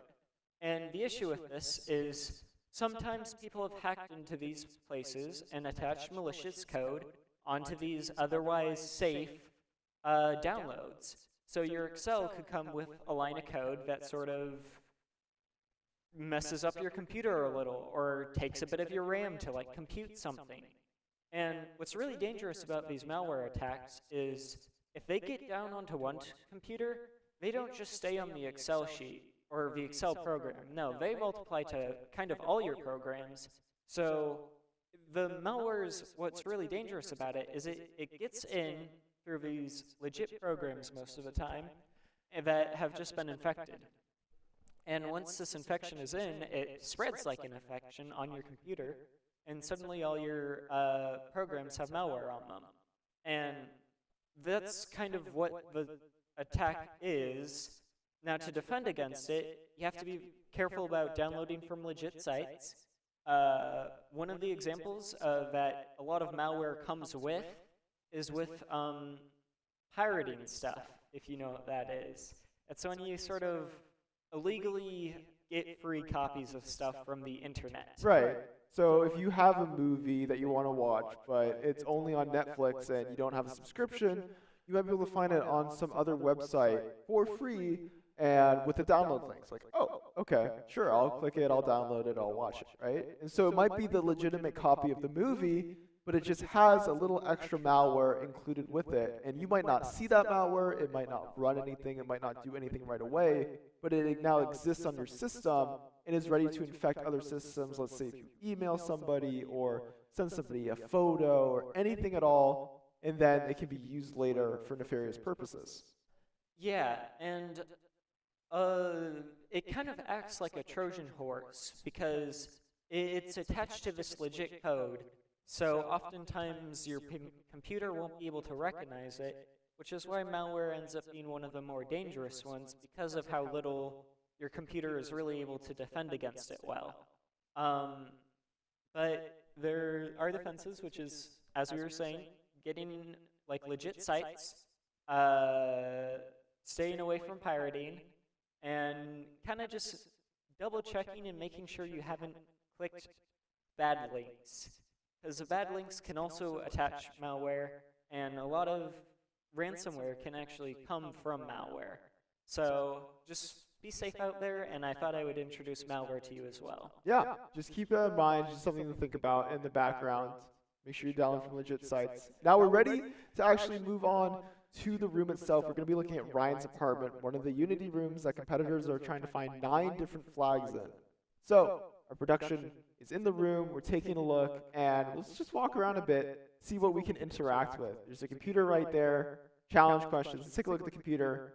See right here, there's some applications. MyColorGame.exe. See what that's about. There's also Securetron Safe. Oh. So how would we go about solving the color game puzzle, Alex? What clues, what hints do we have? So what I see is a name at the top, and the name is colored. And, I mean, this might just be bad context clues, but what I would do is I would first try clicking each color as it comes in the name. So red, blue, green, yellow, just go through it? Yeah. See what happens? Looks like the bar fills up every time we click a color. Oh, and it's red, blue, green, yellow each time. And looks like that wasn't the right answer. Darn. Shoot. Okay, so let's exit out of the computer. Try to see if there's any clues around the room that might help us with this game. Kind of take a look around, challenge questions. There's a sticky note. This, Zor, that. Zor being a computer science term for combining 2 terms together in a specific way. This, that. This or that. Yeah, this or that, you know, this is a little play on words. There's a lock safe. How fun. A fan. It's spinning, but we can't touch it. We can't turn it off. Pen. Our sponsors. Our wonderful sponsors. California Cyber Innovation Challenge. Love to see that. Be the Hunter. DEF CON. The one Henry mentioned. Yep, Yeah. he goes too. Yep.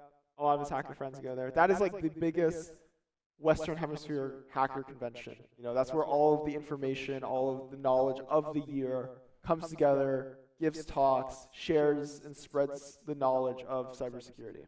Yeah, and I might be wrong, but isn't that hosted by the U.S. military? I believe so. Yeah. Yep, I think the main organizer is the U.S. government, the U.S. military. Ooh. So yeah, it's a very cool event. 64, 32, 16.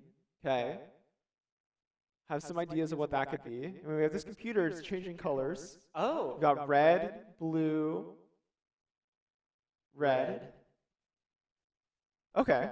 Okay, let's so take a I look. think Let's this watch is- this. Let's take a look. This might be the Simon Says. This no? might be the color game. So we got red, green, blue, red, green, blue, yellow, red, green, blue, yellow, red, green, blue, yellow, red, blue, red. Red, green, blue. Red, green, blue, yellow, red, blue, red. Hey! We got it. We did one. There's a flag 2C1. That's a freebie. Yes, If you guys are watching, that's a freebie. So is it I Spy with my little eye? That's the only flag I'm going to be able to solve today.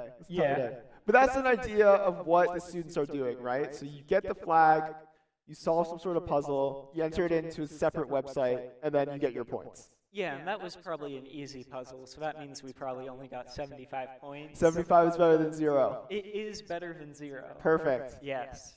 We got another puzzle right here, Securetron control panel. This one looks a little harder. This one looks beyond my skill set. Over budget by 400. Oh. Oh. Oh, we're now looking at hobbies of a man named Ryan Lynch. Blockchain.ca.cyber.net. And I believe we are in Ryan's apartment. We are in so Ryan's apartment. This is likely his hobbies. Okay, let's look at the instructions. Okay. Lightning Network counted as central ledger. That's definitely something to do with what we're supposed to do. Yeah. That's a bunch of gibberish. Yeah. Okay. We have to use Firefox. Use Firefox and download each picture. You can do this by right-clicking image and saving it. Once you download the image, use a stenography tool to decode each image and find the correct order. Then drag and drop the images below into their correct order to complete the challenge. You think we can just brute force this? So there's so many images, right? You have about 8. So it'd be 8 to the combination of, oh wait, is it 8 factorial different combinations? That's over 100 combinations, right? That's way more than 100, my friend. Yeah. That's a few thousand combinations Yes. of what the order could be. So the idea is you can't brute force it. You're probably not going to get right answer just from moving it around. So you do have to download the stenography tool, which means that there's hidden information in each file, right? There's a number, there's some sort of ordering that we can find by looking at the metadata. Metadata being all the information that is what creates the image. So where it was taken, what size it is, what the tags are. Tags being like, you can say cooking or hiking or snorkeling as tags, so that if it appears in a Google search, it will be more relevant to that search term. And a fun fact about actually being secure on the internet is sometimes you have to be careful about your metadata, because what people can do is sometimes they can look at the metadata of like maybe photos you've posted on Instagram and see where it's been posted or where it was taken. So it can be cleared, and I forget the exact method how to do that. But do be careful with what you are kind of putting on the internet, because oftentimes there's metadata about it that you might not know yourself, but is still attached to the image. And the thing about metadata is almost all mainstream social media sites and websites do strip it, right? They do remove it, they remove the location data. The thing that you have to be careful of is if you take a picture, let's say it's a cute family photo right outside your house, well then it's right outside your house, so we might be able to find it on Google Maps, right? That's the thing that you have to be worried about. In terms of metadata, if you run a personal blog and you just upload images from your blog there about how your day is going, where you ate for lunch, what you got, stuff like that, then that metadata might not be automatically stripped. So there's location data that's left over, there's device data, what phone you used to take the photo on, you know, there's data about when it was taken, what day, what time. That's the metadata that you have to be worried about. That's the stuff that could be taken by somebody malicious to extract more information than they really need to know about you, right? So that's where you have to be worried about it. Let's take a look at the challenge questions.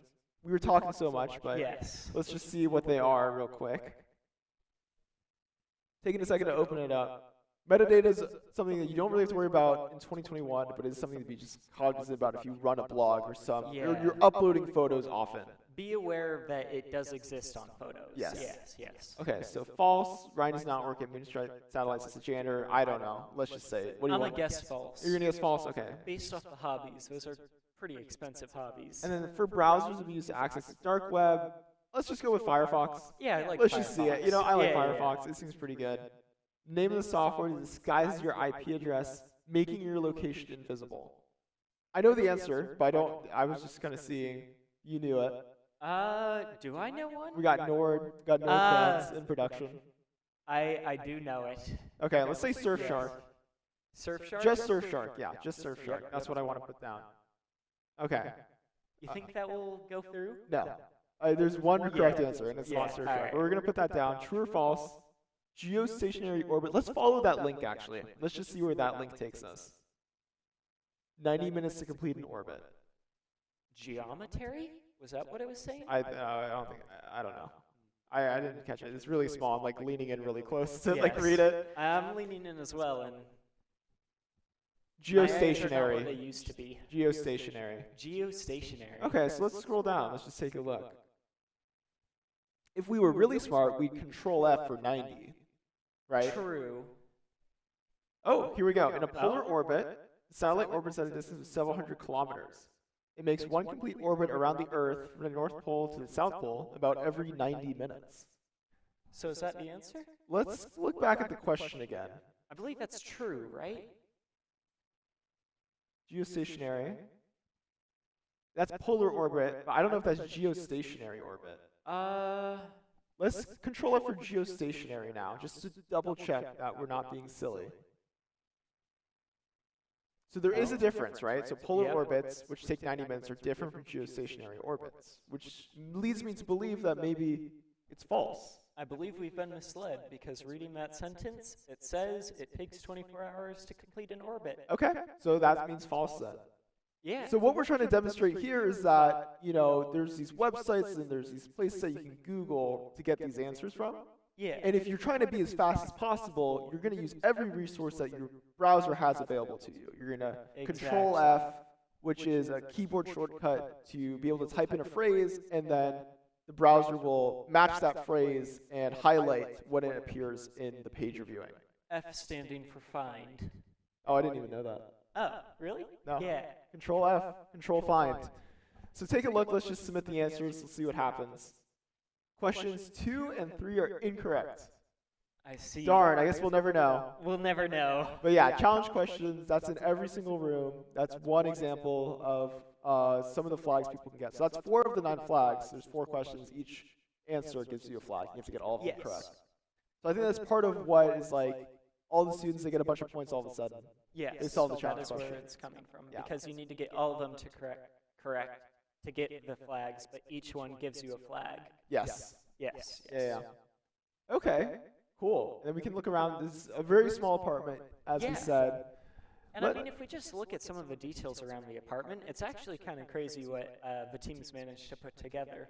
Like the picture, the different artwork on the walls, it's truly, it really is cool, some of the detail put into these rooms. Yes, yeah, and there's a lot going on, and even if you can't interact with everything, there's so much stuff that kind of adds to the character. You know, this is Ryan's apartment. There's somebody who lives here. You know, there's the stained bed sheets. There's dirty cupboards. There's dust everywhere. The computer, you know, is RGB lights, right? It's all kind of adding to the reality of this virtual environment, which is really cool to see. Do you think Ryan did it? I think if we have a whole bunch of challenges related to Ryan, probably not. Probably. The culprit's probably not Ryan, but if, you know, I didn't have any other guesses for my final question, Ryan I might just put him down. Yeah. You know, the name Ryan, it's a little fishy, a little shady in general. Yeah, you know, I agree. Yeah. Especially if, nah. No, What your last name the is, guy controlling the broadcast, his name's Ryan. Love that guy. Good guy over there. How can you not love that guy? How can you not think Ryan's the culprit? He's both the culprit and the love of my life. Oh, that's sweet. Okay, that's cute. He's the culprit of stealing my heart. Okay. All right. Let's talk back a little bit more about cybersecurity. Cybersecurity. So let's focus up a little bit. A lot of cybersecurity is nation-state based, where you have hacker groups from countries outside of the United States who are trying to infiltrate and trying to kind of destabilize what's going on, either infrastructure-wise, like for utilities, or specific private companies, or the U.S. government itself. Yeah, and it's interesting to hear about teams sometimes being cracked down by the governments in the nations they're in. But a lot of the times, these teams will move towards nations that maybe have looser restrictions or have a harder time cracking down on them, and then sort of get that money and kind of get it into another country and then kind of live comfortably with that. So it's it can be hard to track culprits in cybersecurity, and I think that might be one of the biggest challenges going forward is being able to find who has actually done it. And that term of tracking down different hacking groups and cyber criminal groups is called intelligence. You know, threat intelligence. Threat hunting is different. Threat intelligence specifically is connecting the dots of who done it. So there are companies like CrowdStrike that we heard from earlier. We heard from Nina at CrowdStrike about how their whole job is really to keep tabs on these groups, make sure that they're known, that they're tracked, and whether they're active or not, what industry they're targeting. And if you can understand these trends, you can understand how to defend against them. Yeah, They use the same tools. Good examples I can think of is video games, because video games will often have groups of hackers that try to break the code and like give you unfair abilities. And I think I forget the exact company name, but there's a couple of companies out there that are just tracking all the known cheat sellers for video games. Yep. And it's more threat intelligence that is, in action. It's interesting to see how in the video game industry, threat intelligence can find its way into the field. They're a cognizant example. We're both League of Legends players. Yes. And Riot Games, developer of League of Legends, they have a very sophisticated anti-cheat software. And part of what they do is they do anti-cheat. They detect and ban people when they are giving themselves unfair advantages in the game. But another thing is just keeping tabs on where you can actually buy these cheats. Are there public websites where you can buy cheats? Are there individuals who you can track down, whether they're in the US or in another country, who are selling these cheats? You can stop their services through the jurisdiction of that country that they're in. There's a whole level of sophistication into tracking these people down. And so when you know where they're coming from, and you know where these cheats are coming in and being sold from, you can shut it down really easily. Versus if you just shut down the website, a new one comes up a little bit later. Exactly. Yeah. You need to target the people rather than necessarily the website. Yeah. Yeah. And one thing as well is in cybersecurity especially, you're not always going after the hacker group, right? Sometimes you're in a nation state that state sponsors the group, right? That's an option, or you just don't have the authority or the contacts in that nation state to actually go after them, or it's not worth it. But just having the ability to know where attacks are coming from, what methods they use, what are the common ways they try to gain access to a system, having that knowledge is very powerful. Yeah, because if you know sort of which groups are attacking you, you can sort of devise methods meant for those groups that would require them to learn entirely new hacking methods. Yeah. For example, if they're using password chains, you could start using a password manager, and you would be targeting that group. Yep, exactly. You'd be directly stopping their main and primary method of gaining access to a system. And part of that too is training your staff to be knowledgeable about what could be targeting them, right? Even if you're not in IT, you're not on the security team for your company, your career is not based around keeping data secure, you still need to understand where your data is going, where it's coming from, and who wants access to it.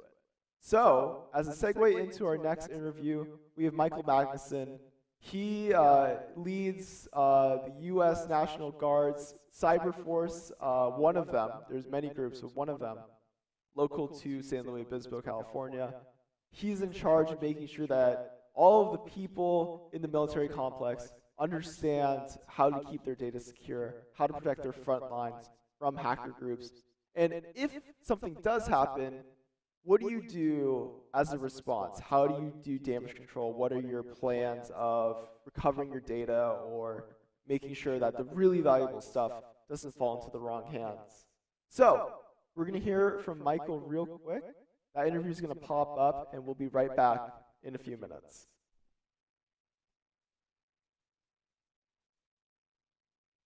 My name is Michael Magnuson, and my current focus in the cybersecurity industry is twofold. I have a full-time job working for the Security Operations Center at the state of California's Department of Technology, where I lead a team of about 30 cybersecurity analysts in detecting malicious or suspicious events in the California Government Enterprise Network and reporting those events to information security officers. For my weekend job, I'm in the California Army National Guard, and I lead the Cyber Protection Team 171 out of Camp San Luis Obispo, California, and our primary mission is to respond to incidents at the governor's or the adjutant general's request.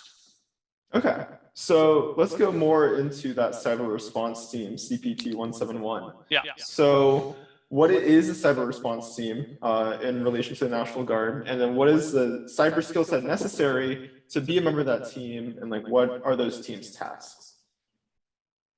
Yeah, so a cyber response team is, so really the cyber protection team is created out of about, well, so we've got 32 people, I'm sorry, we've got 39 people that are authorized on the cyber response team. And that's divided into 3 elements. We call them mission elements. Each element has about 9 personnel assigned to that. The skill sets from those 9 personnel is you have a team leader basically, and then you have 8 analysts that are separated into 2 teams. The teams are made up of a crew leader who's kind of a subject matter expert and leads those separate 4-man teams. And then their 3 soldiers are, you hope to get a mix of host analysts, network analysts, and then hopefully kind of a combination of the 2. They can work on hosts or networks to find malicious intent. So generally, as an analyst, your skill set is focused either on endpoints or on the network. So those skill sets are really what we're looking for in cyber responders. And was there a second part to that question?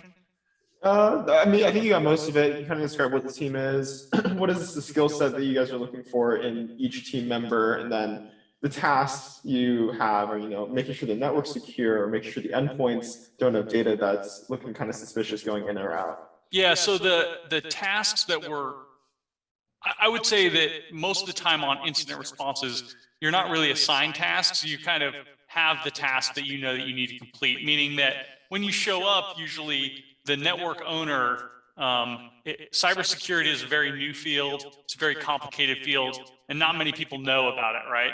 So you get to a network that has possibly been compromised. You meet with the network owner. The network owner usually doesn't really know what's going on. And so you have your own set of tasks that you know that need to be accomplished to do incident response. And you kind of tell the network owner, these are the things that we're going to do to help you out. And those things are, first of all, you want to get a very firm understanding of everything that's going on in the network, specifically from an enemy's perspective. The second thing is you want to know, like, what the network looks like, right? So that whole phase we kind of consider our reconnaissance phase, where we gain a full understanding of the battlefield, which is all the network, and where the enemy or threat actor is on that battlefield.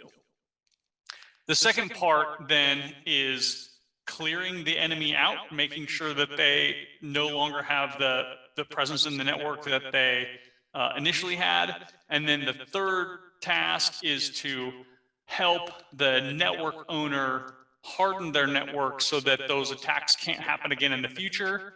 And then the final step in the incident response kind of framework that we use is to then try and emulate that enemy threat and see if our mitigation or hardening strategies have worked so that they cannot still infiltrate the network again. Okay. Yeah, so lock it down, go through the process to make sure that you understand the situation and the network fully. And why is it important for the military to have these cyber response teams, these people who are trained to respond to incidents that happen on the network? Yeah, so I think it's important for the state to have these incident response teams. I think it's important for the country to have the incident response teams. And specifically for the military, it's important because, we have national secret level networks, confidential networks, networks that carry various types of data that the public doesn't generally need to have access to. And so we have our own very specialized incident response teams that can respond to incidents on those networks, as opposed to just like a civilian agency responding to incident on a military or Department of Defense network. Okay, perfect. Well, Michael, thank you so much for your time and really appreciate the insight that you have into this world that cybersecurity can be very daunting. Yeah, thanks, Jacob. I appreciate it. I'm sorry it took us so long to hook up, but it was great talking to you. Yeah.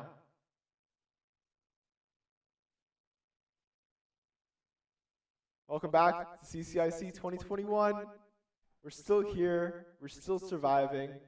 We've been broadcasting for 4 hours now, and we have got 3 to go. Heck Over yeah. halfway there. We've had some really fun conversations. We've had some really fun topics come up. We've had some really fun people that we've talked to, and we've got even more in the tank. Just heard from Michael Magnuson. He's doing a great job. He's leading the charge to make sure that, you know, the military, the U.S. military, at least part of it, is ready for the next generation of cyber defense. I'm super pumped for the rest of what we got going on. We're trying to find a team right now, if we can, that is, you know, ready to talk to us, ready to kind of share their experience with CCIC so far. But until then, let's just talk a little bit about the elements. The periodic table, there's a lot of teams that have an element in their name. We got nitrogen earlier, all of the cyber aegis teams, some sort of element like newtonium, plutonium, whole bunch of stuff. So Alex, what's your favorite element? Ooh. I think it has to be helium. Why helium? Because helium is a really fun element because it's used so much in balloons, and I really enjoy hearing like people who have really deep voices take helium and like have really high voices. And there's another one, I forget which one, but it's a heavy element, which can be used but in the opposite direction. So you'll get like this person with a really high voice, and if you give them, I think it's like chromium or something.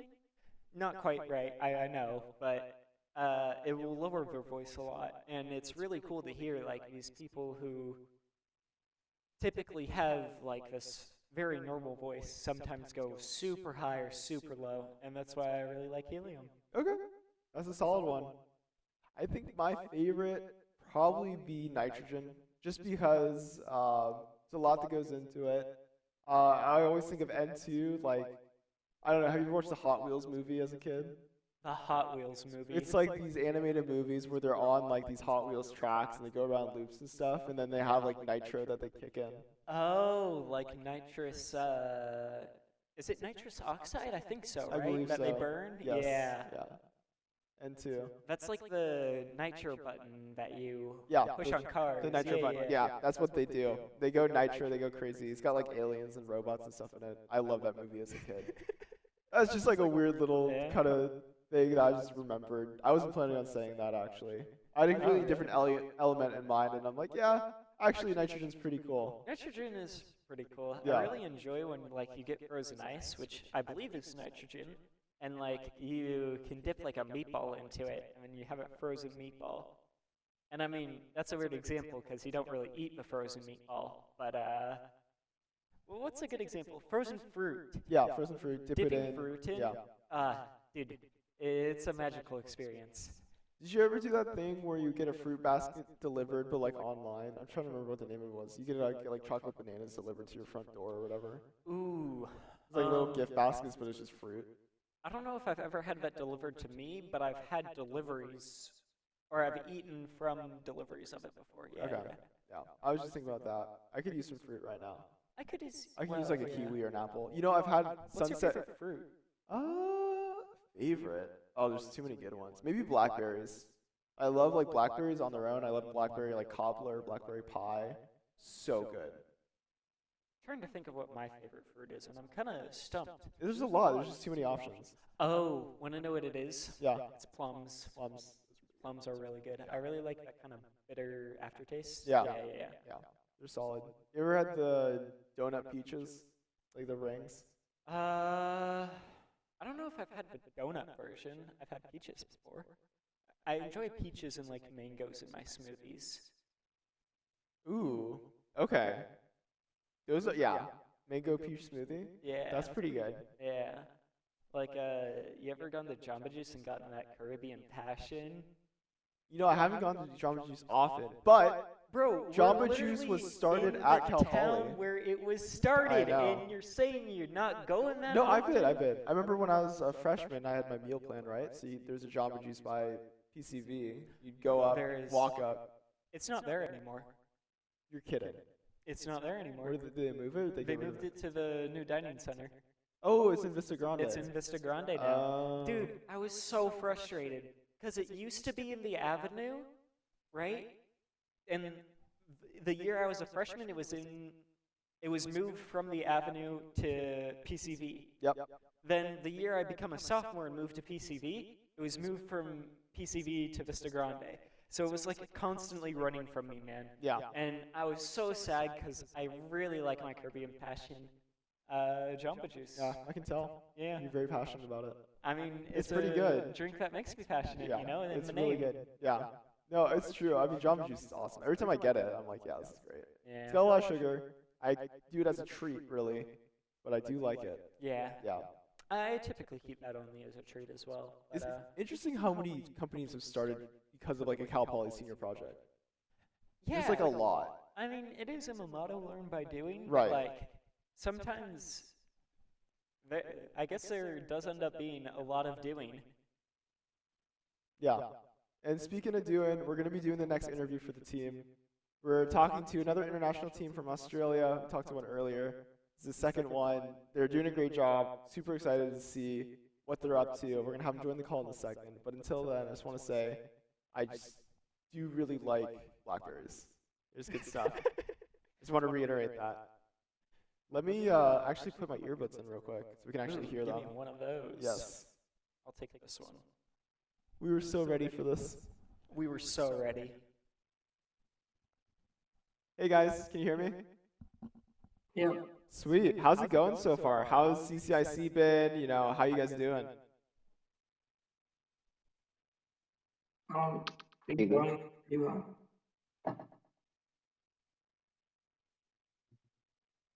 Let's hear from Karshins. How's the CCIC been for you? It's been pretty good. Okay, so challenging. Yeah. challenging, difficult. Where have you guys kind of encountered some roadblocks? You know, what's kind of been stumping you a little bit? The server room, definitely. Trying to decrypt some codes. Yeah, and I mean, it is really challenging stuff. We did, I think, make it a little bit harder this year compared to previous years. Have you guys ever done CCIC before, or is this your first time? It's our first time. Okay, sweet. And have you done any cybersecurity competitions, captured the flag events, anything like that before? Not No. first time as well. Wow. Okay. Sweet. And then how'd you guys even learn about this? You know, where'd you guys kind of find out about CCIC? What kind of drawed you into it? Our teacher asked us if we wanted to do this, and then said yes. Sweet. Yeah, fair enough. If one of you guys could share your screen real quick, just kind of want to see, you know, what challenge you're on, how it's going, what you're looking at, that'd be great. But until then, in general, you know, let's hear from Sam and Pranav, you know, how you guys doing? What are you guys currently working on? I was doing the hacker hideout room, so I was just doing the like the cycle and the how the tasks in there. Okay, sweet. So it's kind of like a divide and conquer approach. Everybody gets one room, kind of tries to solve all the puzzles in there. Sam, what are you working on? I'm doing Darlene's room, trying to figure out how the ciphers relate to the username and password. It's a little bit ambiguous, but should get it, hopefully. Okay, sweet. And so when you're approaching that cipher, you know that there's obviously a correct answer eventually. So how do you go from that initial cipher that you need to figure out the key for to working through all the steps to getting that right answer? What's your thought process? Well, first just, trying to figure out what kind of cipher it is, and then looking around the room for clues and figuring out the kind of context the cipher's being placed in, and then really it's just a brute force approach, trying everything we can think of to try and solve it, working together to come up with solutions and ideas to getting the right answer. Sweet. Perfect. Sounds like you guys are working as a team. Love to hear that. And then, Krish, can you share your screen with me real quick? Just kind of show what puzzle you're working on right now, what challenge you're working on. Unfortunately, I can't because I'm using Discord on like a separate device to what I'm. Okay, no worries. Yeah. Is anybody using Discord on their computer that can share their screen real quick? I can share my screen Perfect. real quick. All right. Is anybody working on the forensic analysis portion of the competition, or are you guys all focusing on the rooms right now? We're all focusing on the rooms right now. Okay, for sure. Yeah, I mean, the rooms are really tricky. I looked at all the challenges before the broadcast, and I was not able to solve almost any of them, so I'm glad you guys are getting points and you're kind of working through it. Sweet. Give me 1 second to take a look here. Darlene's apartment. Oh, so you got the majority of the flags in this room. So what's one puzzle that's giving you a little bit of a challenge right now? It's this computer one, you know. We figured out what the ciphers are, what they translate to, but we're struggling to figure out exactly how they correspond to the username password because they're a bit weird, the answers to the ciphers. So just trying to figure out what the correct combination is to put in. Okay, for sure. And, you know, I know you guys have been working really hard on this. Seems like you got through a lot of the flags and a lot of the rooms. In general, how are you feeling overall about the competition? How are you guys feeling about your progress?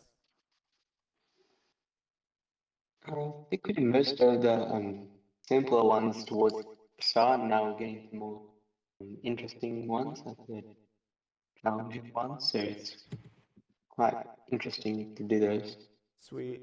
Do you guys have a lot of coding backgrounds, technical backgrounds, or are you guys more kind of just in general, just students who are interested in cybersecurity?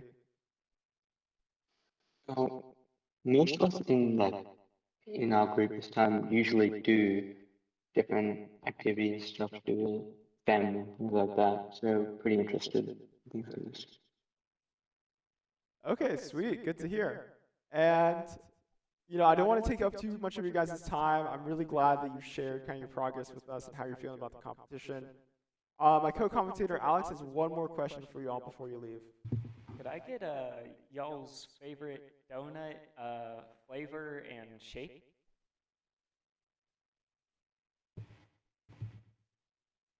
Let's start from top to Original bottom. glaze from Krispy Kreme. Okay, sweet, nice. And then Karshens, how about you? Probably the cookies and cream one from Krispy Kreme. Nice, all right. I do like Krispy Kreme too. Kira, how about you? My favorite's also cookies and cream from Krispy Kreme. Nice, nice. All right, Krish? From Krispy Kreme, the chocolate ice glazed with sprinkles. Ooh, okay. Yeah, Sprinkles guy. One of the staff at CCI is a big Sprinkles fan, so glad there's another one. And then Sam, how about you? Definitely the Oreo one at Krispy Kreme. Ooh, okay, so you're a second Oreo guy. Love to hear that. Do you guys have like a Krispy Kreme nearby your school? Is that why we're all getting Krispy Kreme answers? Yeah, pretty much. Okay, for sure. All right, guys. Well, thank you so much for your time. Thank you for sharing your progress, and good luck with the rest of CCIC. You're going to do great. Yeah, thank you. Thank you.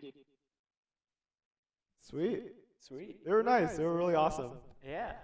You know, our second Australian team, yeah, I think they got started really early in the day. I think their local time, we were at 1:30 p.m. They were like 6:30 a.m. Ooh. So they've been working from 6:30 until it's like 10 or 11 o'clock in the morning now for them. So I would be pretty tired too if I were them. Yeah. Maybe they need a donut to boost their energy up. Honestly, there's actually a Krispy Kreme back in my hometown. Okay. It was within walking distance of my high school. Okay. I never really went. Just thought I'd share that fact though. But it was just there. It Yeah. existed. Okay, for sure. Yeah. Let's take a look at the standings. Okay. I grew up on an island, and the only chain was Subway. So. All right, but like Subway's a decent chain to have. I never went. You never? No. The only time I started eating Subway was when I came to Cal Poly because it was the only place open 24/7.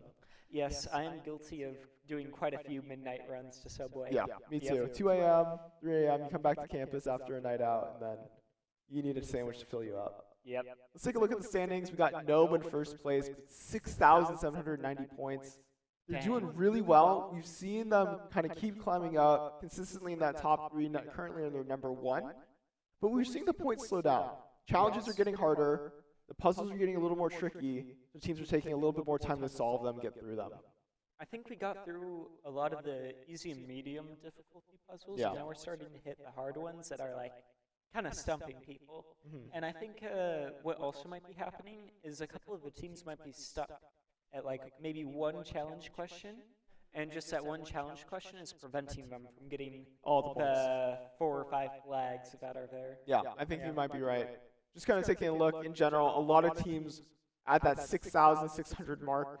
Cobalt coming up first, they got a flag. They're now number 1, taking over from Gnome. And we're seeing that these high school teams, they're getting the most flags, they're having the most success. It seems like a lot of them have done this before. They've been to CCIC, they understand the format, and so they're able to kind of get through that learning curve of a virtual environment. And then maybe they're in the forensic analysis right now. Yes, and even the teams that haven't all done it before will have 1 or 2 people that I feel like have done it before. Right, yeah, and there's a mix. Are kind of helping the other members get used to CCIC much quicker than maybe some of the teams who haven't done this before. Yeah. I'm curious how Husky has been doing since we checked in with that team much earlier. Not too great. They have a solid 3,600 points, but the first place Cyber Aegis Shush is at 5,200. They're doing really well for themselves.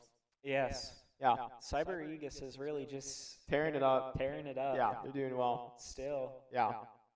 Taking a look at some of the other brackets, Cyber Aegis Platinum Titanium for the intermediate middle schoolers, almost at 5,000 points for both of them. They're doing well. Overall, a lot of these brackets are really close between like first, second, third. Only a few hundred points. It's anybody's game. We still have 2.5 hours to go. In the difficult section. Yeah. Less than, that's 15 points between first and second. Yeah. Which is it's crazy. Less than a flag. That's 1 flag every time. Yep.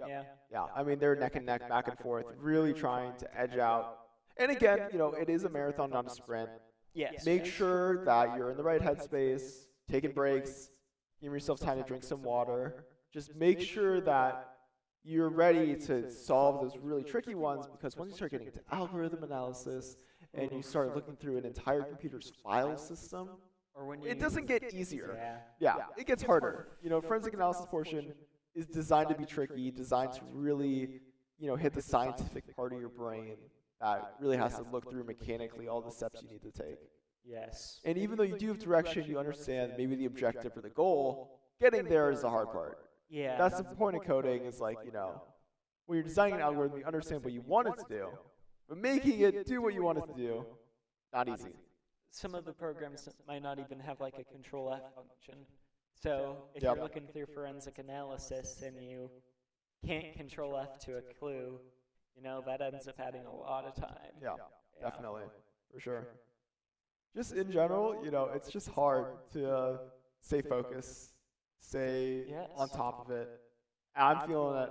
Yeah. We haven't been doing the challenges, but I'm feeling the pressure, I'm feeling the heat, especially talking to the teams as well, They know they're on a time crunch, they're over halfway through, they need to get these points, they need to start pulling it together, and so getting in the final stretch. We're so focused at the beginning, and now we're, I feel like, maybe being a little less focused in the teams we've been talking to. Yeah, maybe, they're just looking at the puzzle while they're talking to us or something. Yes. Maybe they're just not focusing on us. Yes. Else. Yeah. I'm not saying they're like doing worse. I'm just saying maybe the initial drive might have ended up petering out a little bit, which is to be expected in a 8-hour-long event. Yeah, definitely.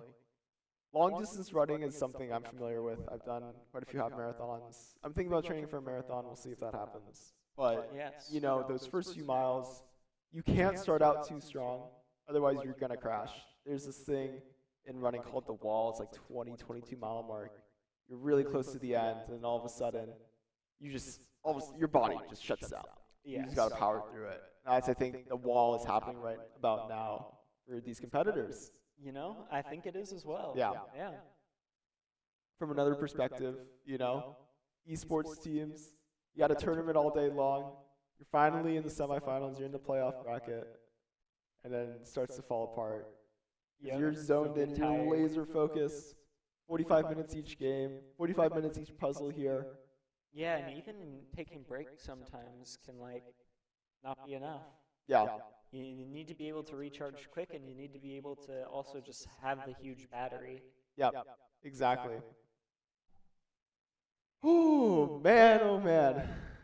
We're getting there. That we are. Yeah. What we're gonna do now is we actually have a really special interview. I loved interviewing this professional in the cybersecurity industry. Sergio Caltagirone, he works for Dragos, which is a company that does analysis and consultation for companies to beef up their security. Really smart guy, incredibly impressive what he does and how he helps keep companies and individuals secure. You're going to love listening to what he has to say about how to keep your data safe. So, we're actually not going to be right back, unfortunately. After Sergio's interview, we're going to go to a 30-minute intermission. Alex and I are going to get some food in our stomachs. We're going to take our own kind of break. Yes. And we'll be back to finish off CCIC 2021. Don't go anywhere. We'll see you soon.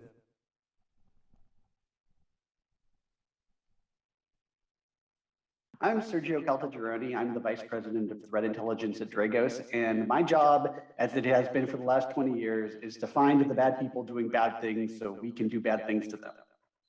Okay, so let's kind of dive into that a little bit. So one of the things that you do to find the bad guys is you have an industrial control system, otherwise known as ICS, threat intelligence. So what does that mean? And describe why it's important. Industrial control systems are the computers that silently and mostly in hidden ways provide the critical services and products that people use. And it's all over the world.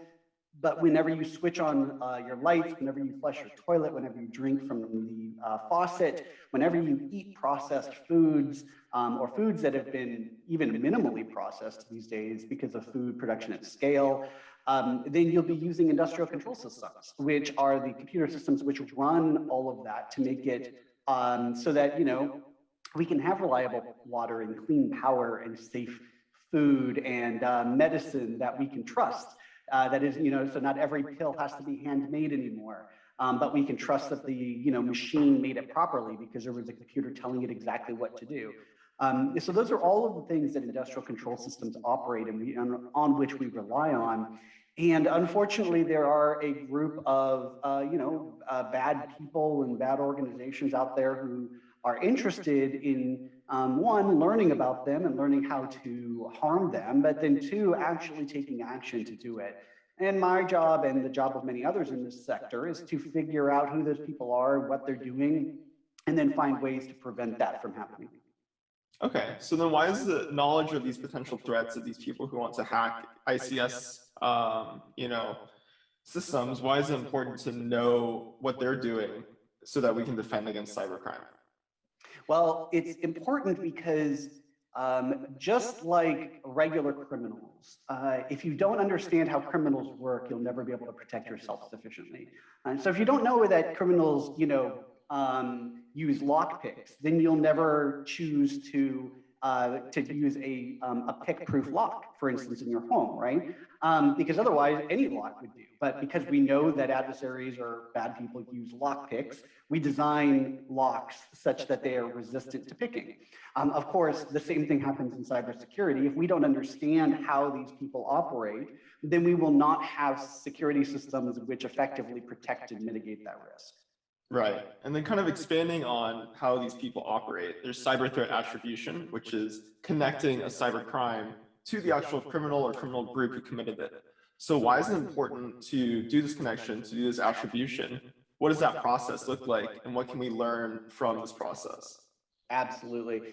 Cyber threat attribution is a challenging and interesting topic. It's important, but it is not important for all of the reasons people think. Finding out who the bad person is, let's say they broke into your house, finding out who they are doesn't matter at all if nothing's going to happen to them. And the same thing is on the cyber side. If we find out who the malicious actors are, then we have an opportunity to potentially leverage other very traditional justice means. So we could put them in jail, we could prevent them from banking, using illicit funds that they may have produced.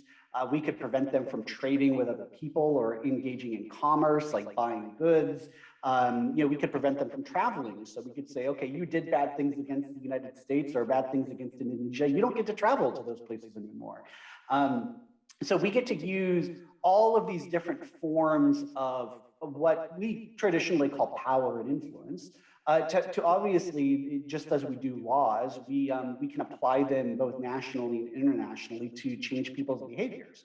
So obviously, if we find out who they are and we, now prevent them from traveling and from banking, it's going to make their lives very challenging and sometimes unhappy. And that will theoretically prevent other people from doing it. And we can honestly say we've done a pretty good job at providing deterrence. There are definitely a lot more people who choose to do good things than bad things. So we do know that overall it's a reasonable approach, but it doesn't work for everybody, which is why we have to have multiple layers of cybersecurity. Attribution leads just to one type of response and mitigation and protection, which again, it is like, if I know who the person is, maybe the other country, or we can arrest them. And we can fine them, or we can make them pay restitution to their victims, all the things we do in normal crime. Or we can, again, like I said, prevent them from traveling or prevent them from banking, using their illicit monies, Further down, though, we can then, if we go below attribution, we can then get into their technical means, how they're doing it and what we do to protect them and how we track them. And of course, this now gets to the second part of your question, which is how do we attribute people? How do we find out when somebody does something, who is it that did it? And this is very much, honestly, this is very much Sherlock Holmes, traditional investigation, police work, detective work, all of that kind of basic stuff applies, right? We start, the fundamental principle is Locard's rule. And Locard was an investigator and detective in the 1800s, and he created a principle that said, anytime somebody touches something or interacts with the world, they leave traces of themselves behind. And so all of modern detective and investigative work, whether it's physical, you're checking, again, you're going back to the break-in, you're dusting for fingerprints, you're looking for hairs, or you're in a computer, Locard's rule applies, meaning by touching something, no matter what, you're going to leave something behind. And our job is to then find those little bits of pieces, those pieces of evidence. And then just like a traditional investigator or detective, we then start looking backwards and we say, okay, if we found this, then what did that mean? Then what did that mean? We work backwards in time. And then from there, we start narrowing down the scope of who could it potentially be? Who would be interested in breaking into this house or this computer? Okay, so that means they had to have been, that means they had to have had access to it. Okay, well, who had access to it? Who didn't? Who was interested? Who would have gotten some value out of it? We look at intent. Does anyone want to break into your house? No, probably not, right? There's probably a small set of people in the world who would want to break into anyone's house. So now we can narrow that down even further. Same thing with cyber criminals. Whether you're talking about states in the world, like countries like Russia, Iran, or so forth, or you're talking about individual cyber criminals, they all pretty much operate in with those same principles in mind. All right, perfect. Well, Sergio, thank you so much for your time, and I appreciate your answers to these questions. Awesome. Thank you for your time, Jacob. I appreciate it.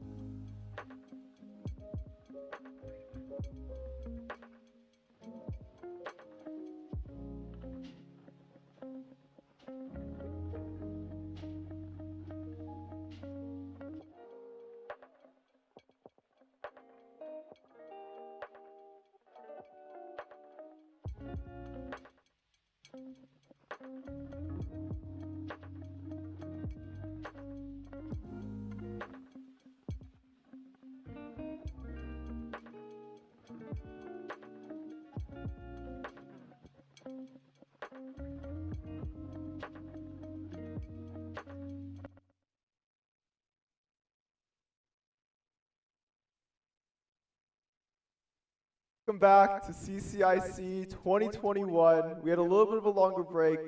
Took a little bit of a pizza break time. You know, got some food in our stomach. Now we're ready to end off the competition, get through that tail end, get through that final sprint, and end off on a high note. We have a really exciting broadcast left for you guys. We're going to expect some teams, but before we do that, just wanted to talk a little bit about something called the blockchain that we've been hearing about a lot recently. Yeah, I think I heard about that from cryptocurrencies. Do you mind telling me more about it? Yeah, so let's go through the blockchain first, and we'll relate it to cryptocurrency.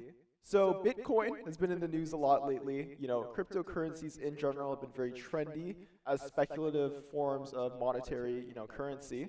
But really, the kind of bread and butter of it is the blockchain. Blockchain is related to cryptocurrency in the sense that it keeps track of every single transaction of a cryptocurrency ever. The whole point is that the blockchain decentralizes the currency. It's not beholden to anybody. The value is completely up to the people who transfer it between themselves. So as you buy things with stuff like Bitcoin or Ethereum, the value goes up. As it gets sold and people stop, using it, right? Or it gets held on to, price goes down. So the blockchain is basically a list of receipts of every single transaction of Bitcoin ever. So if you have person A, like if I send you 1 Bitcoin and you receive it on your end into your wallet, there's a hash created of that transaction happening. It's put on the blockchain whether you like it or not, and it's there for all time. If anybody ever wants to look at that transaction and see where something was sent, where it was received, how much was transferred, what time it happened, what day it happened, they can look on the blockchain if they have that hash. So it's pretty cool. It's an interesting and novel concept towards how we view money as a society. It has been used in different ways, mostly as a form of gambling. Really? Well, it's kind of like how, people use the stock market to diversify their portfolio, invest in companies they believe will succeed, or you only live once, YOLO it all on GameStop and other speculative kind of markets.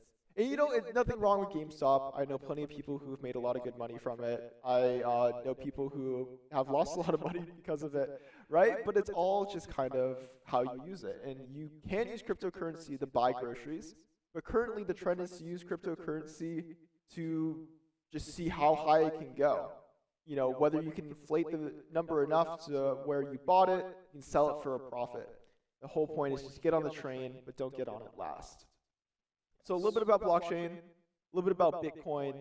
It's just kind of just a new way of thinking about money. I mean, do you have anything that you kind of want to talk about with Bitcoin or cryptocurrency in general? I forget the country, but there was a country that I believe you could buy citizenship from for 1 Bitcoin. And just... You just become a citizen of that country. Yeah. That's a novel way of kind of getting some money back in the economy. Yeah, it was very interesting to learn about because I think the country was having a lot of inflation issues. Mm-hmm. And basically by getting this sort of decentralized coin and saying everybody in our country has to use this now, and saying you can buy citizenship for a Bitcoin, kind of inflated their country bank. Right, like you got money in the bank without having to just print money, which would lead to inflation, right? You can get funding in without actually having to export or import anything, right? Like you don't have to produce goods or services because the good is, or the service is citizenship. Yes. It's very interesting. I would love to know what country that is. That's I'll pretty try to cool. share the story with you after. Okay, sounds good. But in general, stuff like cryptocurrency can be used in ways that regular money would not be able to be used. You cannot use, let's say, $100 into some country's bank and then you get citizenship. It doesn't work like that. The U.S. economy doesn't really support that, right? Yes. So Bitcoin is a way to kind of circumvent that. It can enable people to transfer funds between each other when, there might not be an exchange rate that makes sense otherwise. Yes. Right? There's countries where the inflation rate is so high that if you withdraw from a bank, you're actually losing money, on your bank account, right? So Bitcoin kind of just takes out that middleman of having to rely on some sort of central authority to determine the value. It's all about the people who hold the currency that make it, whether it's got any value or not. It also makes it, like you were saying, a bit easier to just transfer wealth. Right. Like, for example, let's say you have most of your wealth in Bitcoin. Like, you're not going to have too much of a drop in value in moving from country to country, because Bitcoin is not quite at the point where it can be used everywhere, but it's starting to be able to be used in most places. So it's really interesting to watch Bitcoin and sort of cryptocurrencies as a whole get accepted and rejected at the same time by the world and the world governments. And let's talk a little bit about how you actually get cryptocurrency. How does one acquire their first Bitcoin? There are two ways to kind of get it, from what I believe. Okay. One, buy it. Yep. Second, mine it. Yeah. So when people refer to mining Bitcoin, I kind of, it's like pretty close to like what actually happens is basically, let's say you take a computer, let's say your laptop, and you want to mine a Bitcoin on it. What you would do is you plug it in to a power source and you give it a very complex math problem, a very complex algorithm. And as the computer tried to solve this algorithm, tried to find the answer to this very complex math problem, if you were able to solve that problem before any other computer also on that exact same problem, you would get some amount of Bitcoin off the blockchain.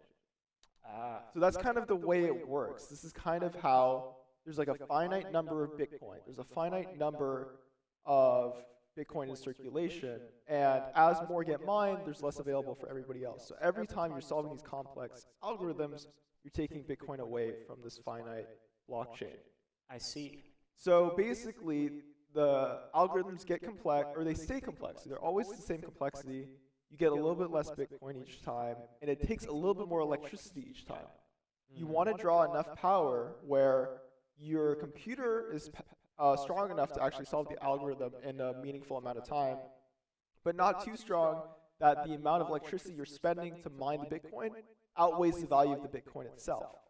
So it's a kind of interesting dynamic where there's computers and the computer parts, such as graphics cards, specific graphics cards, that were actually so good at mining Bitcoin that you would just buy a whole bunch of them, throw them in computers, and let them sit and solve problems, solve these math problems. That's what led at one point to a shortage in consumer-grade graphics cards. Yes, so if you're a gamer, you might know about this. This happened a few years ago. Happened again. Well, there's a shortage of computer parts and all this stuff because of the silicon shortage that happened last year, not because of cryptocurrency mining or anything like that. But there was a cryptocurrency mining thing where graphics cards were really good at it, and eventually it's gotten to the point now where you actually need dedicated graphics cards that are not used for consumer computers, specifically for mining cryptocurrency, where consumer-grade graphics cards can no longer efficiently mine Bitcoin compared to specialized cards. So that problem is no longer the case. It's a silicon shortage now that's happening. So it's just kind of an interesting history of Bitcoin, blockchain, cryptocurrencies in general. And we're actually going to learn more about cryptocurrencies and blockchain from our next interviewee, Peter Wehner. He has been a cybersecurity expert for decades now. He has written many, many books on concepts related to cybersecurity. Most recently, his obsession is the blockchain and cryptocurrencies. Read a whole lot of material about it. He knows a whole lot about it. An incredible guy, expert in his field, in his craft. And we're going to watch a quick video from him and then come right back to more CCIC content. Stay tuned.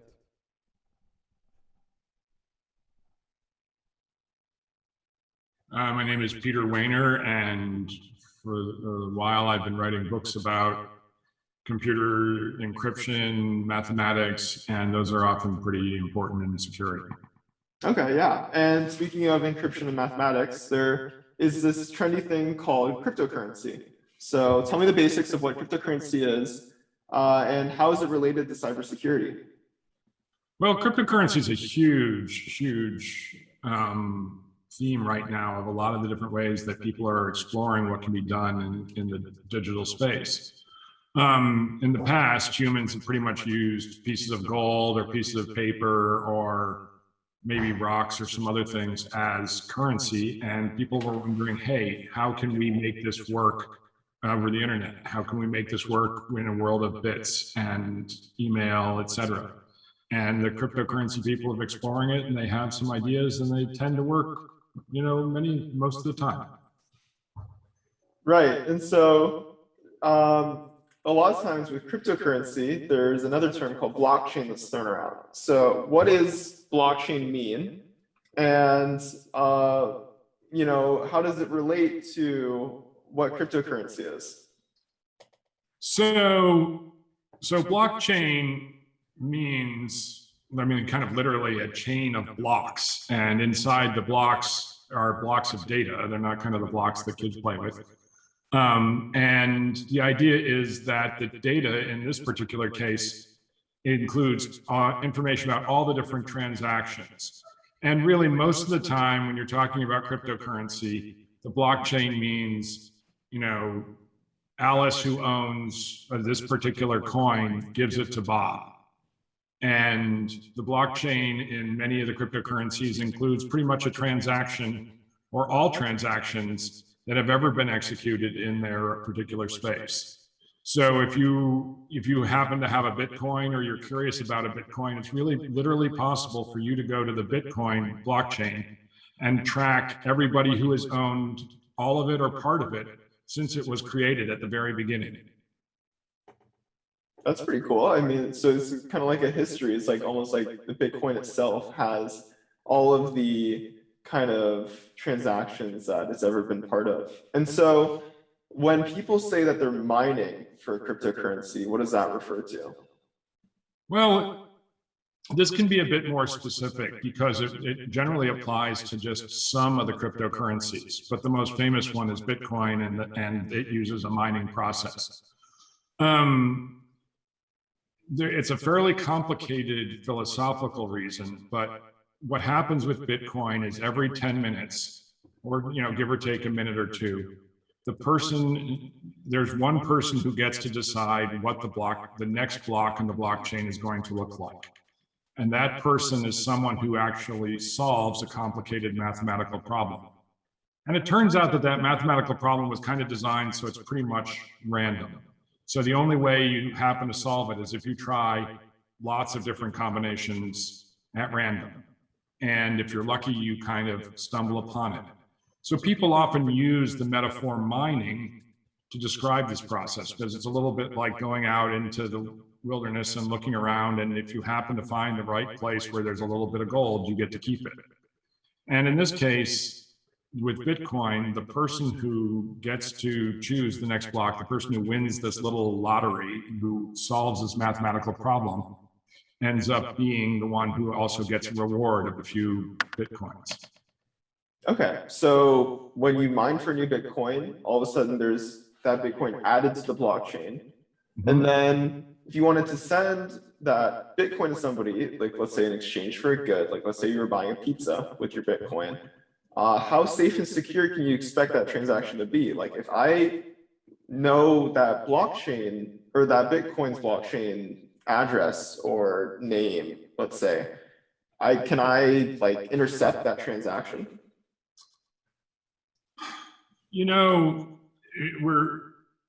It's hard to speak categorically about a lot of these different things.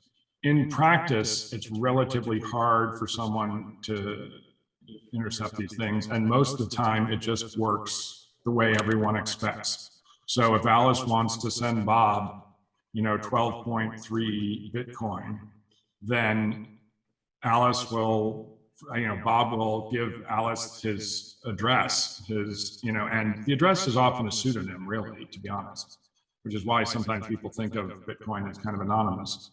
And then, whatever Alice and Bob, so Bob is going to get the 12.3 Bitcoin and Alice is going to send it.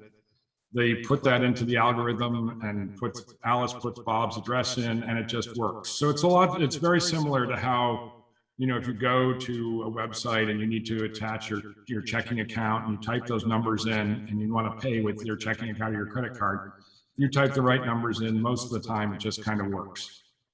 Okay. And that becomes by the way, we talked about the blockchain, that becomes a new entry, and there's going to be somewhere in the blockchain, there's going to be a little entry that says Alice, it won't even say Alice's name. It'll say Alice's pseudonym or Alice's address, and it'll give Bob's address, and there'll be 12.3. All right, Peter. Well, thank you so much. I appreciate it.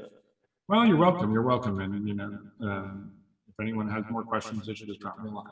Sounds good.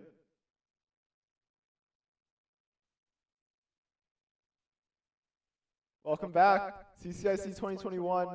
We're going to jump right into it. I want to take a look at the current standings for the teams. I'm going to open it up on my screen as well. Let's just walk through it real quick. Difficult high school. This is the one we want to look at first because this is the one that's the most competitive with the highest stakes, the best teams. Cobalt, number one currently, 7,200 points. They've been popping off, grinding through, chugging along at number one. They're doing really well so far, but they are followed right by Cyber Aegis Charm, 7,045. It's a really close neck-and-neck race. How much is that? That's 155, right? Yep. So that's like 2 solutions? Yeah, 1 or 2 flags is all it takes for the game to be tied up. Yeah. Wow. But none of the flags are easy anymore. Cyber Aegis Charm, Cobalt, Falcons, Gnome, all of these teams most likely deep in the forensic analysis portion. We are going to be exploring that as well in a moment. I want to go over the other brackets before we do that.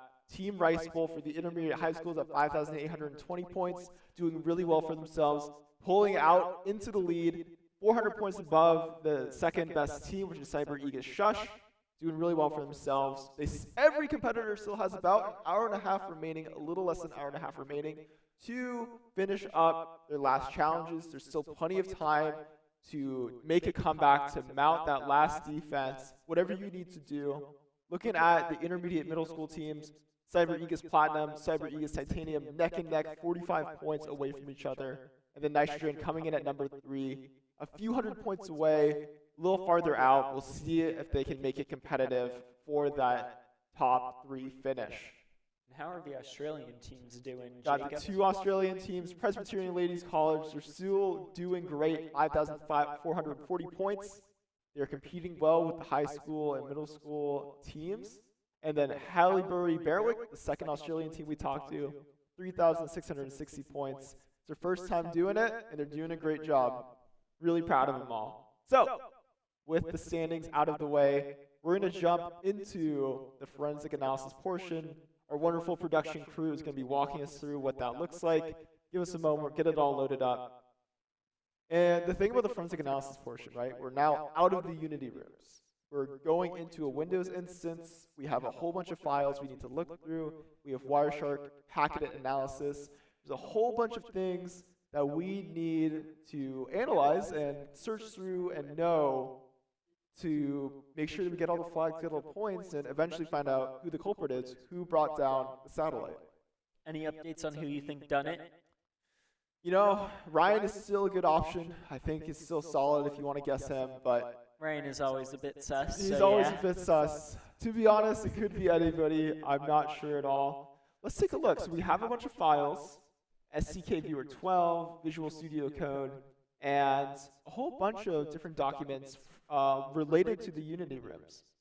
If we open up Moonshot main office, see there's a README, hacker group research, suspicious code. Let's open the README first. Let's just see. I like the READMEs. README files are always what you should be looking at first in case you're looking at something unfamiliar related to computers. The README is the instructions, it's the how to run, it's the what this thing actually is that you have on a computer. So in this case, the README is what you're supposed to do. How do you actually get the flags for the forensic analysis portion of CCIC? Take a look at the first one, buyout emails. There's some Gecko email logs. Analyze each of the emails and determine if William Gecko is a suspicious suspect. What do you think the buyout emails mean? Do you think he's trying to sell the company, or? Well, I guess we'll have to find out. We'll have to look through it. Suspicious code, hacker group research. So we have a few things to look through, and there's some questions and stuff that we can answer. There's flags for each of these kind of sections of the README. So let's take a look at the William Gecko, or hacker group research. So taking a look, average computer science salaries, underpaid, could ask for a raise, wants to look for a new job. So these hackers seem a little disillusioned. They're not happy with their current job. They feel like they're being underpaid, underappreciated, stressed out, 2-week notices. What's the motive, right? That's what we're kind of looking for here. Yeah, I think we might have found our motive. Trying to get the bag, pay the rent, you know? So here's the thing. He's saying hacker groups, they just want to cause damage. They don't care about the money. A DDoS attack might work. There's a specific Lizard Squad hacker group. Take down some of the big companies. They're successful. They're known in the industry. Maybe I can reach out to them and ask them for their help. Thinking about it like maybe a Robin Hood method, like taking money from the rich, sending it to the poor, or? No, I think just causing chaos. Yeah, just saying like, hey, I don't like these people. Yeah. But it's like about a reading in between the lines, right? Like, what is his actual motive? What is he really trying to say? What's really going on behind the scenes? Like, why he has the stream of consciousness, right? Like, this is what this guy's thinking about at work, annoyed, underappreciated, undervalued. Why did he do it? Or was he the one who did it, right? Like, is he the one behind the attack? So let's take a look here. We got the flag and 2 questions. Hacker group that Doubleday seemed most interested in seem like Lizard Squad. Oh wait, no. He says that there'll be no help anymore. Let's take a look. Unwanted guest? Maybe that's it. Yeah, I think it's unwanted guest for the first part of the flag. Yeah, that seems about right. And Doubleday's interested in what kind of attack? A DDoS attack, right? Yeah, I believe DDoS, which I don't think we've mentioned so far. We have not. So DDoS, do you know what it stands for? Ooh, the DOS stands for denial of service. Yeah, disruption, denial of service. Distributed denial of service. Yeah. So what that means basically, in a general idea, you have a server, it's running a website. That website expects a certain amount of traffic that comes into it, a certain amount of people checking it out every day.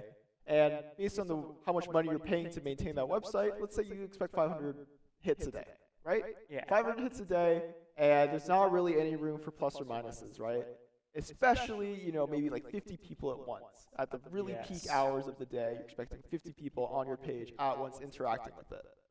A DDoS attack, what it would do is just overload the capabilities of the server to handle a certain amount of people. So if you expect 500 people a day, 50 at once, it'll give it 10,000 people at once, all trying to access the web page at the same time, all trying to get into that same spot on the server. Server won't be able to handle it, freaks out, and a lot of the time what it'll do to make sure that the entire server that maintains a whole bunch of other web pages for a bunch of other people doesn't shut down, will take it down. Web page goes offline, says, come back later, too much load, we can't offer you the page that you're looking for. And so what that can do on a larger scale is completely shut down an entire service. Yeah. Right? Yeah. It can, like, if you have some sort of equipment that requires constant pinging of a server, let's say like medical equipment, and you overload the server, that medical equipment now can't ping that server, get the information it needs. It might go haywire, glitch out, shut down, and then that medical equipment doesn't work anymore that you might be relying on to, help a patient or something like that. So DDoS attacks are really scary stuff. A lot of what network analysts and network security experts do is make sure that their systems that they're in charge of can handle DDoS attacks in a way that won't disrupt the really essential parts of their product. Exactly. Yeah. So we have our guesses for the flag. Can take those maybe and see if they work, if they are what we expect. and maybe production will give us a thumbs up if we had the right guess. I can hope, but I was struggling a bit to read this. I don't know. Too much text at once. It's a lot, yeah. So it seems like for the forensic analysis portion, and this is just the first room. This is 3 documents as an introduction to what you'll actually be doing. Yeah. We're not doing any algorithms. We're not doing any Wireshark packet analysis yet. So you can see already that the scale is much higher than the Unity rooms for the like easy puzzles, because at the point that you get to here, we're expecting the competitors to really be in the zone, in the right mindset, thinking about cybersecurity at a really high level. Seems interesting though. It's a good kind of start, good kind of easing in to like what we'll have to be doing, how we'll have to be thinking. And really, you do have to know the lingo, right? You do have to know the lingo. Like if you don't know what a DDoS attack is, if you don't understand like how hacker groups operate, you know, all this stuff, it's going to be really hard. Hacker groups can sometimes have weird names. Yeah, exactly, right? Like what's a proper noun versus what's just like a word that's being thrown around, right? Yes. You know, in a sentence. It's really, you know, very much you need to understand that kind of technological lingo and be very much well informed about what you're looking at in order to be successful in this stage of the competition. So let's actually take a step back from hacker group research.txt. Take a look at the Gecko emails real quick. I just want to see, you know, what else there is for the Moonshot main office forensic analysis portion. Ooh. And I believe this is what the first group we tuned into was working on when we were talking to them. I think so. They just went straight into it. Yeah. Yeah. They just wanted to go straight into the hard stuff, get it out of the way, get the easy flags later, maybe when they're slowing down a little bit. Yeah. Yeah. Let's zoom in a little bit. Having a little trouble seeing what I'm looking at right here. Good afternoon, Hank. There we go. Perfect. Starway satellites, big impact. Not a lot of money at the company. Maybe we work together instead of competing. Okay, interesting. So it seems like it's just really William Gecko and having some fishy emails between him and a competitor. Yeah. I wonder if he won't be, what's it called? Providing an inlet. Is that the word? Breaching the security. A backdoor. Yeah, providing a backdoor for a rival company. Right. Because if a rival company tries to do a cyber attack and the backdoor is provided, your defense doesn't operate anymore. Right. So the whole idea behind the concept of a backdoor is that every user has a password to get into the system. It's going to have two-factor authentication. It's going to be very secure. But as the program or the system is being built, maybe a rogue developer decides, I'm going to add a secret password that can get main access to all the components of the system and bypasses two-factor authentication, bypasses any of the security checks that we have in place, so that if something happens, I get fired, or I want to install some ransomware on the system, if I need an extra payday, I have that back door, I have that way in that circumvents the security, which is actually very scary. It's very hard to detect unless you know it's there. It's very hard to know, like, okay, maybe we need to check for backdoors and where to check for them. Because they really could be anywhere in the system. Yes. And if you have a large file tree, 100,000 employees, who knows what's in there and how to check for it. So that's a very real issue. It seems like something similar is going on with William Gecko right now. You see there's QR codes. William Gecko is talking to a whole bunch of different people. Somebody from Tank of Sharks, offering knowledge in exchange for money and connections, right? So this guy's a little fishy. He's a little shady. Also want to point out our flag from earlier did work.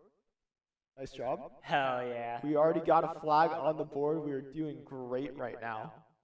But in general, this is like similar stuff, looking through text, looking through conversations, and extracting information and flags from that. Yeah. Let's take a look at a different analysis portion. Let's look at a different room now. So we got to see the Gecko emails. Suspicious code. Oh, here we go. Suspicious code. Maybe this is the backdoor that we were just talking about.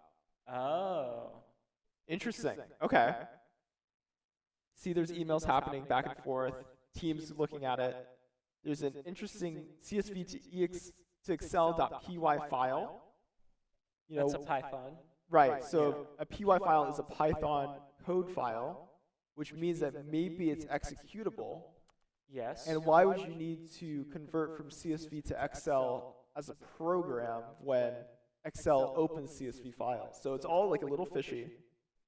Starting to smell a little like malware, which right. you mentioned earlier. It seems like there's a program, this program specifically actually corrupts and makes these files useless. So if you have spreadsheets of your financials, of your programs, of your employees' information, and those files get corrupted, they're now inaccessible, they are unrecoverable, and the only way to get them back would be a backup of some sort. A backup, or to honestly just have to restart the files and make everything from scratch. Yeah, and that is the worst case scenario, basically.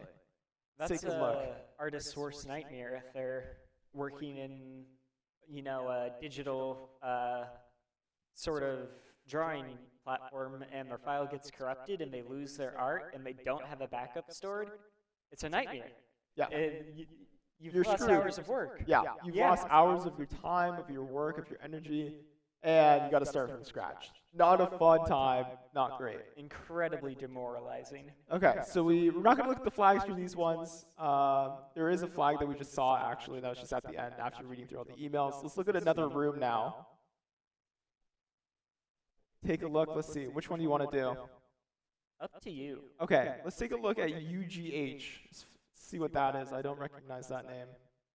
Take a look at the README. Cryptography challenge. Localhost 5000. At Linux. Interesting. Okay. So localhost 5000 is terminology for locally run programs, basically. So you can see here, we open up Google Chrome, we put in localhost 5000. We have now access to a secret terminal on our computer system, and if we run certain commands, we might be able to gain access and see what's inside. I see. So if we type in help, you can see a list of commands that we can use. So there's print, clear, help again, login, and readme.txt. Let's do the readme.txt. Let's do the readme. Yeah, I think that's a good call. I really love those files. They're very helpful. Yeah. They're typically capitalized as well to kind of grab your attention. Welcome hackers, sign in, and let's get this party started. So I imagine we're supposed to log in. So run the login command and try to find a way to trick the server into believing that you're submitting the correct password. Okay, so let's just run the login command. Let's see how far we can get with our limited knowledge of network analytics and security. So the username, okay, so we want Linux _. And then we need a password. Huh. What if we put in nothing for a password? Sure, let's try it. Incorrect password. What if we don't have a username? No, doesn't like that either. What about linux.admin? Linux.admin? Like the password is linux.admin? Well, no, I was thinking as a username. Okay, let's try it. Yeah. Maybe password is password? Maybe password is password. That's an example of why you should use a password manager. Yeah, definitely. So that people like us can't just guess and check. Yeah. This is a very good example. Keyword detected password. Oh, here we go. SQL keyword detected password. Server error. What if we just put in a password command? Yeah, what if we just type in password into the shell itself? Maybe that would be it. SQL. SQL is like database control. SQL? Yes. It's like a coding language specifically for databases. Yes. So I had maybe to learn about we could do a SQL. drop table command some sort of SQL command that, so drop tables basically would clear out the database. It's interesting that the password management system uses A SQL. database management system. Maybe we try logging in and then drop tables is our password.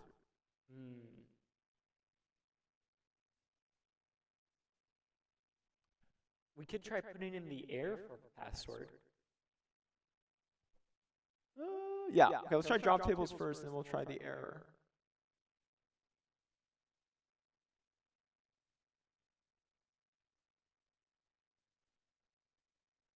SQL keyword detected drop table. I feel like we're getting close. This is tricky. But this is like the whole point, right? Like we're supposed to be kind of using What these if we do hints. drop table password? Drop table password. Well, we did try drop table as a password. No, we do both as a password. Drop table space password. Maybe. I mean, it's worth a shot. Because basically, it seems to be detecting SQL errors, right? Yeah, based SQL off commands. keywords. Yeah. So if we keep entering keywords, maybe they'll end up combining. Maybe. And like reverse system error? I don't know.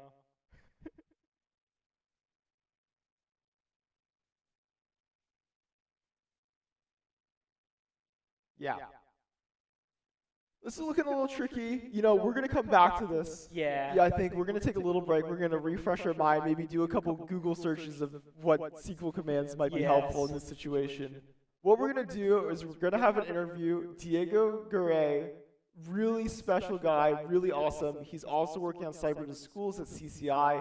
Super talented, super informational, very well spoken. You're going to love his interview. We'll be right back. Don't go anywhere.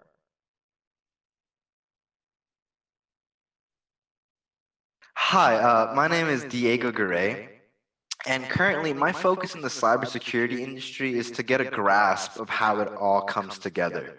I've been trying to get into the industry for the last 2 years, and it seems like every time I learn something new about the industry, as the old saying goes, I take one step forward and come 2 steps backwards, because there's so many moving pieces to it all. It's almost overwhelming, but at the same time, kind of beautiful. I genuinely love what I'm trying to do and the field I'm trying to get into. So right now, I guess my current focus is learning as much as possible. Okay, and then speaking of, what you're doing, tell me about cyber to schools. So what is it? What is its purpose, and why do you think it's important? So Cyber to Schools is a summer program we just launched this summer. We've been piloting out with 2 schools currently, one in Kansas City and one with the Cherokee Nation. And Cyber to Schools' purpose is to bring technology to the underprivileged, to the have-nots. The kids we work with are kids who, if it were not for us, would not have these opportunities that we're giving them. Personally, myself, I come from an underprivileged background, and I understand what it's like to want to learn more, to hunger for this type of information. And our purpose is to, I guess, feed the hungry minds of those who are willing to learn and who want to learn more about cybersecurity, who want to learn about technology, who want to learn about cloud computing. Anything that really interests these kids, we're trying to bridge that gap for them. And Cyber to Schools, it is a beautiful little program that encompasses everything we try to do. So currently we have 6 different pathways. So we understand cybersecurity and technology there's a lot that it encompasses. So specifically, we have 6 different tracks. We're trying to focus on machine learning, data science, cybersecurity, AI, and I believe the last one has to do with big data. And we're just trying to get the kids. We want to teach what interests these kids. We want to give them something they'll be interested in. And we understand not everybody is interested in everything, so we offer a wide umbrella of different courses we teach. And so far, it's been rather successful.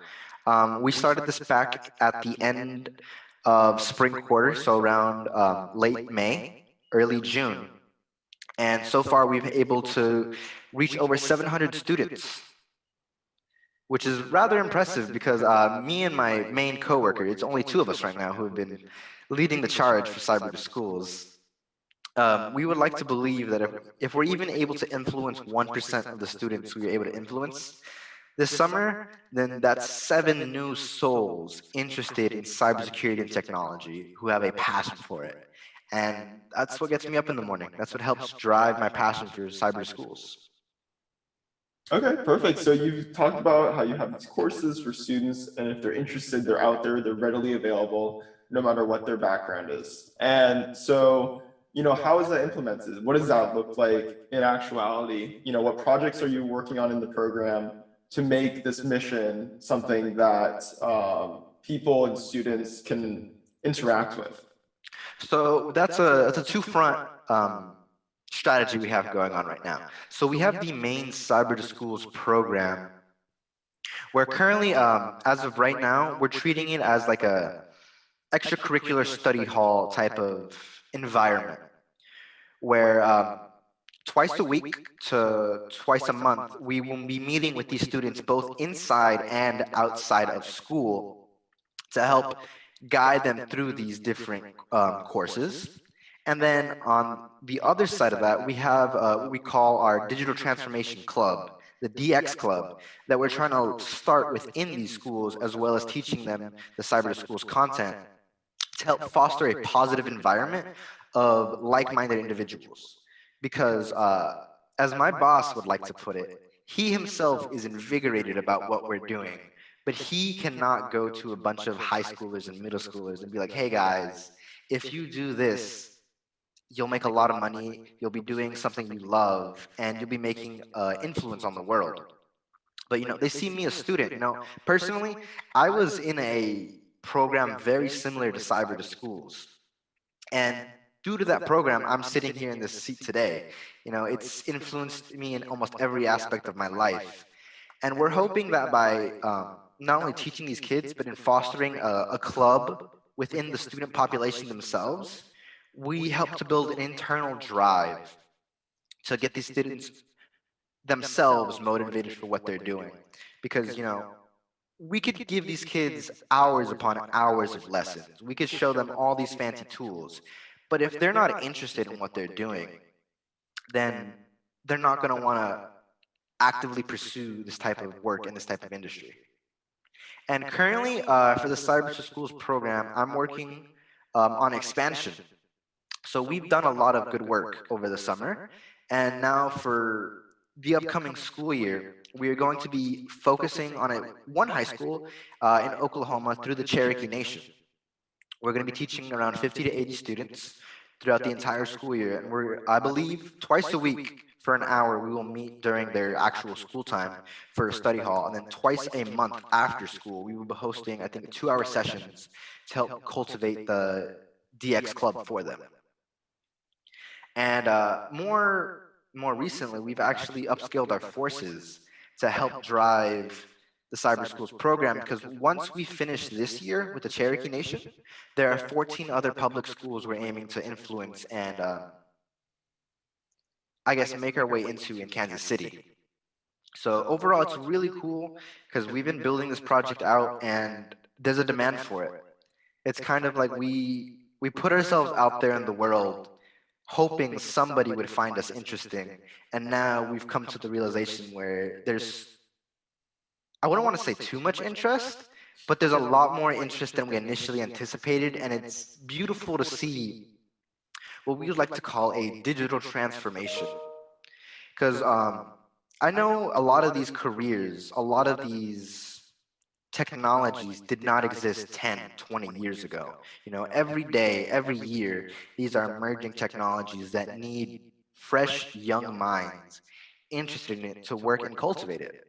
Well, Diego, thank you so much. And, this has been great. Thank you.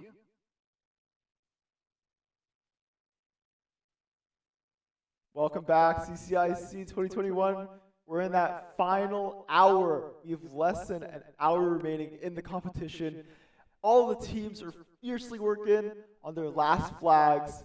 And part of the reason why we're doing the forensics analysis ourselves is because we don't want to bother them. You know, they're in crunch time, they're stressed out, they know that they're so close to first place for so many of those teams. So we thought, probably shouldn't mess with that. Bring them out of their loop, So they're going to be doing their thing. We're going to be doing our thing. We're going to be talking more about the forensic analysis portions. We're going to go back to that SQL stuff that we just had in just a moment. Alex, for that last final hour, how are you feeling so far about all these teams? I've been noticing that Cyber Aegis? Yeah, Aegis, Cyber right? Aegis.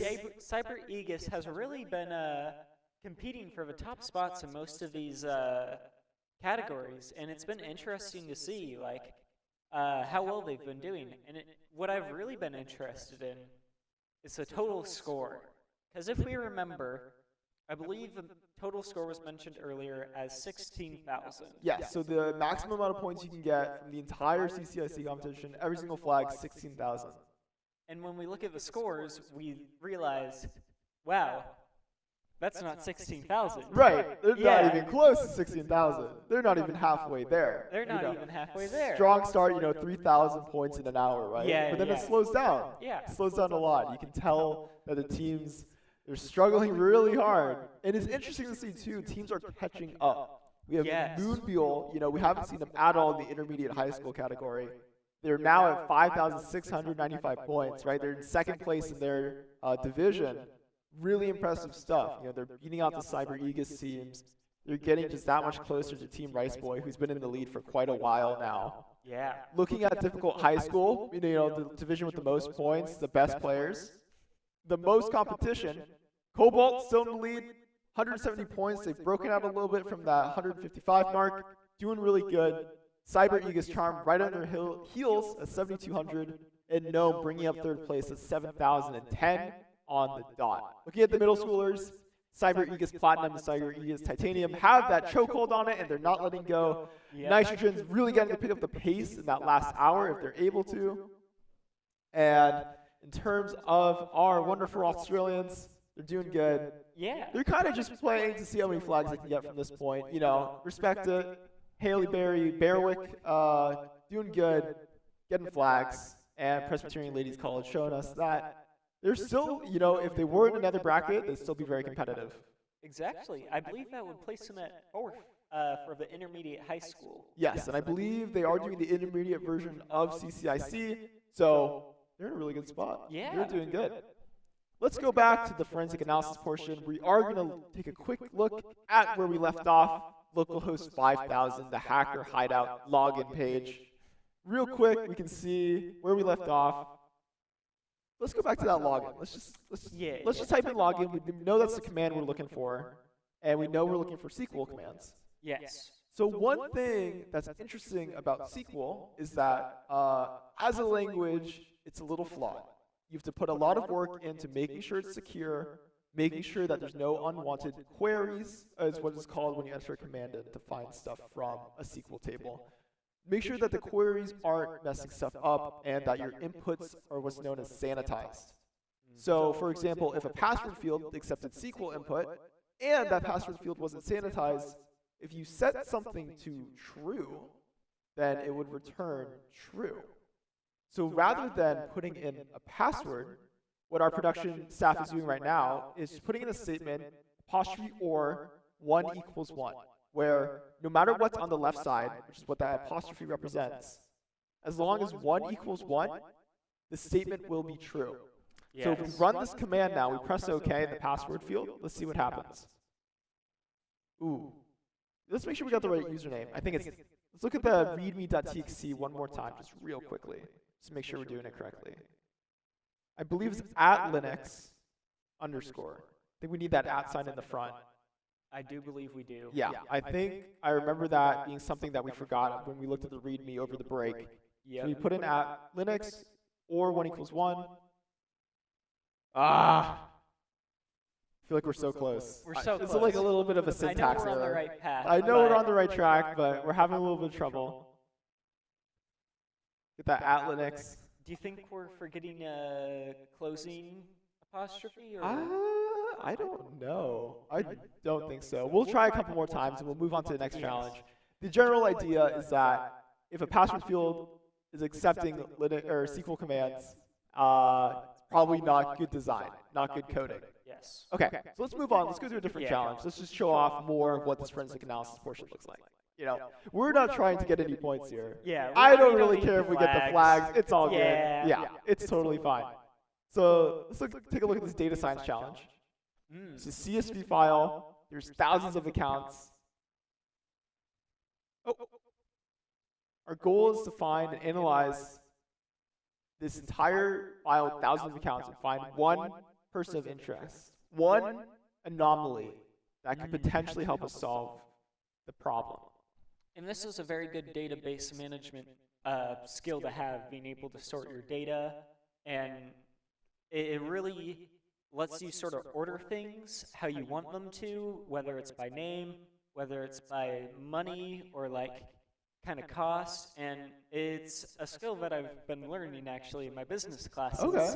So it's a bit shocking to see it here and realizing that these middle school and high school students are like using knowledge that I'm only really learning now. They're learning college level concepts as very young, professionals. Yes. And they're applying, not only are they learning it, they're applying it. Yes. They have high stakes for it. It's under a time pressure. So I really want to reiterate how impressive it is that we have, 500 competitors doing this exact challenge that we're doing.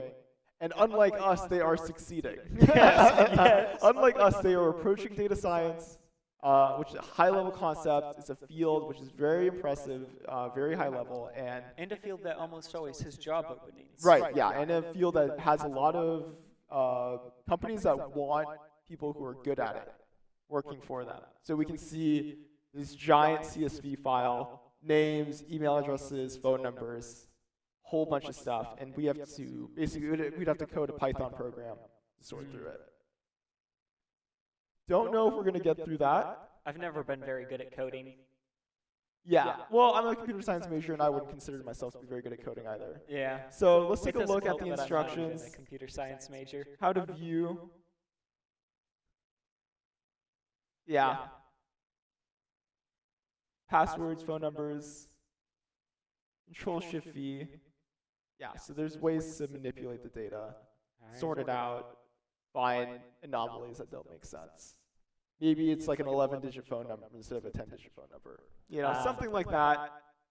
Something interesting that you can find. You have all the passwords as well. This is another thing too. So if you are in charge of your company's passwords, you're an IT manager, probably don't store all of your user account passwords in a plain text CSV file.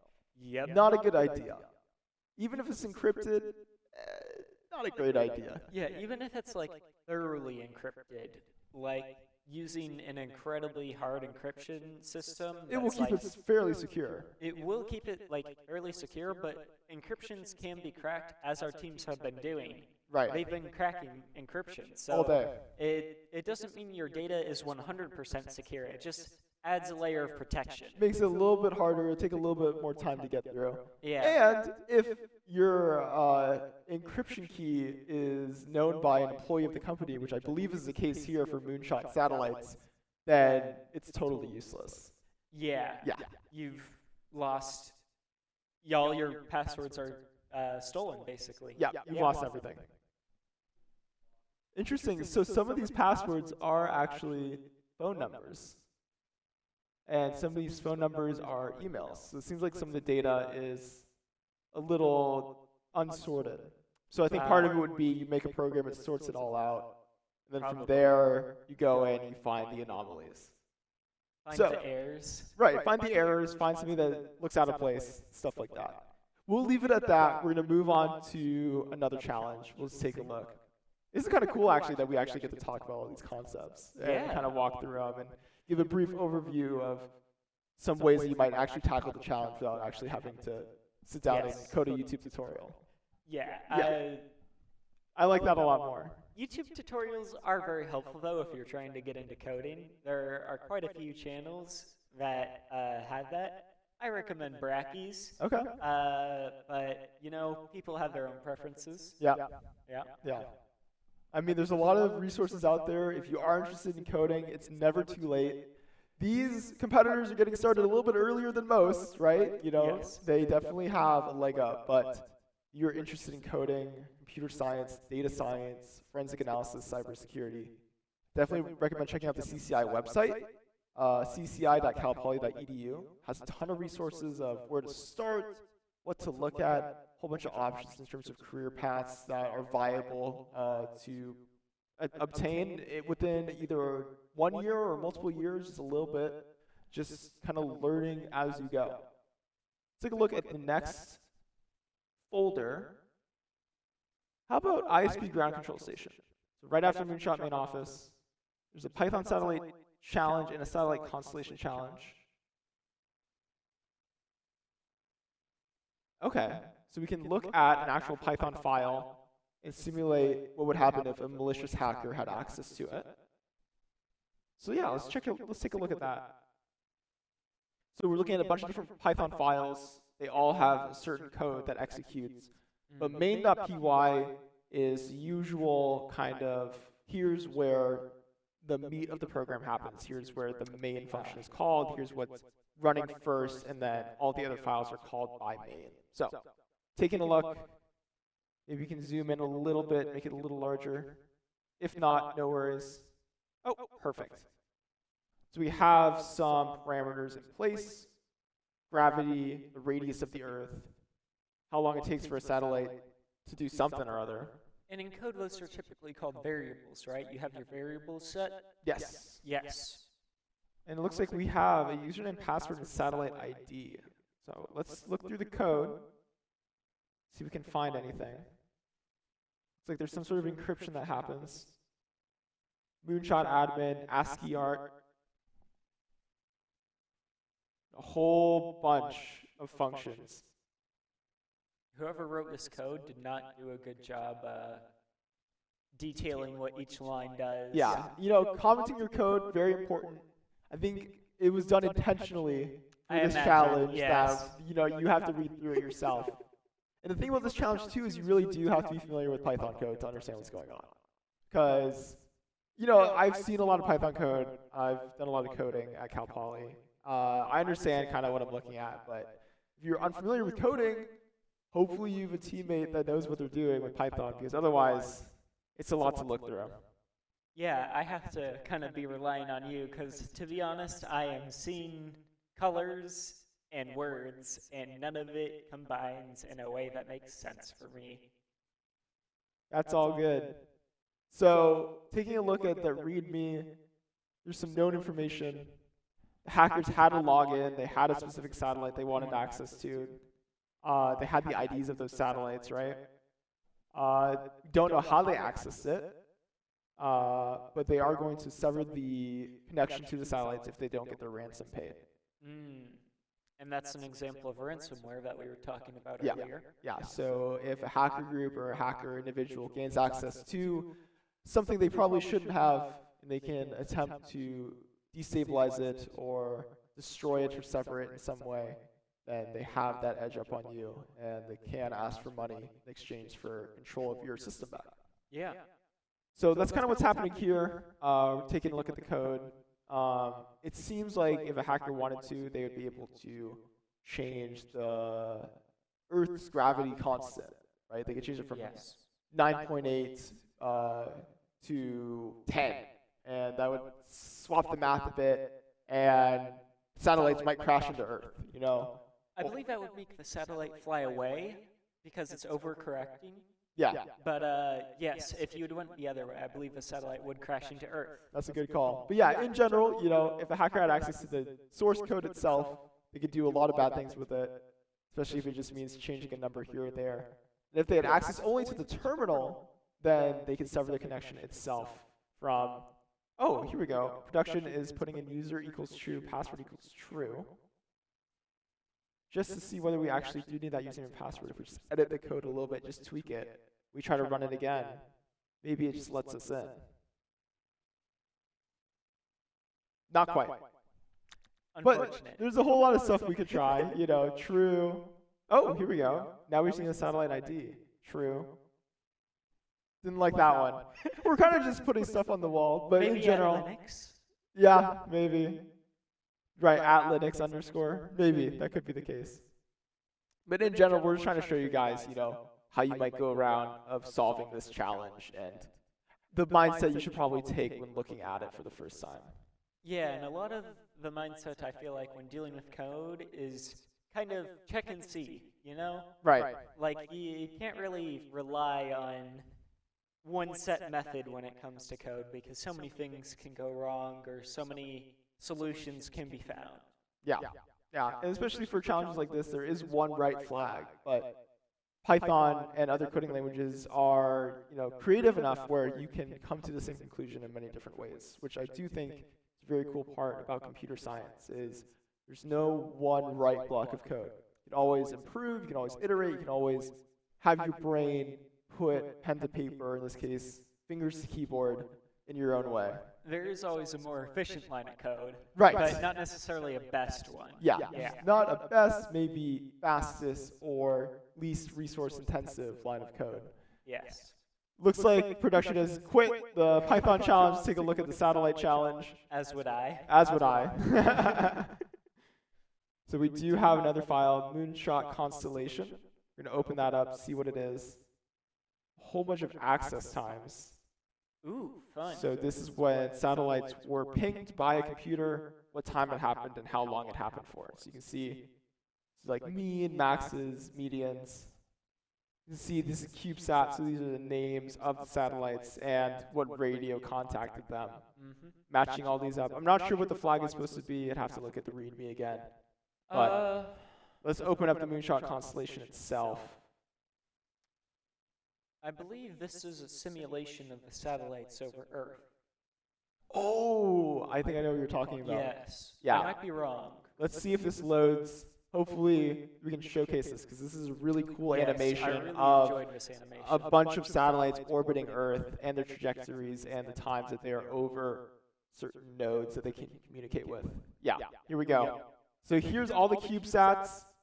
Here is kind of Earth as it would look if you could see the radius of satellites and as they access. So all of these gray circles are basically beacons. So every time a satellite crosses over one of these spots, it can communicate with that specific relay point.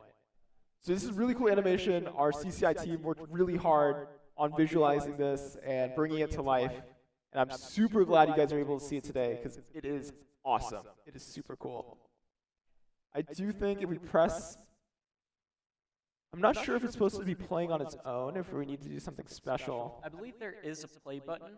Here we go, yeah. So you can see now we're simulating the satellites as they're moving along their orbits around Earth. And you can speed it up, slow it down. But basically, this is a real-time example, real-time simulation, visualization of those text files that we just looked at. Yes. Super cool. It's just cool. It's just awesome. I love to see it. You really do. Let's just take a look at it for another minute. We're going to queue up our next interview in the meantime. Just enjoy this real quick. It's a little bit of chaos happening right now with the animation. Absolutely love it.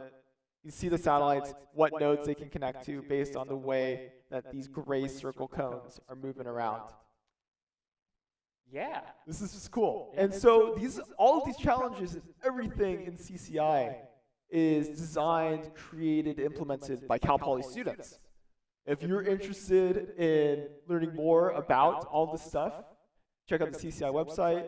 The Cal Poly students who are working on these projects are incredibly talented, absolutely wonderful people.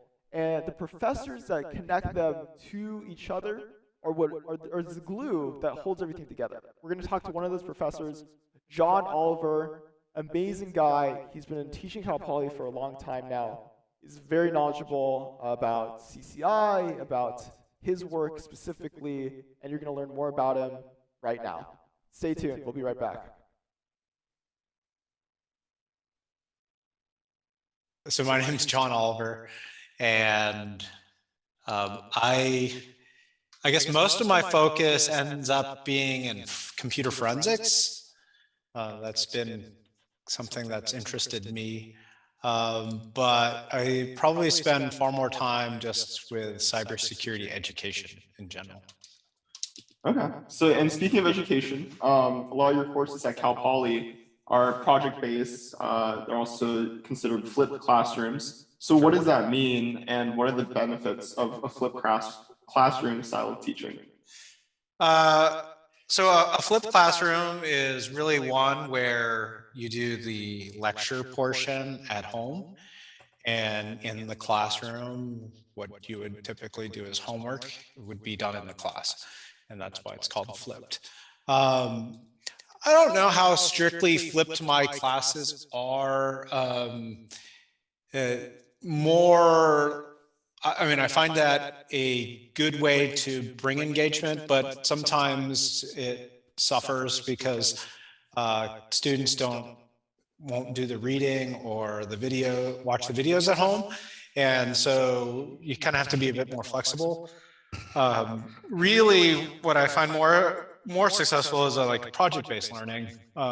When students have a meaningful project that they view as something that is either interesting or important to them, they are far more likely to invest the time to learn the material. And so most of my classes are project based, and some very heavily so, others kind of more like a hybrid.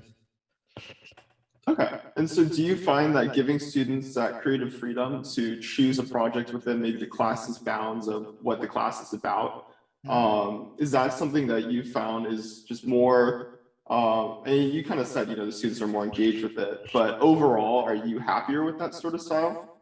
Yeah, in general, I mean, it's for me, it's all about motivation, right? If a student, any tricks that I can pull to get a student motivated to learn material, then I think my job is pretty much done. And so, yeah, if a student gets to make significant choices in their choice of classes or what are the activities that they're doing inside their classes, I find that they tend to be more motivated. I guess there's also, the other side of things is that there are some classes out there that are just requirements. And I don't know, I view them as like, vegetables. You have to have them. And I think we don't, it would be a disservice for students to have vegetables, but to not have vegetables, right? They have to have them. But at the same time, I think that, our expectations also need to adjust. And so one of the things that I've enjoyed learning from Dr. DeBrule and Dr. Fang is, for instance, their CPE 321 class is a mastery model class where you can decide, you just want to get a B in the class, and you can do the commensurate amount of work to do that. And they view that as like, you've got your baseline knowledge. You're not going to be an expert in this. And that's great, because some people, that may be all the security that they want to know about. And so, there's many issues involved there, but it all has to do with motivation. If it's a required class, students are typically less motivated unless they view it as kind of important. And I don't know. So you've probably taken 357 yourself, right? Yes.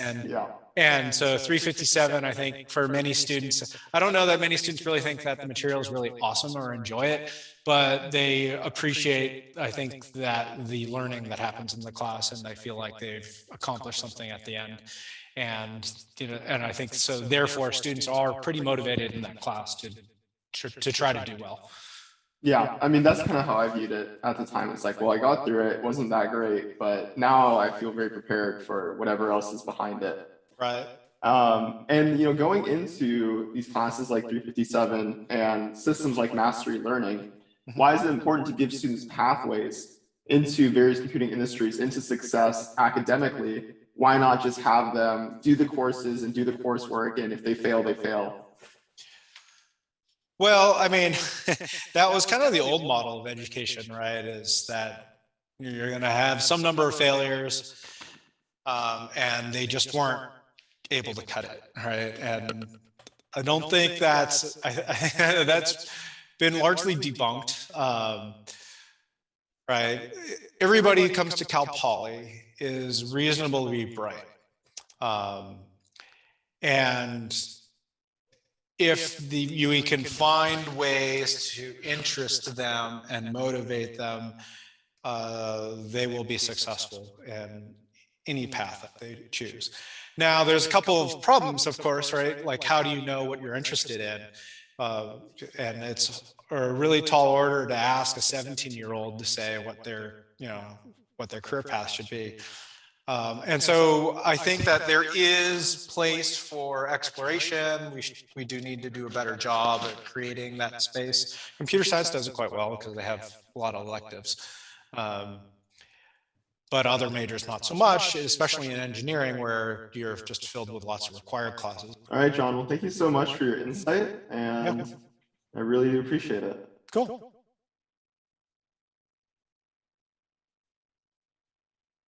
Welcome back to CCIC 2021.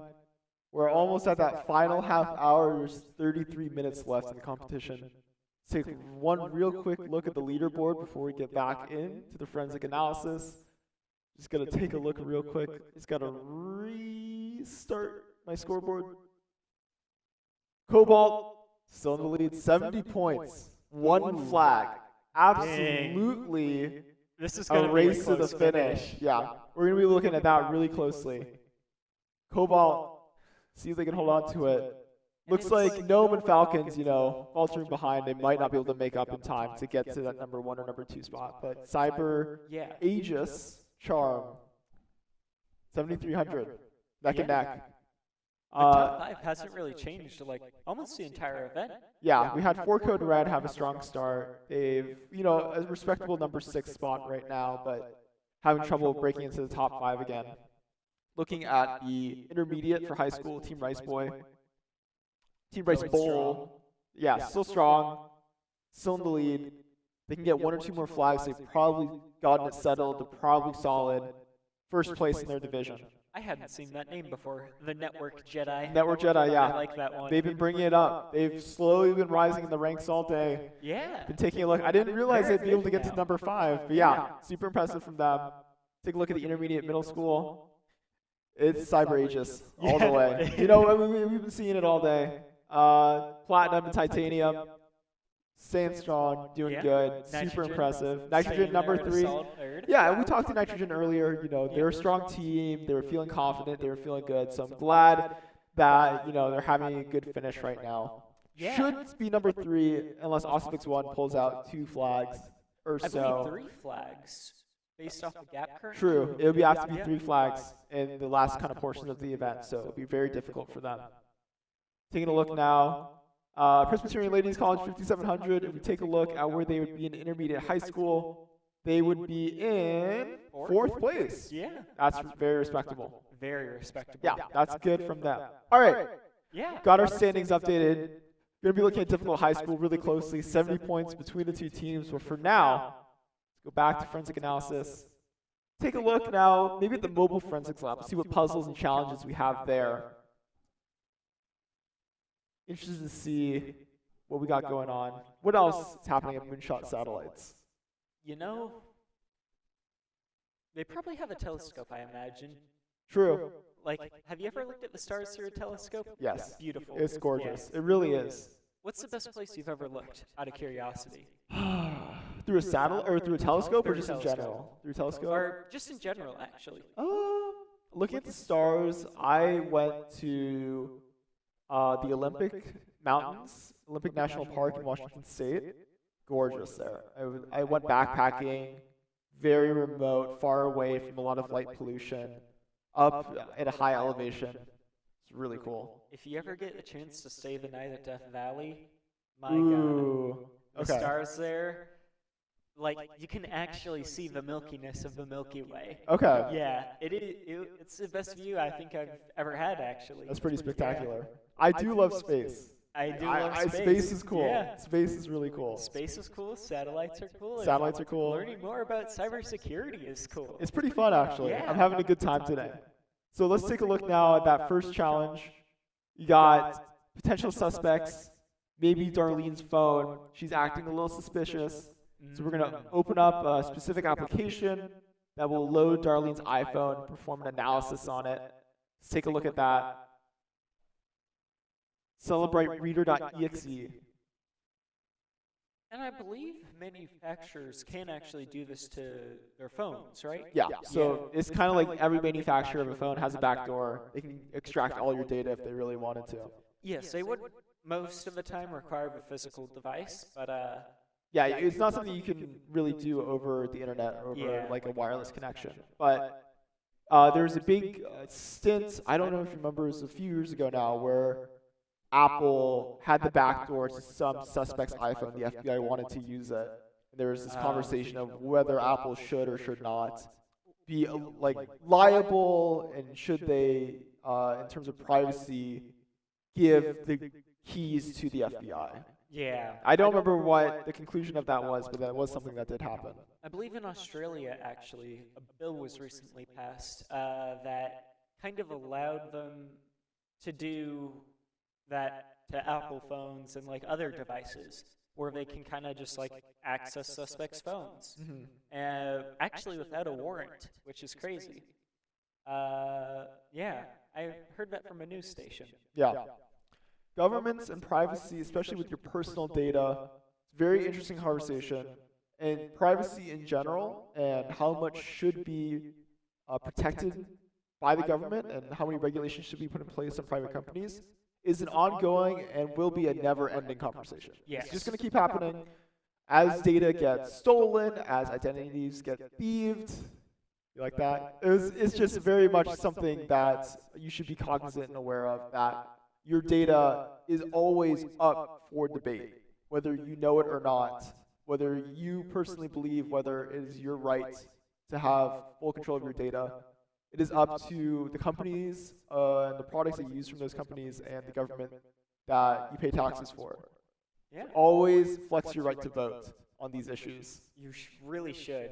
All right, let's take a look at Celebrate Reader. Got Darlene's iPhone, calculating reports. We can see that it's currently running a plugin, loading up, and once it's ready, we'll have access to the phone itself.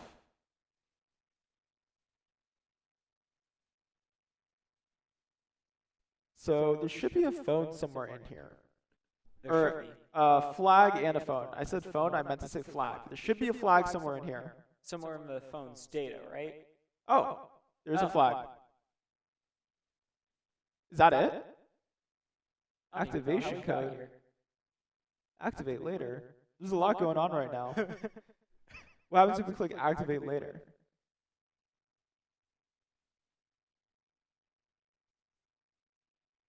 See what Darlene's iPhone is hiding. There's a lot going on. I think production's having a little bit of trouble. It's like multiple windows open for the Celebrate Reader. They're giggling over there. You guys can't hear them, but they're giggling over there. Something's going wrong. We got a flag, though. Yeah. There's a flag in the README, so like, okay, we'll take that. How did we get to that one? I don't know. Get me that research. Love that.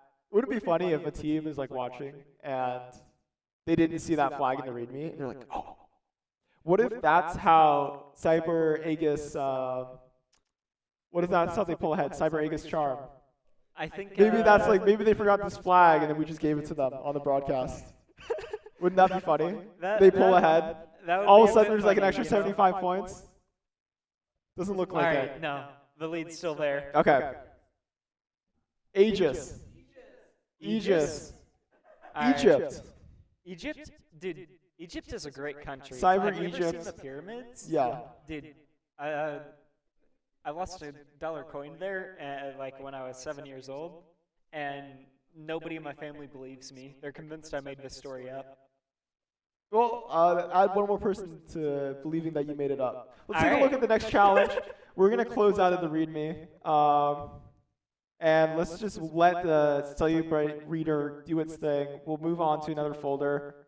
We can take a look at the apartments now. I think we haven't done that one yet. No, I don't believe we have. Okay, let's look at Ryan's apartment because he's our primary suspect. As always. Yeah, as always. There's a couple files. There's a sound file, sendbitcoin.wav, which is a sound file, and Sonic Visualizer. So we can actually probably put the sound file into the visualizer. There might be a clue in there somewhere. And that's actually one of the main arguments I feel like I've heard against Bitcoins and sort of NFTs, is that they can be used pretty easily for obscuring transfers between parties, which is kind of useful for crime. Right. Yeah. So let's take a look here. So we have the sound file. It's visualized. We can see the volume is higher when the lines are larger, right? And as it gets smaller, then it's much more quiet. So if we kind of walk through this, maybe there's some clues that we're missing here. Why don't we just play through the file itself? What happens? I can't hear anything, but that's probably fine. It's just noise. Production says it's just noise. So there might be something in the visualizer application itself that we have to kind of scroll through. Want to know what would be crazy? What's that? If the audio peaks were used as a cipher. So basically, by taking what, what's the word in music? Like what the letter would be? The note? Yeah, what the note is to cipher something out. Yeah. Oh, I see what you're saying. So each note, each chord would be a cipher that you'd have to unencrypt to have a hidden message. So we have an audio file.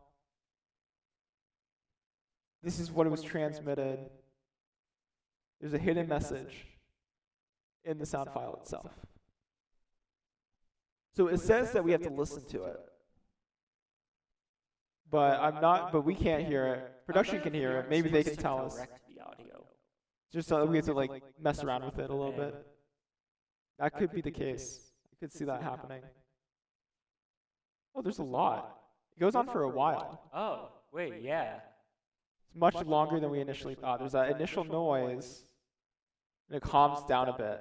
I didn't quite see the long bar at the bottom last time. Right, yeah, it's actually a very large sound file. You can see that we're only looking at one little section of it. Yeah, there's a whole bunch in it. So it's a lot to analyze. And it seems like, this is something that you might be doing. Yeah. As a cyber detective is looking through files like this and saying, well, there might be something in here. I have to isolate it, figure it out. Sounds like a plane taking off. But it's a little distorted. So maybe you're right. Maybe we have to do something tricky in the audio visualizer application. Yeah. Maybe speed it up, reverse it, something like that. There might be a hidden message in there. I've used audio applications like this before, where sometimes the message is compressed in the sense that it's like sped up. Sometimes it's expanded, so it's like kind of slowed down. Sometimes it's increased in pitch. Sometimes it's decreased in pitch. And all of these can make a message harder to understand or changed from what its original intent might be. That's what I love about CCIC as well, is that all these challenges are all over the place. You can go from Python coding to satellite trajectories to sound files that you need to somehow distort in a way that reveals a hidden message. There's a whole lot that goes into it. There's a whole lot that's going on right now. And even if your strong suit is not coding, you don't have a computer science background, or you've never been exposed to a specific coding language before, there's other ways that you can be useful to your team. Like if you are a musician, you've played around in Bandcamp before, made some beats on a virtual drum, and you played around with the filters, there you go. You know what to do when looking at the Sonic Visualizer. I think that's super cool, and I'm glad that we have such a big variety of challenges. What's also crazy is not even half the flags have been used. Right, yeah. There's 16,000 points up for grads, and the most is 7,300 or so. So yeah, like even if you don't know how to use code, like you were saying, there's so many flags out there that you can try and find. Yep. That you don't necessarily need to be a coding expert. Right. You don't need to be very technologically driven or exposed to it before the competition. If you're brand new to CCIC, to competitions and events like it, you can still find success. And we found teams that we talked to earlier that have never done something like this before. They could be from Australia, they could be from California, but they just are able to understand, visualize, and adapt to the challenges that are put in front of them. It's really cool to see it. Like, basically 2 skills, just observing and using context clues. Okay, so we're going to go back to the Celebrate Reader. Darlene's iPhone has been extracted, and there's some special stuff going on. We can see the location of CCIC, have some other stuff going on, a whole bunch. Maybe there's something, maybe a flag hidden in all of these little entries in the device info. MAC address. Huh. There's a lot of noise. I A lot of noise happening. It would be stored in metadata. Well, this is kind of the metadata. This is all of the stuff that makes this iPhone unique compared to other iPhones. I see. Yeah.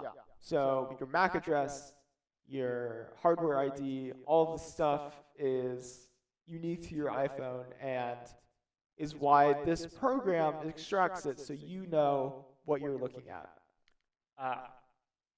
Here we go. So we have some sensor data. Step sensor, fingerprint sensors, stuff like that. The internals of the iPhone that make it work. Graph it all out. This is interesting. I didn't even know that you could do this with iPhones. I didn't know this was a thing. Didn't either. This is cool. I wonder if I could use this on my own iPhone to, like... Who knows what you could find? Yeah. Just start digging around. Start digging around. Right, why not? You can see the amount of steps traveled. This person is not moving that much. They're like 40 steps a day, day to day. 40 steps is not a lot. Not that much. There's 200 on one of the days. Quick public service announcement. If you're getting 40 steps a day, please step more. Please walk a little bit more. Just, for your health. Yeah. We're looking out for you.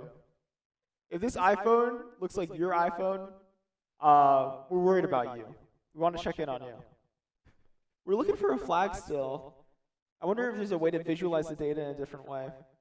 There's so many options that we could look at.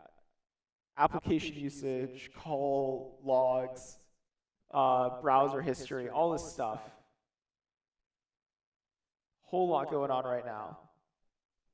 You could get lost in this. Yeah. If you don't know what you're looking for, you could easily go down like hour-long rabbit holes.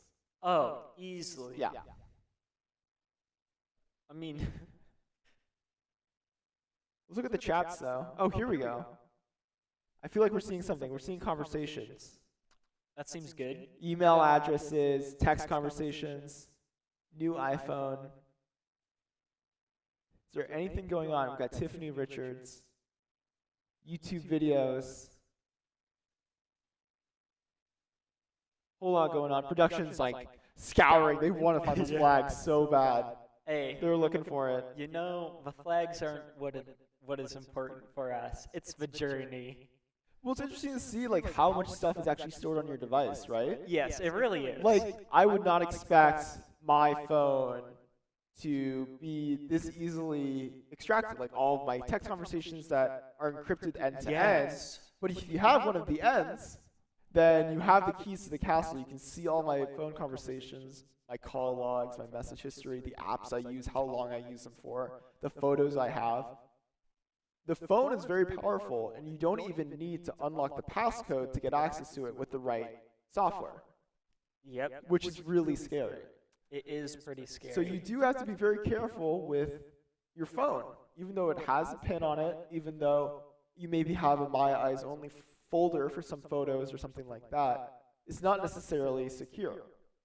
Yeah, you have to be very careful about plugging your phone into any unknown device. Yes, that's very true. Same with your computer. Basically, any thumb drives, any piece of hardware that you don't know is safe, try your best to be careful around. Yeah.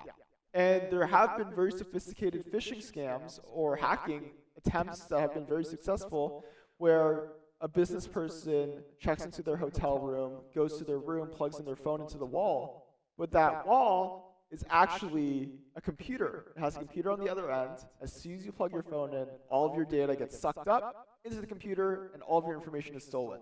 It's very sophisticated, very scary stuff. Probably won't happen to the day-to-day person, but you know, when you do plug your phone in, you have to be very careful that it is just for charging only and not to transfer files. Yeah. Yeah, very important stuff to think about.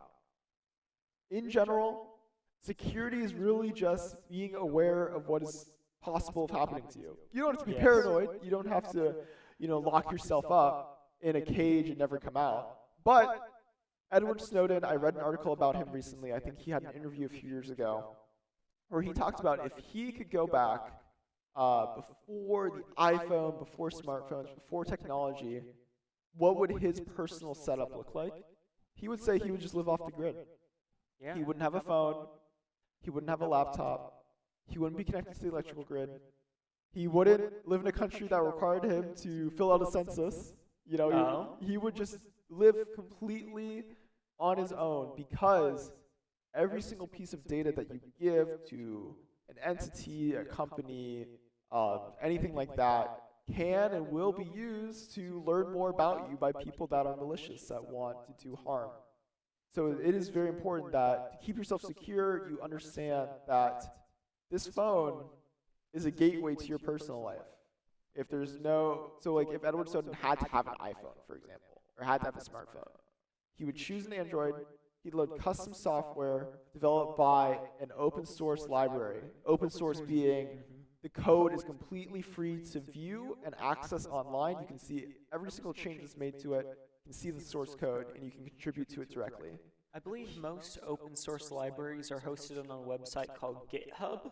Almost everything's hosted on GitHub. Yeah. But in general, any sort of repository that's easy to access, GitHub being the most popular one, is where you'll find a lot of open source stuff.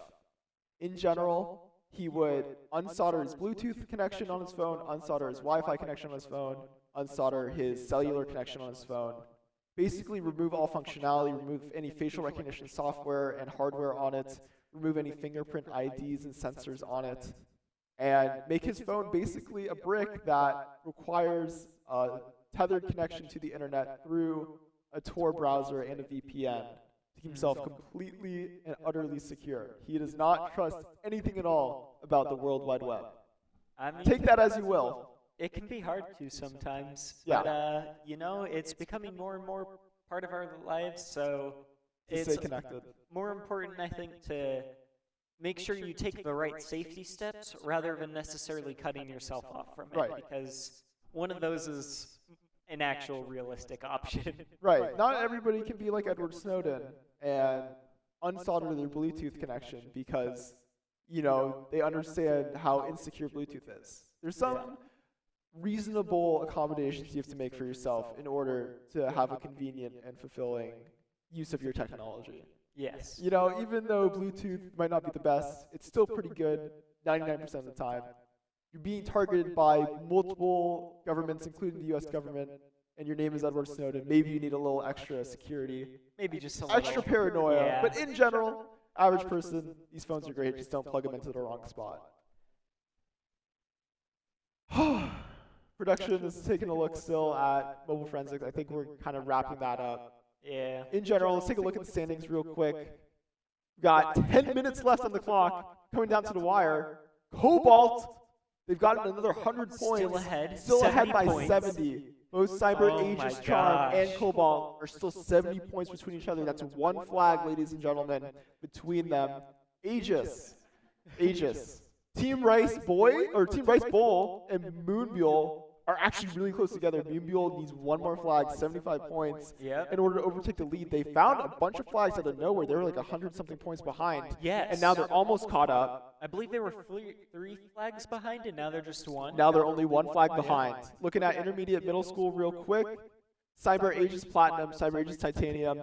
1 and 2, doing good. They're probably solid there. Nitrogen, I think, opened up the gap a little to 300 points when I think it was 200 last time. Yeah. So Nitrogen, solid third place finish. They can be happy with that. can't contest Cyber Aegis, but that's okay. Cobalt and Cyber Aegis Charm are neck and neck. 9 minutes left on the clock. What we're going to do is we're going to give them some time, hold the suspense. We're going to go to our last interview, and it is an amazing individual, Brett Hartman. He worked for Cisco for many, many decades. He was the president of security for a long time at his time at Cisco. He's currently teaching his first class at Cal Poly this quarter on security. Wonderful guy, amazing, well-spoken. You're going to love his interview. And watch that. We'll see you soon. Don't go anywhere.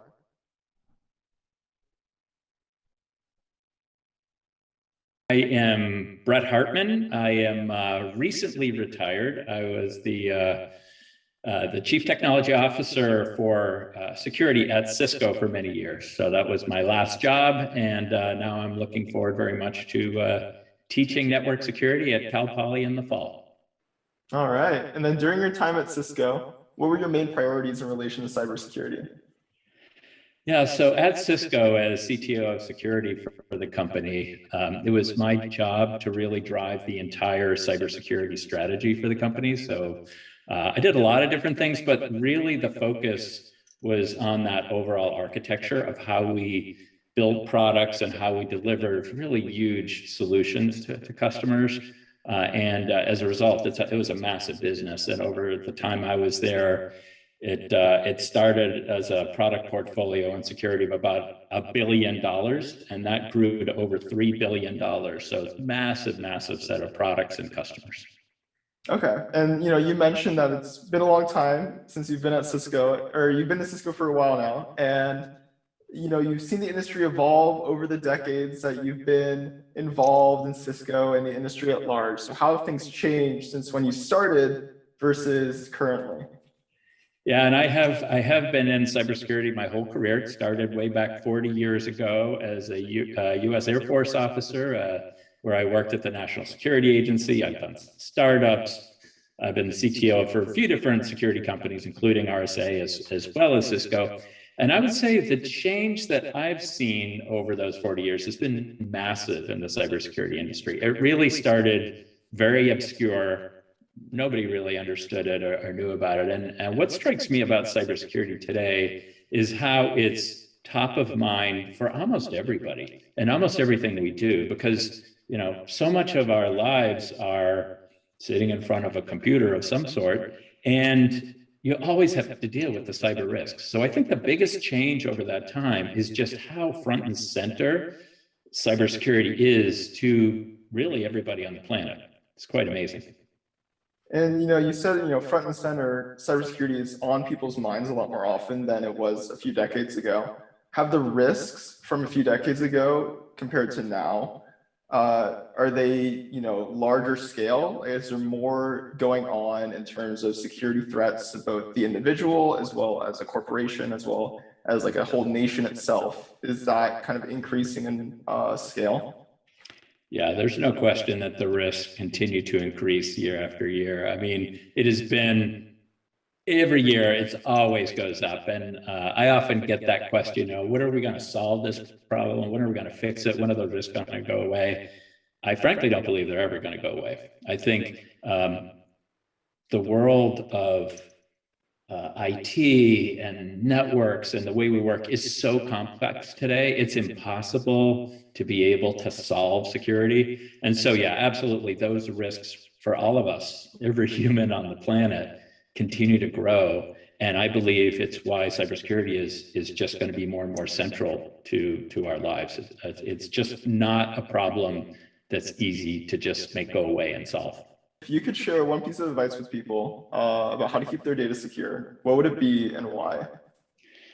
Yeah, so what I would say there, and especially as I think about from a consumer standpoint, all of us as individuals sitting at home, the best thing to do is not to rely on awful passwords. I mean, passwords are, in general, a terrible way to protect any of your information. So anything that's important, especially when it's out there in the cloud somewhere, right? And, whether you're, in the iCloud and using Apple or whether you're using Microsoft resources or Google or whatever, use multi-factor authentication. Don't rely on your own personal security just on a password. Use multi-factor. They all have it. It's free. And this is where, in addition to a password, you're using your mobile device, your cell phone as a way to prove who you are, for example. There's lots of good multi-factor authentication, and that's the starting point, because everywhere passwords are stolen and they're virtually worthless to protect your data. Yeah.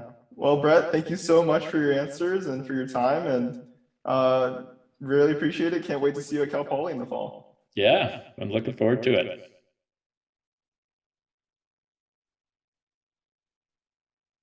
Welcome back. It's the final 4 minutes of CCIC 2021. The teams are neck and neck and neck. I want to go straight into the scoreboard because it is insane right now. We're going to take a look at it. I'm going to refresh my page. We look at intermediate high school first. Team Rice Bowl still in the lead 60-90, but now there's two teams that are one flag away from them. Cyber Aegis Lithium 60-50, Moonbuell 60-20. All they need is one flag, and Team Rice Bowl not to get any more, and that's curtains for them, and that is the game. Yeah, and difficult, the high school version, is also interesting because Cyber Aegis Charm also managed to get a flag and pull ahead to first.